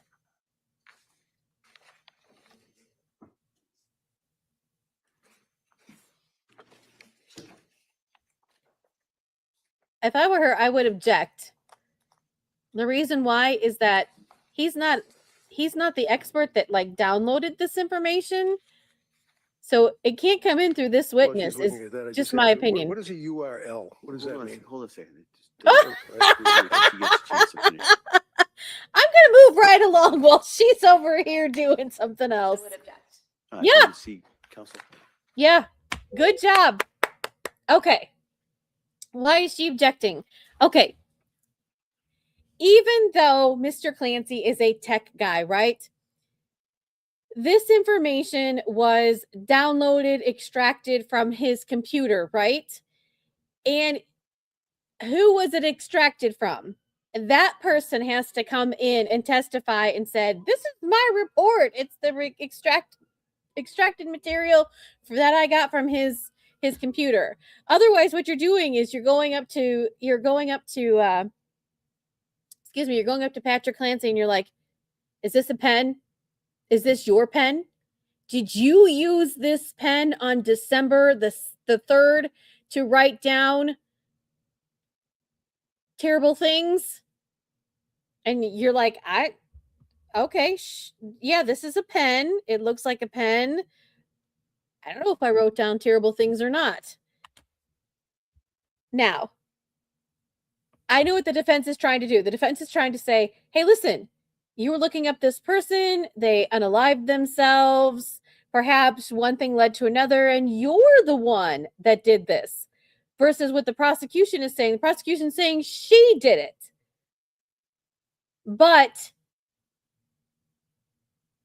just as we talked about in several other cases, so this is a couple of cases that's meshed being together. marked Exhibit E for ID. Basically, that would at least refresh your memory, sir, that in fact, inadvertently, that you touched the Wikipedia thing for suicide, but it was for Tom Hall, the singer, right? Sounds like that was the case. Okay. Good job, Mr. Reddington. Do you recall what medication Lindsay was put on by Dr. Tufts? She started with Zoloft. Now, counsel had asked you about whether or not Lindsay was on Zoloft or any SSRI antidepressant medication in the past. Do you remember that question? Yeah. Do you remember her asking about that you were having a conversation with her and she said that she was going on Zoloft and that she had already been to Tufts, or was it Tufts that she got the script from? Correct. Okay. She told you that, right? Yeah. She didn't hide that from you, right? No. And you were at a wedding. Is that right? You were walking down the street, the two of you together, like at the end of the night. She basically told you that she had to use the meds. It was earlier in the day. It was before the wedding, but yeah. Okay. And do you recall how, to your observation, how dedicated was she to taking her medications as instructed by the numerous doctors that she ultimately saw? She always took them as instructed. Do you remember, did she in fact have a diary that she kept of the milligrams, the type of medication, the date that she took the medication, and what, if any, reactions that she had to it. Do you recall that? Yeah. And do you remember where that was kept? Did she keep it in any particular place? I think she kept it in the kitchen. In the kitchen.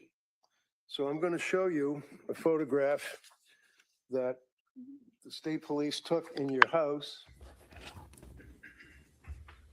Is this a fair and accurate depiction of your kitchen? Yeah. So that kind of shows a bunch of books that are in like a cabinet or something, right? Right. I'm going to show you this enlarged spine, if you will, of a book. I'm going to ask if you ever saw that before. I don't recall seeing this. Would you agree, sir, that this book is in fact the same book, the same coloring that was in the bunch of books in your kitchen? Yeah. What's the book?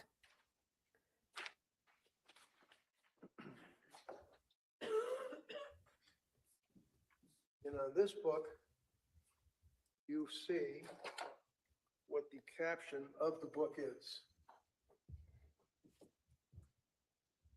Yeah, it says good moms have scary thoughts. And I'm going to approach you with this document, sir, which would be a number of pages from the book, the cover of the book, and the inside of the book. Just, you've never seen that before, no? Don't recall seeing this.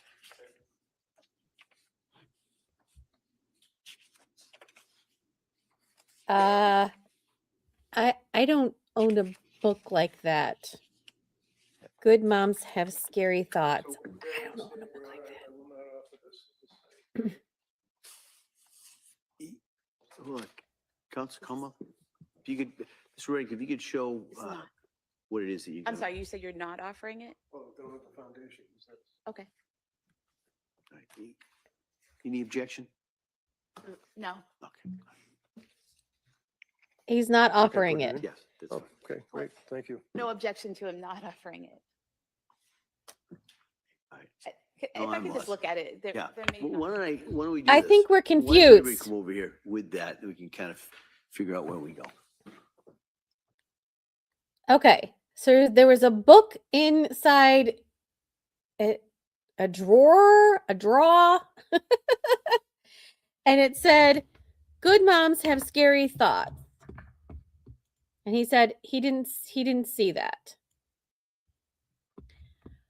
Okay, so just FYI, I thought that was very important that, remember, the prosecution did say, oh, hey, she Googled the unaliving thing in August, right? Ways to unalive yourself.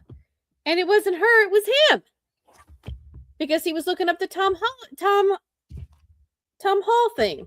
Thought that was really good. Good job, Mr. Reddington, getting that done. FYI, Law Lovies, breaking news. We have breaking news. Stay tuned. I got some breaking news for you. In this case, Mr. Reddington filed a motion. We'll bring it to you as soon as we get done with this. It's very interesting. Love Mr. Reddington already. Who was the next doctor, if you recall, that Lindsay went to consult with? Julie Paul. And is this a doctor or a nurse practitioner? I don't remember with Julie Paul. It was very brief. Now, is it fair to say that Julie Paul was at South Shore? Yeah, correct. And Julie Paul was a friend of your mother's, is that right? Yeah, I think they were acquaintances. Yeah, And your mother was a nurse also at South Shore Hospital. in L&D. Yeah, L&D Labor and Delivery, same thing. Okay. And your mother was good enough to refer Lindsay to this person to consult with, right? yeah. I don't think it was a formal referral. I think she just said this is a specialist that you might want to talk with. All right. And did she go to see the specialist? Yeah. And did you go with her, or was this a, No, I never met should Julie back Paul. myself up, were these like in-person meetings, or are they like, what do you call them, Zoom meetings? And Most of the meetings were Zoom. The only in-person that I'm aware of was with Rebecca Gelata. Rebecca Gelata? Okay, and that was because you insisted on it, right? I thought it was warranted at that time, yeah. Right, because you were pretty much at your wit's end with the 15-minute Zooms, and you wanted to sit down eyeball to eyeball and talk to this person, right? I hadn't attended any prior to that. I just wanted to get clarification. I wanted to see if we could get on the same page. All right. So now Lindsay's on Zoloft from Dr. Tufts, the psychiatrist, correct? Correct. And then that runs into when you guys, she goes to see Nurse Paul. Can you clarify? What was it? Can you clarify what you're asking? Yeah, what month? When was it that she saw Nurse Paul? Maybe October, but I'm not sure. Okay. When she saw Nurse Paul, do you remember where she saw Nurse Paul, or was it a video thing? I don't know. I wasn't involved. Okay. Did Nurse Paul prescribe medication to her? If he doesn't know, he can't answer. A lot if he knows. Oh, I don't know off the top of my head. yeah. Right. Do you recall whether or not, to your opinion, that she had any reactions to the Zoloft that she had been placed on by Dr. Tufts?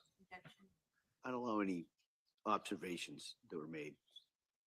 Right, so it's not guesswork, it's observations, anything you saw and observed. Yeah, it seemed to align with her insomnia symptoms. Now, the insomnia, inability to sleep, was that a significant problem from your observations with her? Yeah, it was a huge problem. And when you say huge problem, was there one point when she was on medication from Tufts that in fact she had gone 48 hours, I think, without sleep? Yeah. And that was disturbing to her? Yeah, and it was just hard to function. And how about you? Was it disturbing to you? I just wanted her to get sleep and feel better. Now, during that period of time, she then went and saw the next doctor, a nurse practitioner, which we talked about, which would be nurse practitioner Paul at South Shore, right? Right.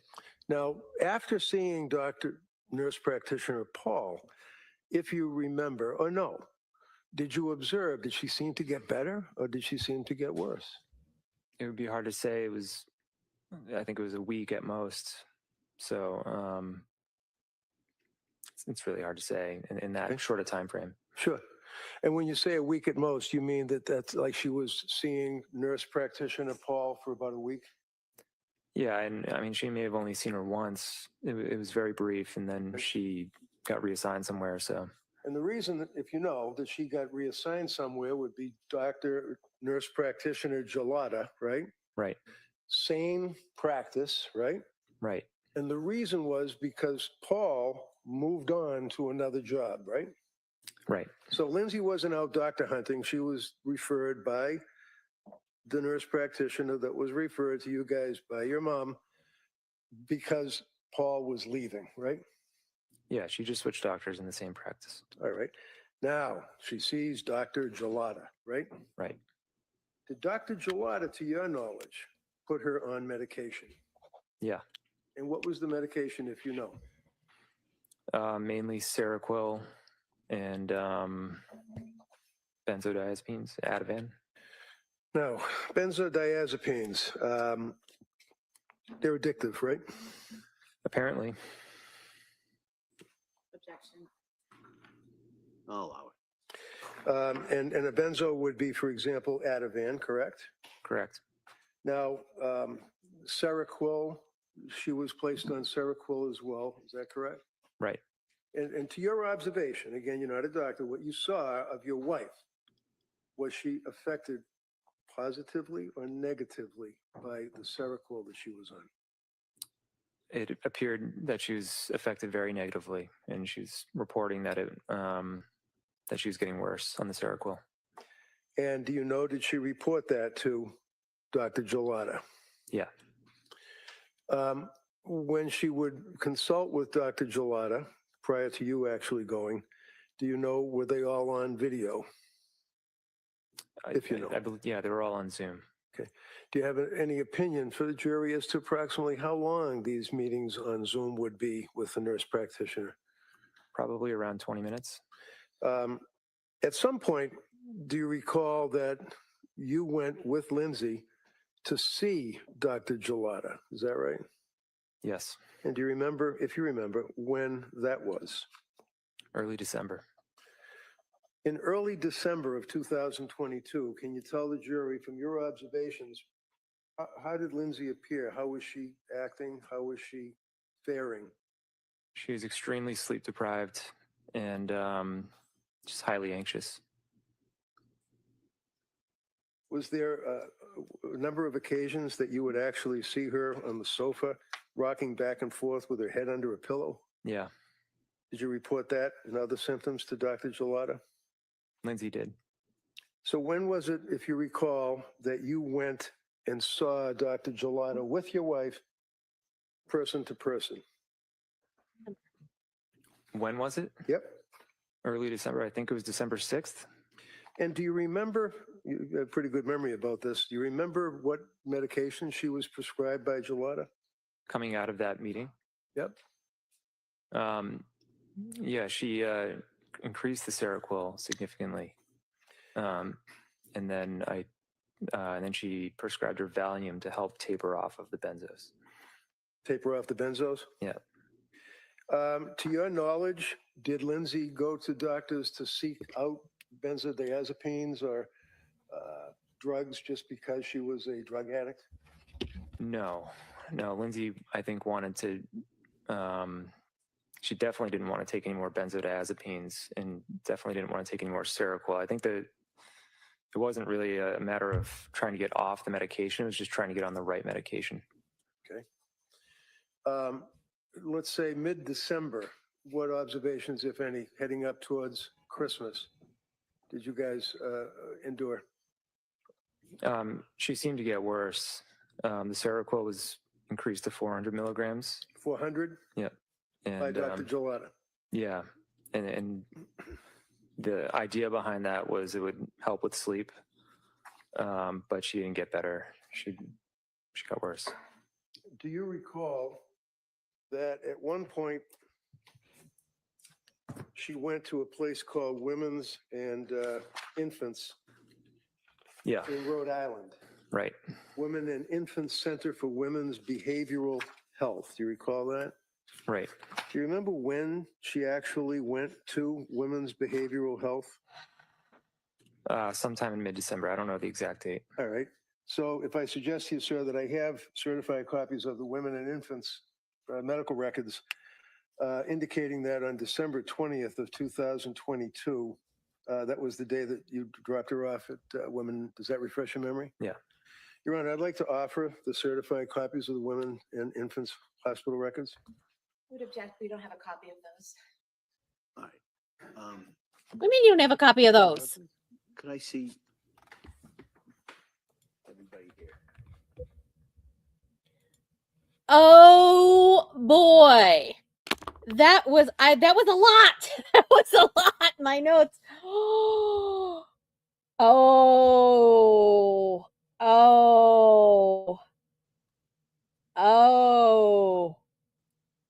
Some doctors got some explaining to do. Dr. Gelada, WTF, what you doing, babe? You better, I was blaming things on Jennifer Tufts, right? Dr. Gelada, I want to see your butt. I want you on the stand. You need to account for the why. Why are you increasing this? She's telling you, I'm not doing well. Oh my goodness. Oh my goodness gracious.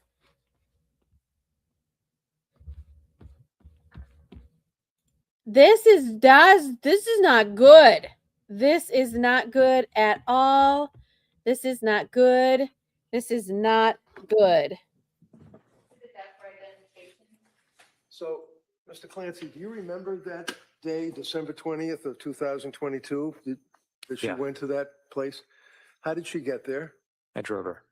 And do you remember dropping her off? Yeah. Do Do you remember what her state of mind was to go there? Was she scared? Was she happy? Was she? I think she was scared. Do you remember what you did that day? I took Dawson skiing. And where did you go skiing? Wachusett. At some point in the afternoon, did you receive a phone call? Yeah. Was it from Lindsay? Yeah. And as a result of the phone call, what did you do? She said that you need to come pick me up, and the doctors here want to talk to you, have you come in and talk for a bit. Okay. Did you go and talk to him? Yeah. Do you remember who you talked to? I don't remember their names. Do you remember the conversation? Did you describe or indicate what her symptoms were at that point in December 20th of 2022? Yeah, the conversation was they didn't. Objection? All right. Sustained at this time. Did the people at Women's and Infants Facility in Rhode Island prescribe any medication to your knowledge? I don't think so. They provide any counseling or anything? I think they tried to, but they felt that it wasn't the right fit for Lindsay. Do you recall the fact that it was because of the drugs, they weren't sure what symptomology would be because of the drugs? Objection. Sustained. Do you recall whether or not the people at Women and Infants in Rhode Island reached out to Dr. Gelato? Objection. I don't think so. If he knows. I don't think they did, no. And was it one day or half a day that she went to Women and Infants in Rhode Island? It was a half a day. Half a day. So after you pick her up, you bring her home, it's now you and the kids and Lindsay, and it's days before Christmas, right? Yeah, and her parents were there. Why were her parents there? They were visiting, trying to help out, and I took Dawson to Wachusett, so they stayed home with Cora and Callan. Now, during that time frame in December of 22, maybe a little bit before, maybe after Thanksgiving, did your mom and dad and Lindsay's parents come to your house and try to help out with the kids? Yeah, I think it was separately though. Yeah, of course, it would be separate. I mean, what would they do? Just be there, help out, play with them, to get takeout, play Scrabble. Did Lindsay's mother and father actually stay there and sleep in the basement for They did, yeah. time? Were you aware personally, let me back up, you and Lindsay as husband and wife would in effect sleep in the same bedroom, is that correct? Yeah. There was an occasion though that she said to you about you go downstairs and then I think she ended up downstairs? Yeah, for the purposes of her getting better sleep. And for her purposes of getting better sleep, were you aware that on one occasion she used a gummy, a sleep aid gummy? Did you know that? I don't recall that, but we did have them in the house. So. Okay. Now, to your knowledge, was Lindsay a person that liked to smoke the weed and use the CBDs oils and all that stuff, or did she not imbibe in I that? don't know. She didn't smoke. So you had these gummies in the house, sleep aid, right? I mean, some people might call them a sleep aid. Okay. Heading into the holidays of 22, do you recall where you spent Christmas? I think it was at our house. We celebrated Cora's birthday. And then I think we actually went down to Wallingford, Connecticut to be with her parents after. Her parents? Yeah. Okay. And then heading into January of 23, who did she then see for doctors or nurse practitioners, if you know? After she got back from McLean, Yes. she switched back to Jennifer Tufts. Now, before she switches back to Tufts in January, on New Year's of 2022, 2023, you guys drive to Boston, go to MGH, and ultimately she turns herself into Hurts McLean herself Hospital, in. right? Right. Now, McLean Hospital is basically a locked ward facility, correct? Correct. Was she allowed to just wander around and leave the place whenever she wanted? She couldn't leave, but Couldn't leave. inside she could go to different areas. Can you tell the jury what her state of mind was as she went to McLean Hospital with her husband on New Year's 23 at that point? She was scared. She didn't want to go, but I think it was the second time we went to the ER, and I said, "You have to go." Now at McLean Hospital, I know you visited with her, is that correct? Yeah. District Attorney asked you yesterday about the excellent care that she was provided with all these counselors and therapists, and you indicated that it was your understanding that she was playing with clay and coloring, right? Right. Can you describe for the jury what McLean was like to you as a husband visiting his wife? In other words, were there doctors, were there nurses, were there people in the hallways? What I saw was it looked like mainly nurses. It was the tail end of COVID, so they were mostly behind this plastic covered area. And it could have been just the time of day that I visited, but people were hanging around, watching TV, playing with clay. Do you know whether or not she saw a doctor, psychiatrist, ultimately from McLean Hospital?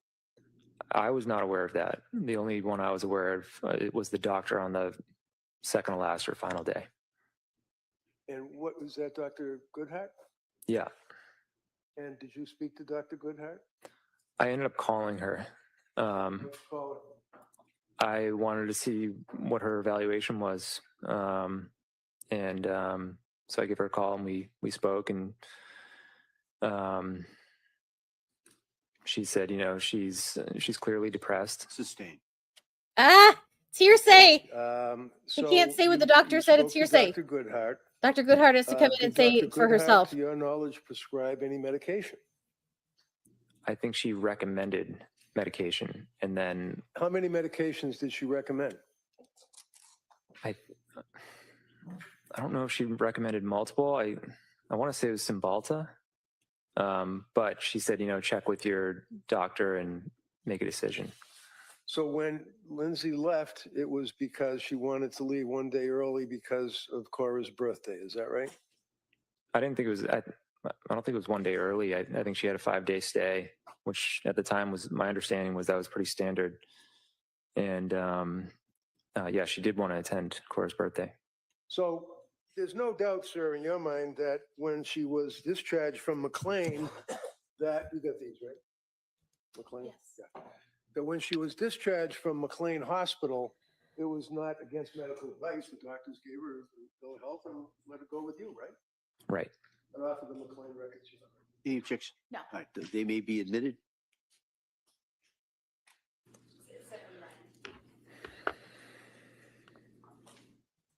Now, you know when you go to the hospital and you get out of the hospital, they give you a bag and you've got medications and a little card and says, thank you for being here, stuff like that. Did you guys get anything from McLean at all? I don't think so. Did you get any recommendations other than the doctor suggesting that you might want to try Cymbalta? Did they give you a script? I don't think so. You know what Cymbalta was? No. You remember Dr. Goodhart telling Lindsay to Google it? I think that's accurate. Yeah. In fact, she Googled hundreds of times. Yeah. Medication, right? Yeah. So when you guys go home, and now it's January, obviously, you had the party for Cora, correct? Yeah. Okay. I have to stop for just a second. I don't know about you, but I am just baffled by that, right? She's going to a psychiatric place for 5 days, right? So I kind of see both sides, right? She's playing with clay, she's coloring. It is COVID times. But the doctor doesn't write her a script and says, "Oh, you might try Cymbalta. Go talk to your doctor. Go Google it." What is she paying for the 5 days that she's there? She's not getting manis and petties. I understand that it's a voluntary, like, psych hold sort of thing.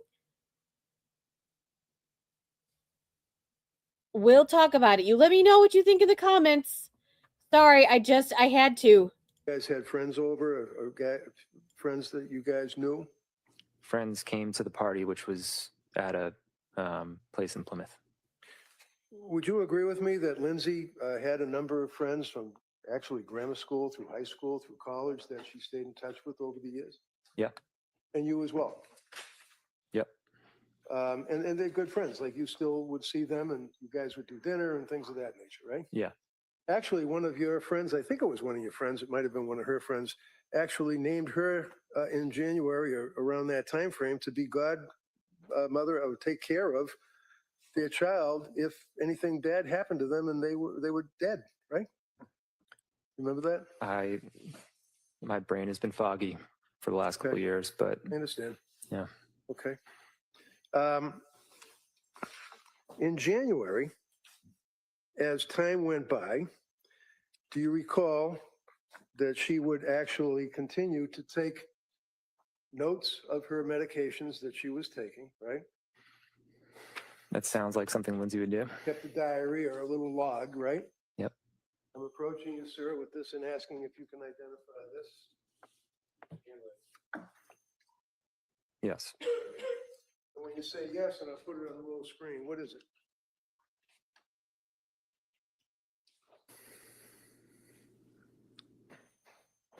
It's the dosage of medication that she took and Oh man. So this is kind of like a little medical diary that she was keeping. Yeah. For example, here you see on that 5 milligrams Valium, 200 Seroquel, slept well, horrible thoughts in the morning. Right? Oh my goodness. And did she at some point, I think the DA had asked you, I'm going to offer this, Your Honor, if I may. Any objection? No. That may be admitted. Oh my gosh. Thank you.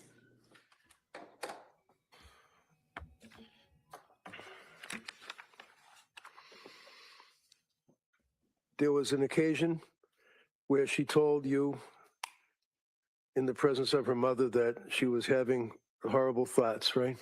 Right. And you told us about that yesterday. And that it was quite an emotional thing for her to do that, right? Right. After that time frame, you continued on. You were working in the basement, right? Yeah. I shouldn't say basement. It was a finished place, right? Finished basement, yeah. And that was where you worked on a regular basis. Is that right? Yeah. Would that be a 40-hour week or longer? It varied, but yeah, roughly 40 hours.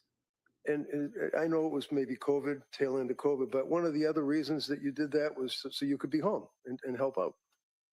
Is that right? Yeah, I worked from home since 2018. Okay. But yeah, I built an office down there. So you were always there? Yeah. Not always, but you were down there when you would work? When I wasn't traveling, yeah, I was there. Okay. So when would you travel? Tell us about that. I really didn't travel actually much during COVID, just towards the end and once in November. November of what year? 2022.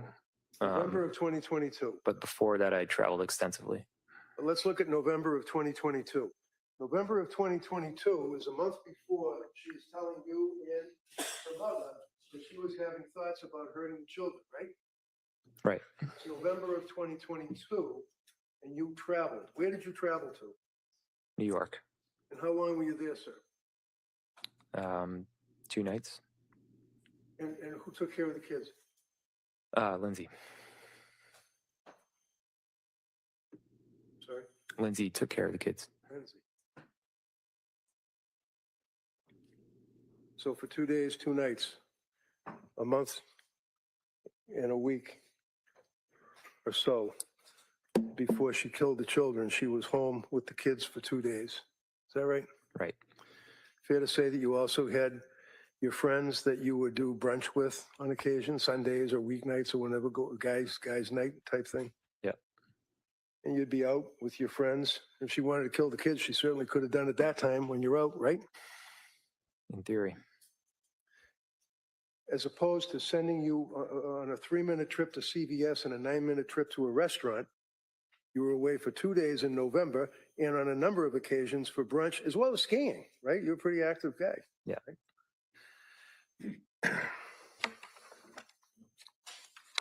I'm going to approach you, sir, and another one of the books that was in the kitchen cabinet, I believe. Do you remember if you ever saw this one? I don't think so. But is it fair to say, sir, that she had a number of books, you know, about parenting and things like that? And this one here was pregnancy and postpartum anxiety workbook. Did she have workbooks that you were aware of? Or work diagrams and things like that? She had books of different sorts.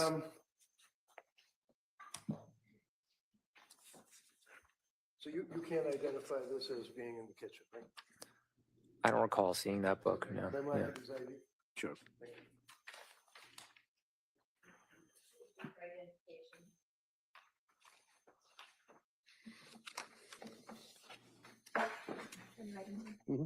Thank you. By the way, I'll withdraw that. I'm going to approach you, sir, with this document. Excuse me, and ask if you can identify it.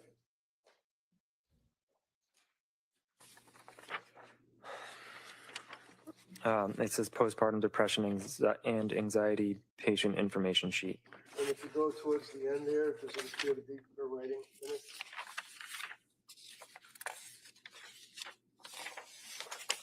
Let's pan to him. Go to the witness. No objection. All right, that may be admitted. Let's see it.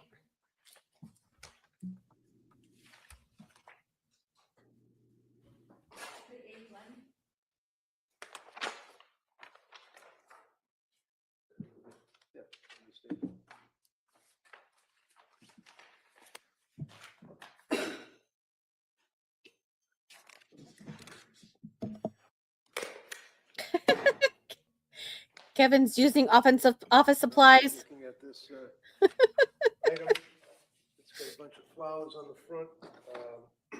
Appears to be a notebook. So your understanding that the state police went in your house and they seized all sorts of items such as this? Yep. So we don't have originals that the police do, but these are Right. copies. Fair and accurate? Yeah. Is that the caption that you were referring to? Yes. Postpartum depression and anxiety. Yes. And at the end of this particular document, you would agree, sir, that it has writing? Oops. Yeah. And whose writing is that? Lindsay's. And is this like a book or notes that she would take documenting on a daily basis any effect that she had from postpartum? It appears to be the case. Okay, but that wasn't filled out all the way, and then Callan was 8 months old. I want to see the whole thing.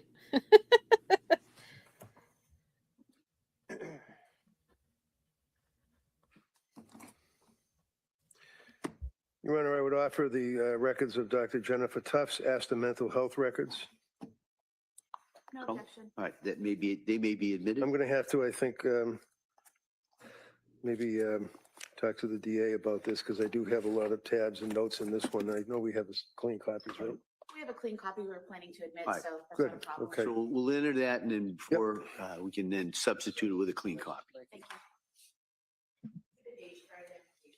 It is 3:30 their time. Something tells me Mr. Clancy is going to be back on the stand tomorrow. If they're going through Jennifer Tufts stuff, we're going to be here still a little bit with Mr. Clancy.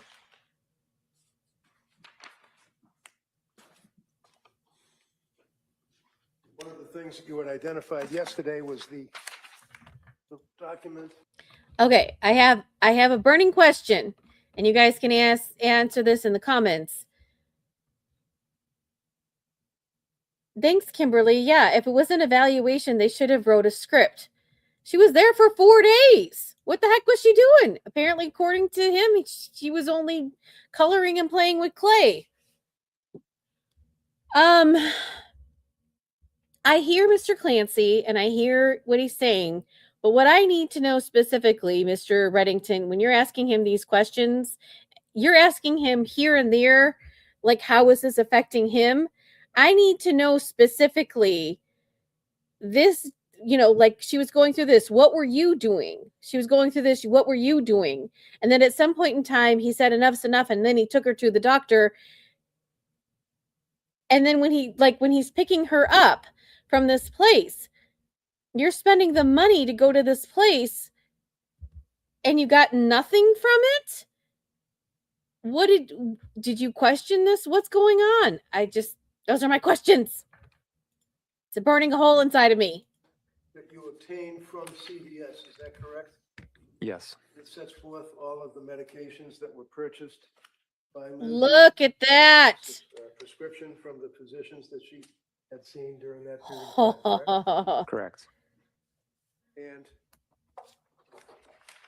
you indicated yesterday that the police had seized a number of pill bottles, and then you also had a number of pill bottles, is that right? Right. And the pill bottles that you had, do you recall, what are the circumstances that you had them in a bag in your car? The reason I had them in a bag is because sometimes a provider would adjust medications. So, for example, I do remember Lindsay had a prescription of Ativan, and then a few days later, they wanted to increase the dosage because it wasn't effective. So what they would do is they would say, give that old prescription to your husband, he'll discard it, and then continue taking from the new prescription.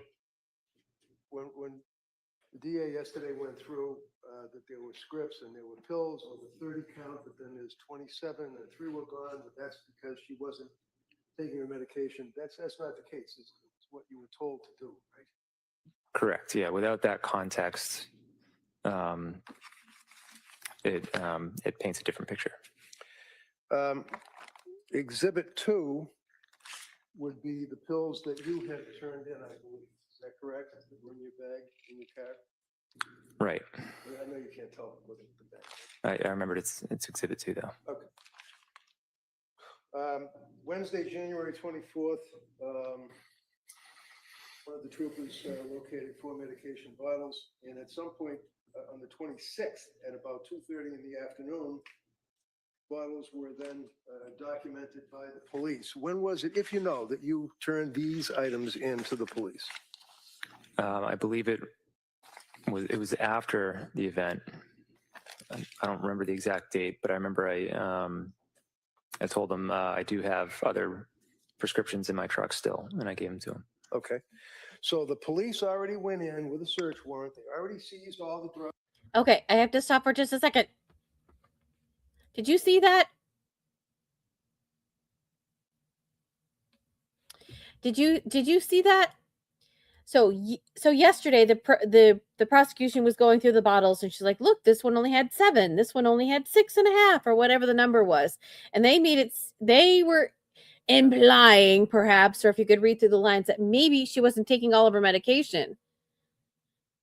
And he said that was his bag that he was holding because perhaps maybe the doctor told him, don't take this anymore, or we're going to up this medication. And he just said, context matters.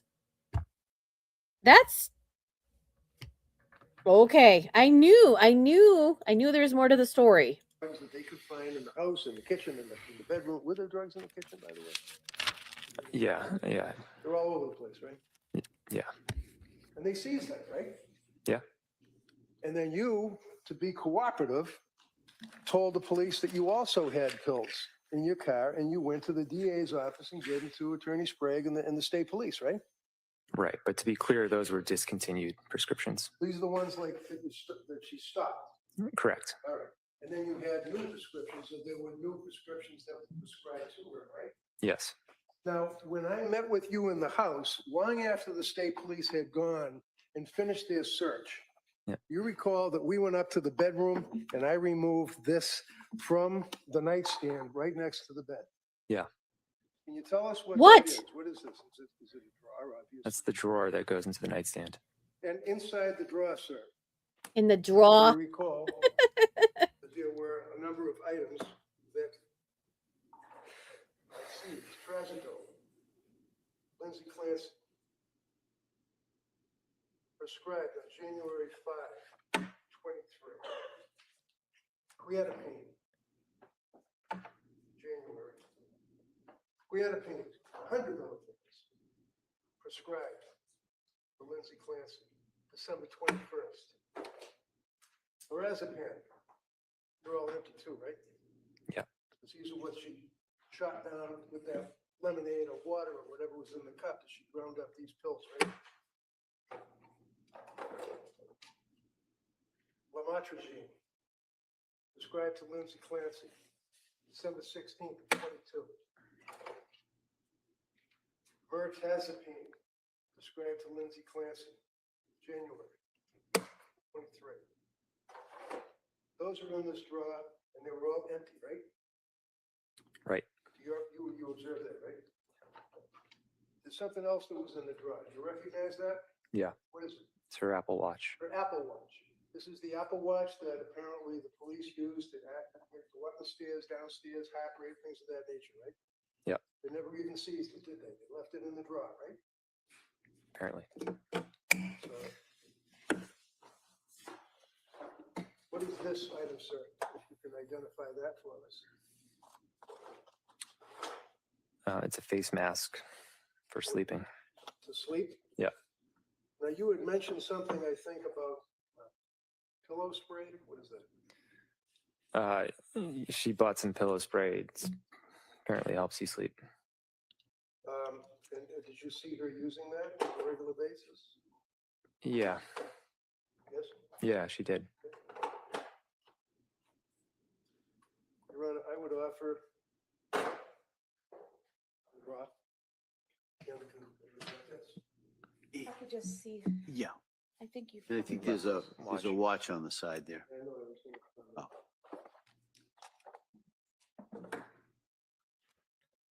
Oh. All right. No objection. Okay. Do you want to put that in as one exhibit? Okay.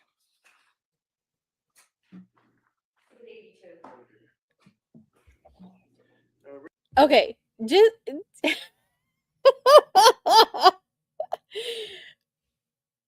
typically you're supposed to okay. Okay. Typically you're supposed to be like, do you recognize this? And like and then sometimes you put it into evidence. Or sometimes you put it into evidence first and then you're like the XYZ.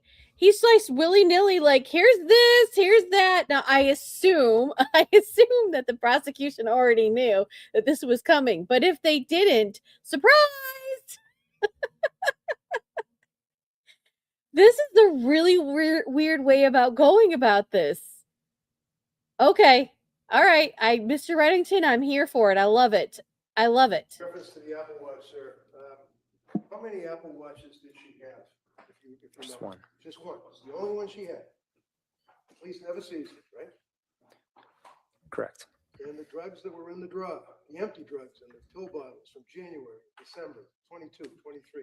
The police never seized it, did they? No. Police didn't seize this stuff. This is Mr. Reddington, super sleuth. It's like a little green vase. Have you ever seen that before? Yeah. Can you tell the jury what it is? Objection. We could go to sidebar. Yeah, can I see counsel sidebar, please? See? What the heck is this? What? Mr. Reddington, super sleuth. He must have been hired like day dot when this happened. Because just a couple of days after it happened, he's in the house, going through the house, searching for evidence that wasn't seized by the police, even though they know that she crushed up some pills, chugged it down, and then. So I'm going to have to go back and write down all the drugs that she took allegedly, we don't know for sure. I guess when they do a toxicology report of if he comes in, when she went to the hospital. But I wonder if, I don't know, are those the typical ones that you would take in order to do something to yourself? I don't know. Quetiapine, we've heard that before. Anybody? Quetiapine was in Eric Richen's system when he was unalived, and also the fentanyl. And the quetiapine was a prescription that was written to Corey because she too was anxious, and she had some issues with anxiety, not necessarily postpartum depression, but she had issues. Maybe she had postpartum depression. I forget exactly, but she was prescribed quetiapine, and quetiapine was actually found in his system. Interesting. So also, I think if you heard me before,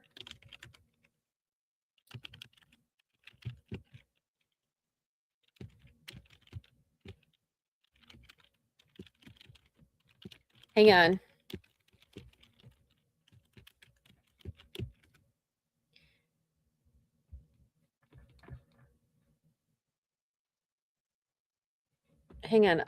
So the benzodiazepines were in my mind. Oh.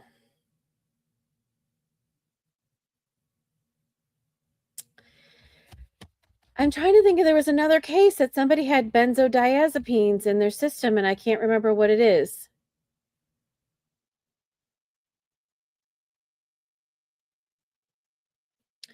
Oh, Christina said that it was already put in evidence. See, it's in his hand. Okay. Well, maybe they did. Maybe they put it in already, but it was just the way that he went about doing it. I was just like, oh, and here's this. Do you know what this is? Evidence. But I like, here, this is in the drawer, and this is what we found. Here we go. And it's also, Kevin Reddington is testifying. If you can hear it, you can hear it. He is testifying. Oh, sorry. I have a little Zoom room. We didn't have to wait all that long. To your knowledge, sir, was she advised by nurse practitioner Tufts to keep a nighttime dump diary of all of her thoughts and write them down so that she had something that she could refer to? Not that I'm aware of. You ever see her writing notes in a diary, or like a thing with dates on it, November 23rd, for example, things of that nature? I knew she kept notes, but I didn't see her doing it. I'm going to show you this document. I ask, that appears to be her handwriting. Yeah. And does that contain indication as to her state of mind, particular date, or dates thereafter? Yeah. Just take a look at the other page to make sure that you all understand, right?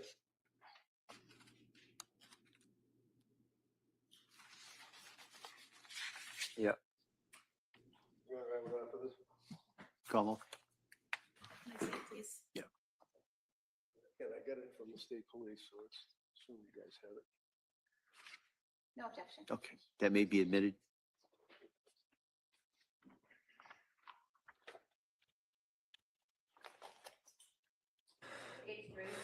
I'm going to show you another document, sir. It appears to be a document.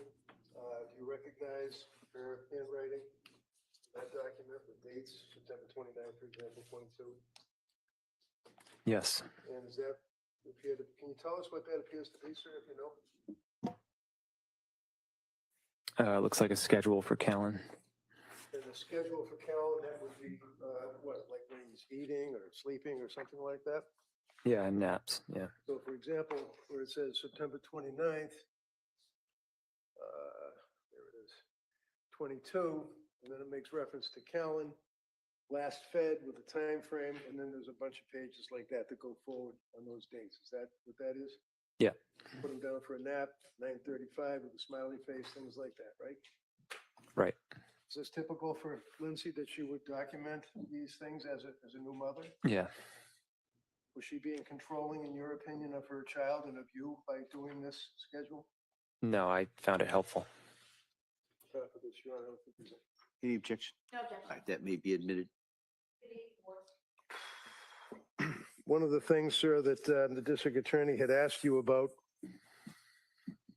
is the exhibits of the, I think it was the window in the bedroom. You said it was 20 feet drop to the ground. Right. Is that right?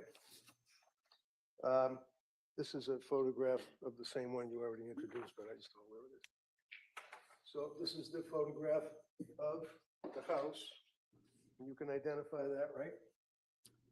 Yeah, that's the living room window. Okay. And the window that you're talking about that's 20 feet up would be on the very top of that picture, correct? Correct.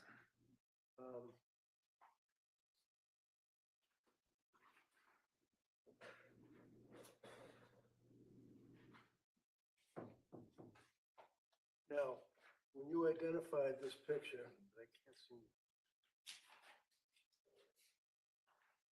You see that there's some kind of an orange ball, appears to be an orange ball underneath the sill?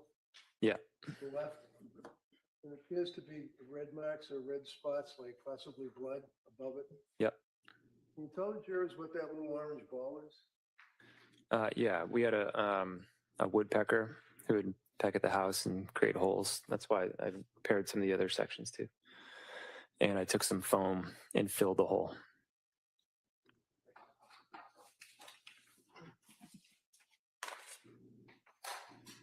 I'd offer that, Your Honor, just continuity. No objection. All right, that may be admitted. And I'd also, if I may, just the top picture, I believe is also, see where it looks like fingerprints or blood on the edge of the window on the second floor. You see that? That's from the house? Yeah. Excuse me, Attorney Reddy. Yeah. Okay, so, I'm talking about the Hornet thing right here. And then this is, I see on this top here. Okay, so you see on the top of this window here. It's not a very good picture. Underneath the Hornet thing, see it, but in the exhibit, you can see there's like blood drops or blood smears there. Yeah, I That's see it. the first floor window that's directly underneath the second floor window, right? Right. Okay. I'd offer these, Your Honor. Any objection? No. They may be admitted.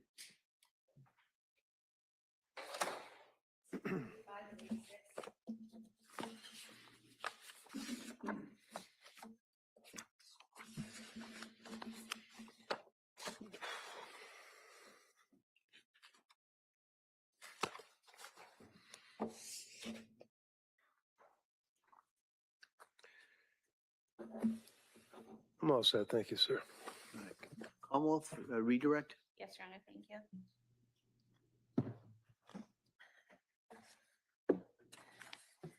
Mr. Okay, Clancy, you were redirect. shown an email, and it's been marked as an exhibit that you sent to coworkers on January 24th, 2023 at 5:24 p.m., correct? Yeah. And you were asked about it coming from the Surface Pro, but your testimony was that it could have come from your iPhone, correct? Correct. And in fact, you watched footage earlier of yourself going into the CVS in Kingston at 5:32 p.m., correct? Correct. And you had your phone with you, correct, because you used it? And we also saw you on the 3V footage using your phone as well, correct? Right.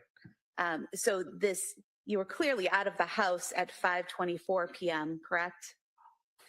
Sorry, what time did you say I was at CVS? So you walked in at 5:32 p.m., correct? Correct. And you left the house. As you were leaving the house, Lindsay sent you the text about PDLX, correct? I don't know if I had left the house yet, but yeah. But that was sent at 5:15 p.m., correct? Right.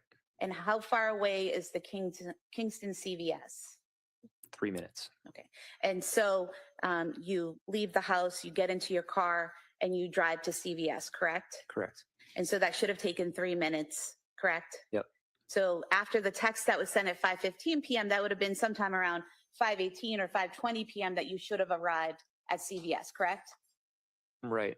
But you don't go in until 5:32 p.m., correct? I don't know. We could. I don't know what time I pulled in the parking lot. Why does this I'm not saying you matter? pulled into the parking lot, but is it fair to say that the video that you were shown earlier shows He you sent an entering the store email. at What's the big 5:32 deal? p.m.? Yes. So from the time you should have been at the parking lot of CVS around 5:20 p.m. until 5:32 p.m., could you have been in your car sending this email on your iPhone? Yeah, I just don't know if I pulled into the parking lot at 5:20. But sometime after the text was sent from Lindsay about Pedialyte, but before 5:32 p.m., you were in your car. Correct. Okay. Yes. Now, Fighting so hard for this you were strange asked email. about my questions to you about going to Boston, and my questions to you were about December 3rd, not December 2nd, correct? Correct. Because your anniversary is December 3rd, not December 2nd, correct? Right. So Dawson was taken to the doctors on December 2nd, correct? Correct. And on December 3rd, did you have plans? Not that they were followed through, but did you have plans to go to Boston that day? Yeah, so I can provide some clarification on that. Sure. So yeah, Please do. on Monday I was a little bit confused by it because we were home. But yeah, I think there was a plan prior to that, like an anniversary plan to go to Boston, but it was canceled. Okay. And the Great. picture you showed was from September. So the plans that you had to go to Boston, showing you here.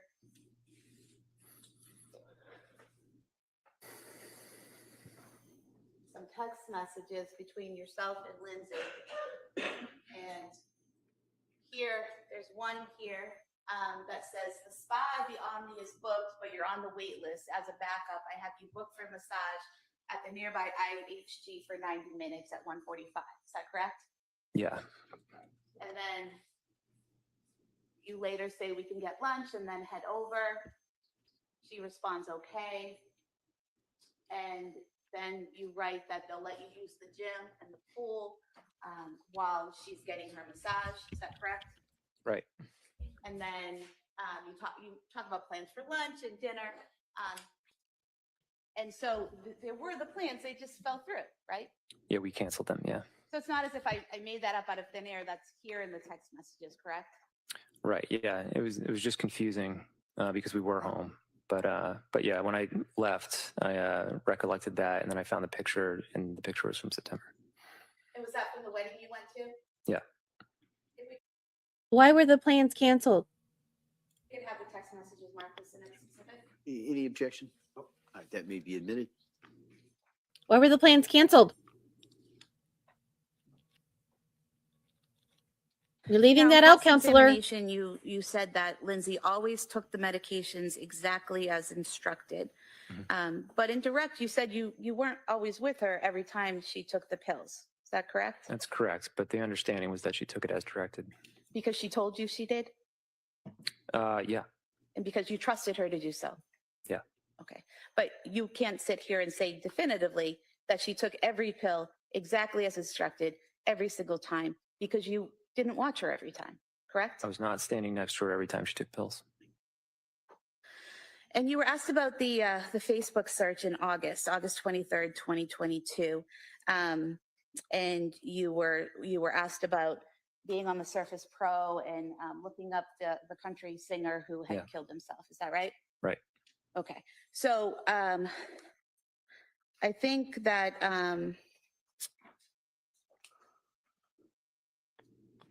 what you said when you were asked by defense counsel about whether or not you accidentally went to this site on methods of suicide, you said that could be likely, that might have happened. You're not sure, correct? It's so subtle that I don't remember specifically, but I do remember listening to Tom T. Hall. How often did you listen to him? It was like for a week. Okay. And so were you aware that on 8/23, August 23rd, 2022, at 9:40 a.m., someone signed into Lindsay's Facebook account on the Surface Pro. No. And then at 9:43 p.m. is when the Tom Hall site was accessed. Do you recall that? Yeah. And at 9:45 a.m. is when a person not just hit a link by accident, but actually had to click on a link to go to suicide methods. Are you aware of that? No. Okay. Is there any reason why you would have been going in and logging on to Lindsay's Facebook account while going on Wikipedia and looking at suicide methods all in that same 5 minutes? I didn't log into Lindsay's Facebook ever. It's very possible that I looked at Tom Hall's Wikipedia page, but At some point? yeah. Do you remember spending 3 minutes on the methods of suicide site, scrolling through? Hang on, I have some questions. So when I log onto my computer, some of these things just automatically pop up. I hope that the tech guy comes in to answer these questions. Did it automatically pop up, or do you have to go? Did she actually go in there and log into her Facebook? The way the prosecution's saying is that she went in and logged in on it. And now she's saying 3 minutes somebody was on the site. So hang on, I'm going to back up. 1 second. And reading at some point? Yeah. Do you remember spending 3 minutes on the methods of suicide site, scrolling through and reading the methods of suicide site for 3 minutes? No, I don't remember something I did for 3 minutes almost 4 years ago. Do you remember being on that site, the methods of suicide, and clicking on a link to a bridge in Australia that people use to commit suicide? No. No. So in this 5 minutes or so where someone's using the Surface Pro, using Lindsay's Facebook while doing that, and then clicking on these links you don't remember, you think it might have been you? I have no idea. Said he has no idea. Now, you talked about Lindsay's stay at McLean Hospital. You said that that it was a locked ward. She had to stay there. Is that correct? Correct. But it was a voluntary commitment, wasn't it? Yeah. You didn't file any legal paperwork to have her committed, correct? Correct. There was no court order making her stay there, correct? Correct. So if she wanted to leave and expressed to the doctors that she wanted to leave, and they didn't believe she was a danger to herself or others, she could leave, correct? To be honest, I don't know. Okay. Now, Why don't you know? Stated on direct examination that you visited her 2 times during the time that she was there at McLean, right? At least twice, yeah. And you said those were in the evening hours, is that correct? Yeah, afternoon, evening. Afternoon and evening. So you weren't there during the morning and early afternoon hours when they were offering these group therapies and when she was meeting with other practitioners? I wasn't there in the morning. Okay. And were you there during the when the staff was checking on her every 15 minutes? No, but she did tell me about that. Okay. And were you aware that she was evaluated several times, and at first she had to stay on the unit, but then eventually, based on what she was telling them, she was allowed to go on the grounds with staff? I was aware that she went on at least one walk. Okay. And so people were seeing her and interacting with her and changing the way her stay went at McLean Hospital throughout her stay. Yeah. And you talked about Dr. Goodhart recommending medications. What was the medication that you said that she recommended? I thought it was Cymbalta, but I think she ended up taking amitriptyline.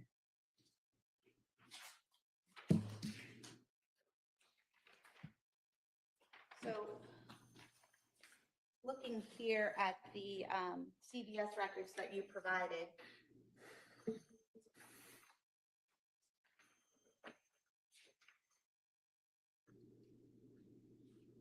we see, I'm sorry. So we see here. It's a lorazepam. Here we go. Aaliyah Goodhart, second from the bottom. Yep. Trazodone, 50 milligrams. But there's also lorazepam from You Goodhart bought as that. well. Dr. Goodhart had just recommended medication when there was actually a prescription that was given by Dr. Yep. Goodhart, correct? Right, but I believe, so there's another one as well, lorazepam. I Yes. believe those were prescribed while she was staying there. And so they were filled at CVS and sent to McLean? Possibly. I remember there was an issue where she didn't have her medications when she went to McLean, so she needed them to be brought there. She was discharged on January 5th, correct? Right. Are you aware that this document from CVS says that the prescription for trazodone 50 milligrams prescribed by Dr. Aaliyah Goodhart was filled on January 5th, 2023? Right. Okay. And then the other prescription by Dr. Goodhart, the lorazepam, was also 1 milligram lorazepam was also filled on January 5th, 2023, correct? Yeah. So that's when she was discharged, not while she was staying there, correct? Right. That's correct. So Dr. Goodhart did in fact prescribe medication for Lindsay, trazodone and Ativan, and not Cymbalta, correct? She recommended Cymbalta, but she wasn't the one who prescribed that. And in fact, no one prescribed that, correct? Because it ended up switching to amitriptyline. And the amitriptyline was prescribed by Dr. Jennifer Tufts, correct? Right. And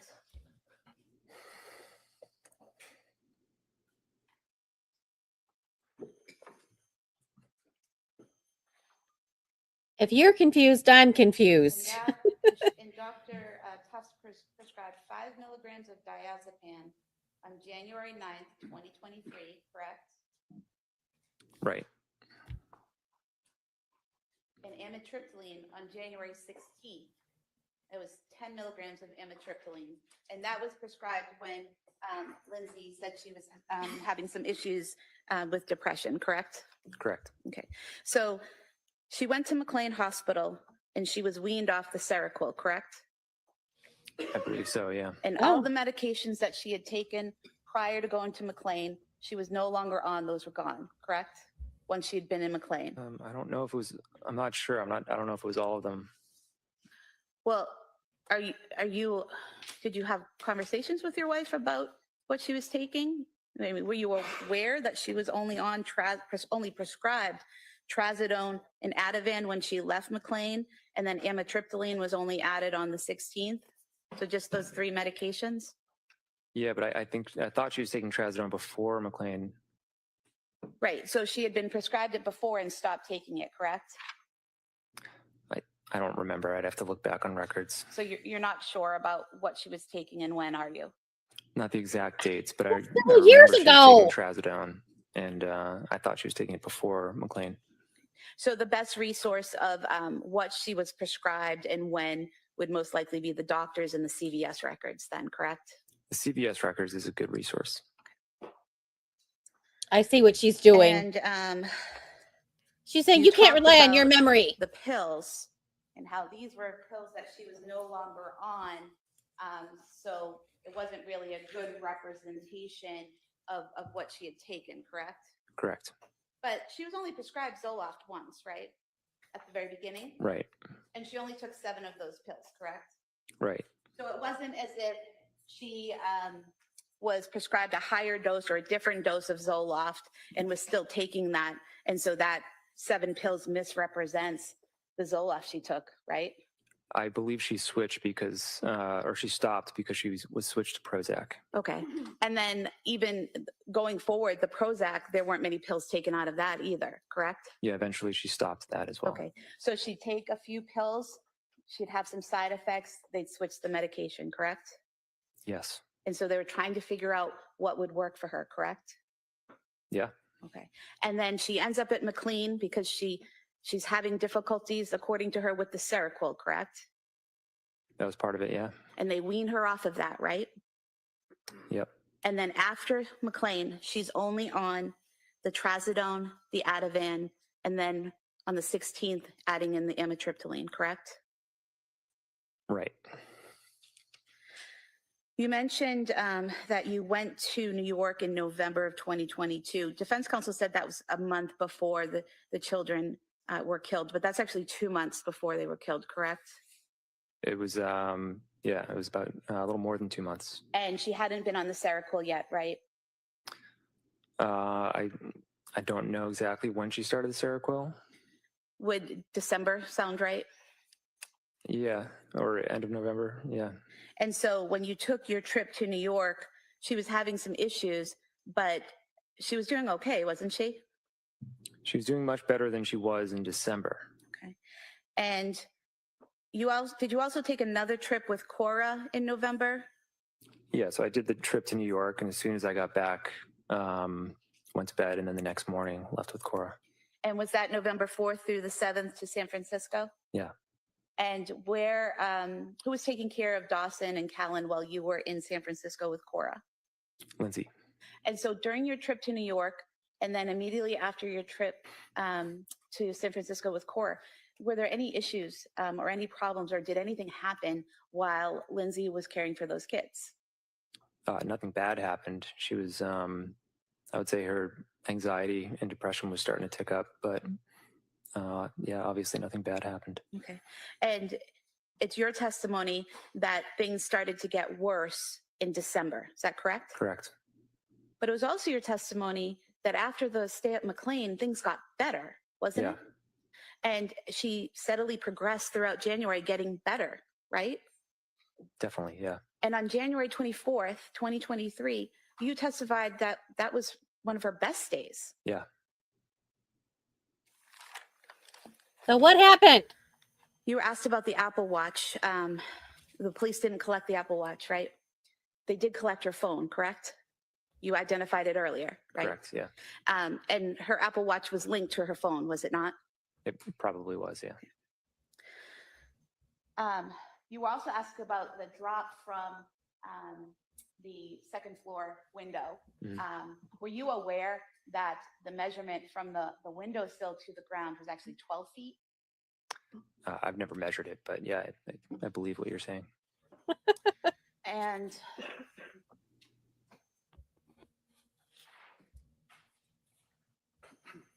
I'd ask that myself. How do you know it's 20 feet? Did you measure it? for one of the exhibits from Defense Counsel. It's the, yes, It's enough to make her paralyzed, right? Exhibit 84. This was the packet here that Defense Counsel was going through with you, where you said this is Lindsay writing Callan's schedule. Is that right? Right. But this was also Lindsay sending notes back and forth between herself and Elaine. Is that correct? Possibly. And there's different writing here, correct? You want to look at it? Yeah. Yeah, I'd wonder if that was when the nanny was there and they're writing notes between each other. Here that you said was Lindsay's, correct? It looks like it, yeah. And then down here, there's a note that's in different handwriting, correct? Yeah, I would say so. So were you aware that Lindsay was using this notebook to communicate back and forth with the nanny about Callan's care? She had different notebooks. She always had a notebook that she would leave for the babysitter or for me. And so, for example, on Tuesday, September 4th, she wrote, last fed at 6 a.m. Give him a bottle whenever he wakes up. He likes it very warm. He's been resisting the bottle. If he won't drink it after 45 minutes of trying, please text me to let me know. Put down for next nap 1 hour after he wakes. Try to put down drowsy but awake. But if he cries, pick him up and rock, bounce, or hold him until sleep, then put down. He usually sleeps 45 minutes, but let him sleep as long as he wants. So these are very detailed notes that Lindsay is sending to the nanny, correct? Yeah. And then she also wrote, if you have time, wash and cut up veggies, sweet potatoes, 1-inch cubes peeled, broccoli, small pieces, peppers, 1-inch pieces, plastic Ziploc bags to put them in. Next bottle, 2.5 hours after the first bottle, correct? I believe what you're reading, yeah. So very particular about what she wanted the nanny to do, how she wanted her to do it, and when to feed Callan, when to put him down for a nap, all of those things. Very particular, correct? Sounds like it, yeah. Okay, I don't see a problem with that. I don't see a problem. It's a schedule. The kid, it's just a schedule, right? Kids don't always adhere to a schedule. Now, the call me if he doesn't do this, that might be a little bit indicative of controlling. But I want to see, because remember, the prosecution said she was controlling. Are these notes between her and the nanny controlling?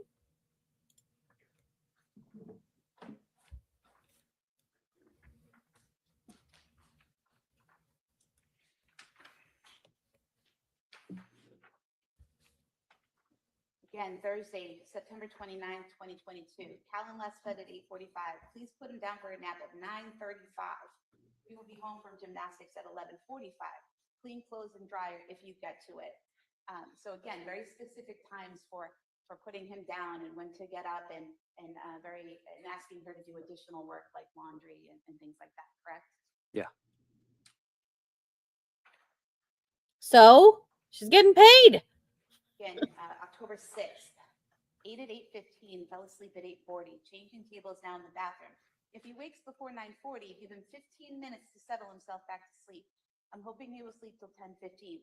If he is still asleep at 10:40, wake him. Feeding at 11 a.m. First try bottle. If he doesn't take it after 15 minutes, make oatmeal. 2 tablespoons of oatmeal. Make thin with breast milk. Can heat for 5 to 10 seconds. Again, very specific directions on what she wants done and how she wants Callan cared for, correct? Yeah. And throughout this notebook, it's more of the same, correct? Or have you even seen that? I haven't seen it. Yeah. I don't see a problem with that. You as a mom have a specific way that you want I have your nothing child to further, be thank cared you. for. Which nanny was that? That would have been Elaine Rossi. And Elaine Rossi, how long was she the nanny for you guys? A month or two. month. Yeah, probably 2 months. And then Yeah. she just needed more hours and moved on, and Lindsay was home, so. Yeah, I think she preferred more hours. We couldn't really give it to her, and Lindsay was home anyways. So And as far as the records are concerned, it's fair to say that Lindsay, as a concerned mother, would give instructions to people that would be taking care of her infant. yeah, I would have done the same. Thank We had a you. discussion about these prescriptions and scripts from the different doctors, and one of the things you referenced was that you believe that she was on trazodone, and if I suggest to you that there was a Dr. Izad Parayarara Cable on November 16th of 22 that prescribed 50 milligrams of trazodone while she was on buspirone and fluoxetine. Does that refresh your memory that in November she was prescribed 50 grams of trazodone? Yeah, I remember trazodone being like a part of the medication plan for a while. And one of the things that you did, as we talked about, is you went to CVS and you got a list of all the drugs, right? Right. And if I suggest to you, sir, that this is just an easy reference with different colors for different doctors of exactly what the CVS provided, does that appear to be fair and accurate? The scripts that were Yeah. provided? Yeah. Can I see which one that is, please? No objection. Okay, that may be admitted. By the way, I have a picture of that on my Facebook. He did that in opening. So right. day one. Thank you, sir. You may step down. Thank you. Counsel, could I see you? Okay.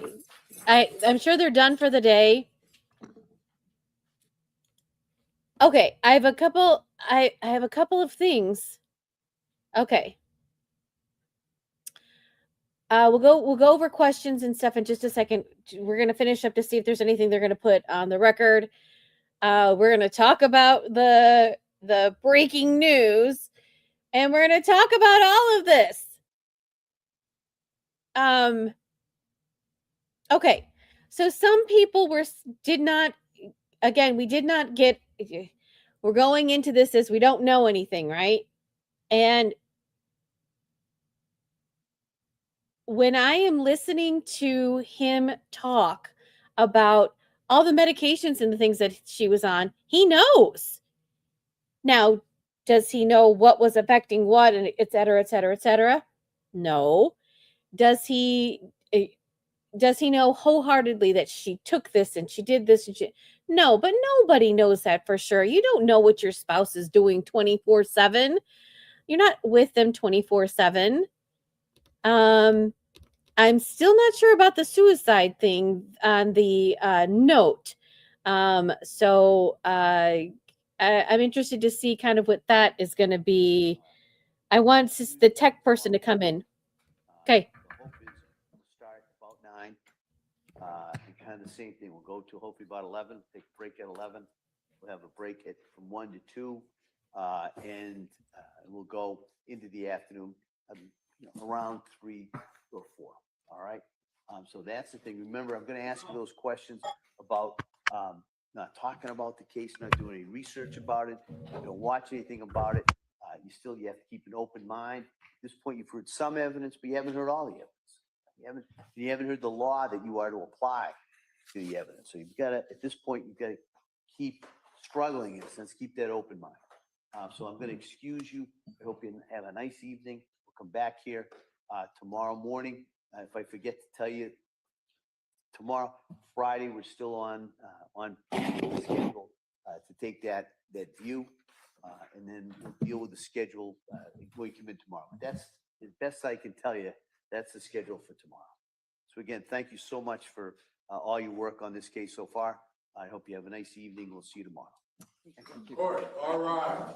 Good. Vote to no vote. Madam Chair, please. Okay, we'll find out whether or not they put anything on the record. By the way, the breaking news is that Kevin Reddington filed a motion accusing the prosecution of saying some things in their opening statement that weren't true. One of them has to do with what their spa day was and for their anniversary and some other things. I don't know if they're going to argue. I don't know when this came in.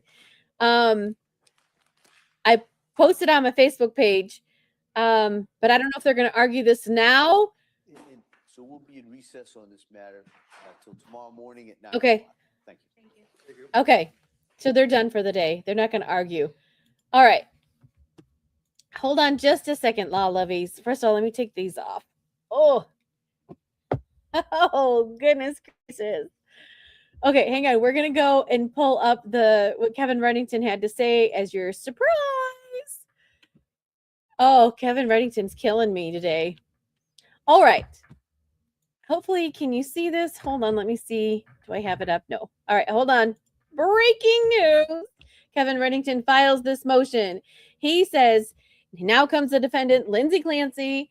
The defendant moves to strike the government's argument in the opening to the effect that the children were executed in a particular order, inferring a particular focus on one child with more apparent anger, followed up by the remaining 2 children in particular order. I got to admit that I felt that way too. Was she angry at Dawson and that's why she did that? I thought that in my head. In fact, there is no factual or rational basis for this prejudicial argument. The government has indicated that the order of the killings is a reasonable inference from the physical evidence where the kids were found, their ages, and the fact that they could get Callan's pulse back. The jury should be instructed to disregard that argument. That's interesting. All right. The questioning of Patrick Clancy, inferring that they went to a Boston hotel and Lindsay had a massage and they ate dinner and stayed at a fancy hotel in December of 2022 when she was in the deep throes of mental illness, was not based on evidence or even a good faith hypothesis. In fact, the government had texts and emails about the plans for the anniversary. There were no messages about canceling the plans. In fact, the government had no good faith basis to infer and stated and obviously shocked and surprised Patrick Clancy that they did, in fact, have this romantic rendezvous in Boston, and they knew they never did. A text exchange regarding discovery on these issues is annexed hereinto. Well, as you know, they went ahead and already covered that by talking extensively about the when they did and when they don't, when they do and when they don't have their rendezvous. They didn't have it. But I want to know why the plans were canceled. That was not answered. Mr. Reddington, please let us know why were the plans canceled? Why were they canceled? We don't know that information. 2, in reference to the August, her on his Surface Pro looking at the Facebook and then going to a suicide thing, I'm holding reservations on that until a tech person comes in and tells us technically what they have, etc. All right, questions. It's time for questions. There's so much. I have so much. By the way, Mr. Reddington, no, Dawson didn't go to the doctor's the day before. Cora went to the doctor that morning on the 24th. This whole thing with Dawson and stuff was a while before. I don't remember the exact date for Dawson, but it was alluded to that. So that's why it's so confusing. It sounded like in when the prosecution was saying stuff in the beginning that Dawson and the doctor's thing was this time when it wasn't this time, and that's why Reddington cleared it up. And to me, I still don't know what the controversy was. So Reddington is testifying, just FYI. So when he picks up the Apple Watch and he says, they didn't even test the Apple Watch. He's not supposed to say those things. What was the other one that he testified to? I wrote it down. Was she controlling? Mr. Reddington. You're supposed to say that. Yes. Yeah, exactly. Christina, that's exactly right. Dawson was the day before that they went to the doctors, December 3rd. December 2nd. December 2nd, Dawson went to the doctors. And then the next day, they were supposed to, on December 3rd, for their anniversary, they were supposed to go to the Omni Hotel in Boston, and they couldn't get from the text message, they couldn't get in to get a massage. So she can get in an IHG, and that's the Intercontinental Hotel in Boston. Long story short, they didn't go. So she wasn't getting massaged.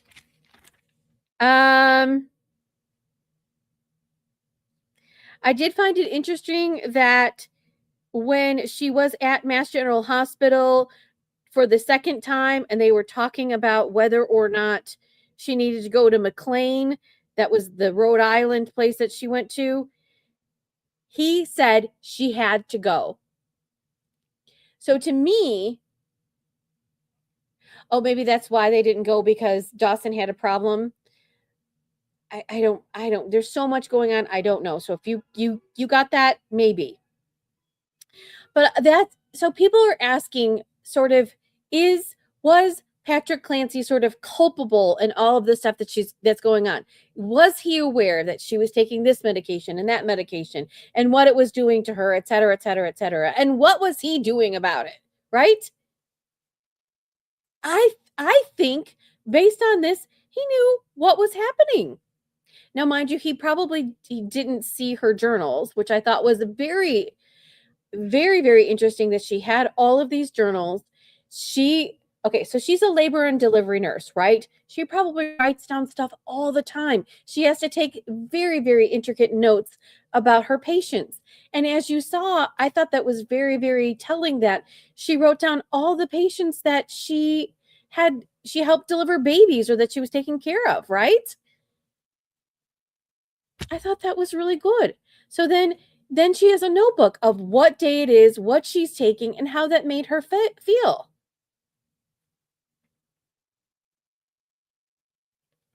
Something's wrong here. She had a log of all of her medications that she took and how she felt. Right. Christina says no one wasn't thinking that their spouse was crazy. And she would have good days and she would have bad days. And so when the prosecution was talking about this November timeframe, and in November she wasn't having bad things, but she wasn't taking Seroquel at that time. So is Seroquel the problem? And that was what was happening in December. And so then when she was in McLean and she was weaned off, you guys let me know, are you weaned off of your medications in 3 days, 4 days? How long does it take for medication to get out of your system? I don't know.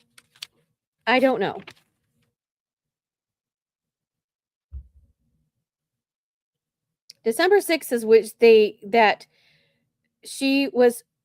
her Seroquel was increased, and she was taking Valium to be tapered off her benzos. And then when she went to the Women's and Infants Rhode Island, I didn't get this because my headphones were messing up. She only went for half a day the first time, and I don't know why. So if you know, let me know.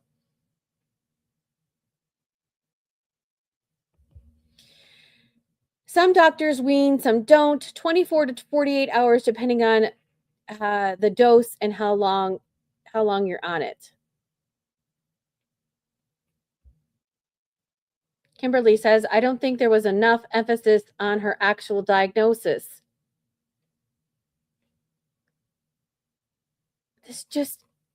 I am so baffled by all of this. And what's with the CBD gummies, or the CBD gummy that she took? I needed to know more information on that. He said she doesn't smoke.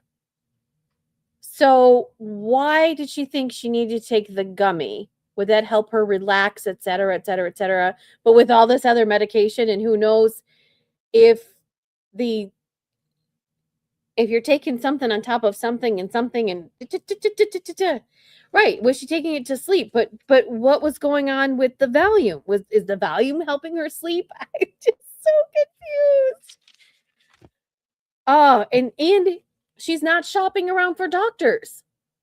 He said that. She's not shopping around for doctors. That was very, very, very, very important to me. That she was at Tufts.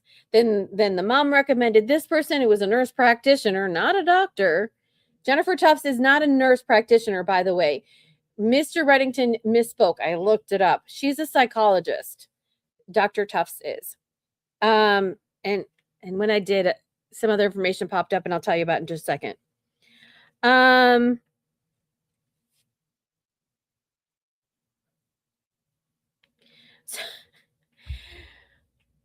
It was interesting that they were talking about, in November, you did this and you did that. You didn't think that she was going to harm the kids, did you? No. And then Reddington was like, oh, you were doing this, she could have killed them then, right?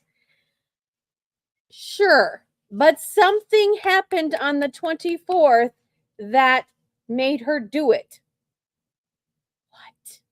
What? And the hallucination is something I want to know about as well.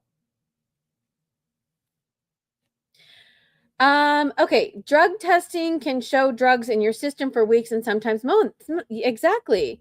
So, and of course, it depends on what she took. Exactly. Okay, so unfortunately, when I Googled Dr. Jennifer Tufts, it says that she's a psychiatrist. So a psychiatrist is a person who can prescribe medication. Was at what's called Aster Mental Health, ASTER Mental Health, Inc. Is that part of MGH? I'm not sure. So the civil lawsuits came up, okay? Both Lindsay and her husband Patrick filed separate civil lawsuits naming Dr. Tufts as a defendant. They accused Dr. Tufts of medical malpractice, negligence, and overmedication, claiming she failed to properly monitor Lindsay or recognize her deteriorating mental health. I wonder if she is going to be able to testify in this trial. The civil lawsuits were just filed earlier this year in January of 2026 in Plymouth. I can get them. I want to so bad. I want to look, but I just want to wait. I want to wait. So you just kind of know a little bit about it. Let's see. I know a lot of meds, but depending on how they affect the person. Christina says that her son took one medication and he almost jumped out of the car. Which medication was that? Honey, I don't know. You'll have to wait. She was on some heavy medication. Oh boy, law lovies, that is a lot. Husband, did Basti come and get one of those sandwiches? Where is he? I think he went to the co-op. I'll talk to you in just a minute. I'm still live. Everybody, hi, that's my husband talking to me. Yeah, go ahead and have one of the sandwiches. Okay. Let me see if anything else is going on. Let me know if you guys have any questions, comments, concerns, thoughts, ideas. Oh, so yeah, I want to talk about like the notes that she gave to her nanny and stuff like that. I don't find that that's a problem. And I'm looking online, one of my other persons that I follow, she said, "Here's my notes." And her notes were very, very detailed.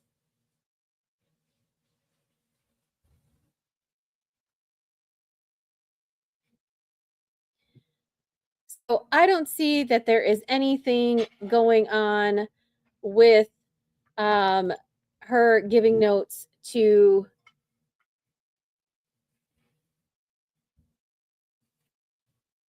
going to any of the writing the notes to the nanny. I don't find that that is problematic at all. Oh, hang on. Kevin Reddington wrote another amended motion.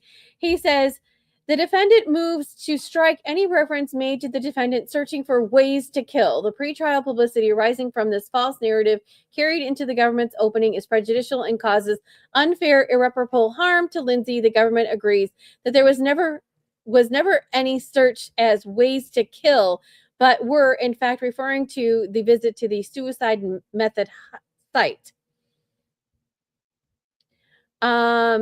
It should be noted that Stephen Verananu, who is a person who I'll tell you about in just a second, he's an expert, also located next to the search reference by the prosecution, search caption, "How to slit your throat." I don't know what this is in reference to. Okay, there's a, it looks like a text messages. I don't know who this is. It says, "Hi, I hope you're enjoying some degree of the day out of court. I have 3 questions and I throw it out to you. Now that we have all of the PAVAOS reports," I'm not sure what that is, "regarding the laptops and phones and Apple Watch, can you confirm or deny that there was a search anywhere on how to kill? If so, could you show me whereas this expert has looked at the data provided? Could you direct me to the discovery of the witness statements?" This is Reddington talking to somebody named Mick Berger, 22. There's the visit to the suicide method site, which are ways to kill, and search on her phone for the location for the carotid. Order of killing is reasonable inference from the physical evidence where the kids were found, their ages, and that they were able to get Callan's pulse back. There were texts and emails about the plans for anniversary. There were no messages about canceling the plans. I don't plan to go into that any further. Patrick said they canceled the plans. Okay, well, I guess now he's also telling the world about his strategy. Okay, Stephen Verronneau. These are motions and stuff that are coming out while they're in court. This person is an analyst, a forensic investigative services. He probably is the one that's going to go over who searched what and when, which is great because I need digital evidence as to who did what, when, etc. Because I want to know, did Lindsay log into her Facebook account? Could that have been automatically on there, etc., etc., etc. So, okay, let's see. She was on some heavy medication. Then another med sent him to the hospital, made him suicidal. This is Christina talking about her son. right? Prozac was very controversial for a while. The warning labels on those meds all say suicidal thoughts. Okay, so we're the picture's being painted, right? Picture's being painted. We're starting to sort of like get somewhere. We're still kind of on the fence, right? We're not leaning towards one way, we're not leaning towards the other. We're still right on the middle of what the heck happened. And I don't know about you, but I always have more questions than I have answers for. And we'll see throughout the days whether or not we'll get the answers that we need. I do hope that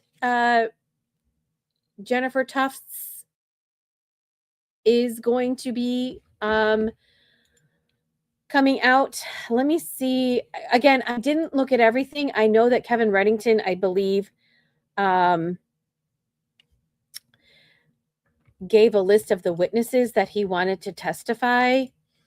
And I don't know if I don't know. Let's see.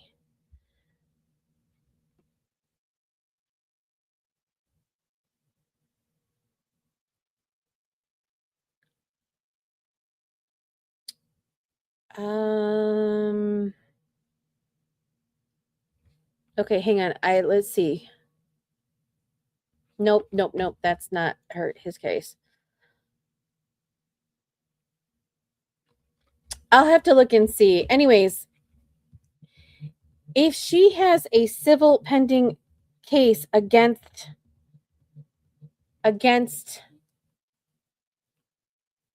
if Lindsay and Patrick have a civil case against her, the records speak for themselves, right? The records speak for themselves as to which medication they provided. So I'm not exactly sure what else she can talk about. So that will be interesting. That'll be interesting. All right, Law Lovies, I've been on for over 7 hours with you. Thank you. Thank you so much for joining me. Does anybody have any more questions, comments, or concerns? Tomorrow, I'm going to start at 8:30. I will have a little bit of Zoom room. So hopefully you can join me at 8:30. We'll pick up wherever they, why do they file it now instead of waiting? I think it might have to do because he also Patrick filed a wrongful death suit against the doctor, and I think it has to do with like timing. Like he might have filed it earlier, but then like it comes to fruition now that her trial has started. Does it make sense? So I'm not sure. So tomorrow, 8:30 a.m. Central, 9:30 Eastern. Mind you, it's just a little bit of time, so we'll have some Zoom room time, etc. As you heard, the judge said they're going to stop at 11 o'clock again and go until 2. I don't know why. I'm not in the courtroom, so I don't know. And even if they do, they clear the courtroom. So maybe the judge has something he does during that time frame. He needs to hear cases or something and whatever. I don't know.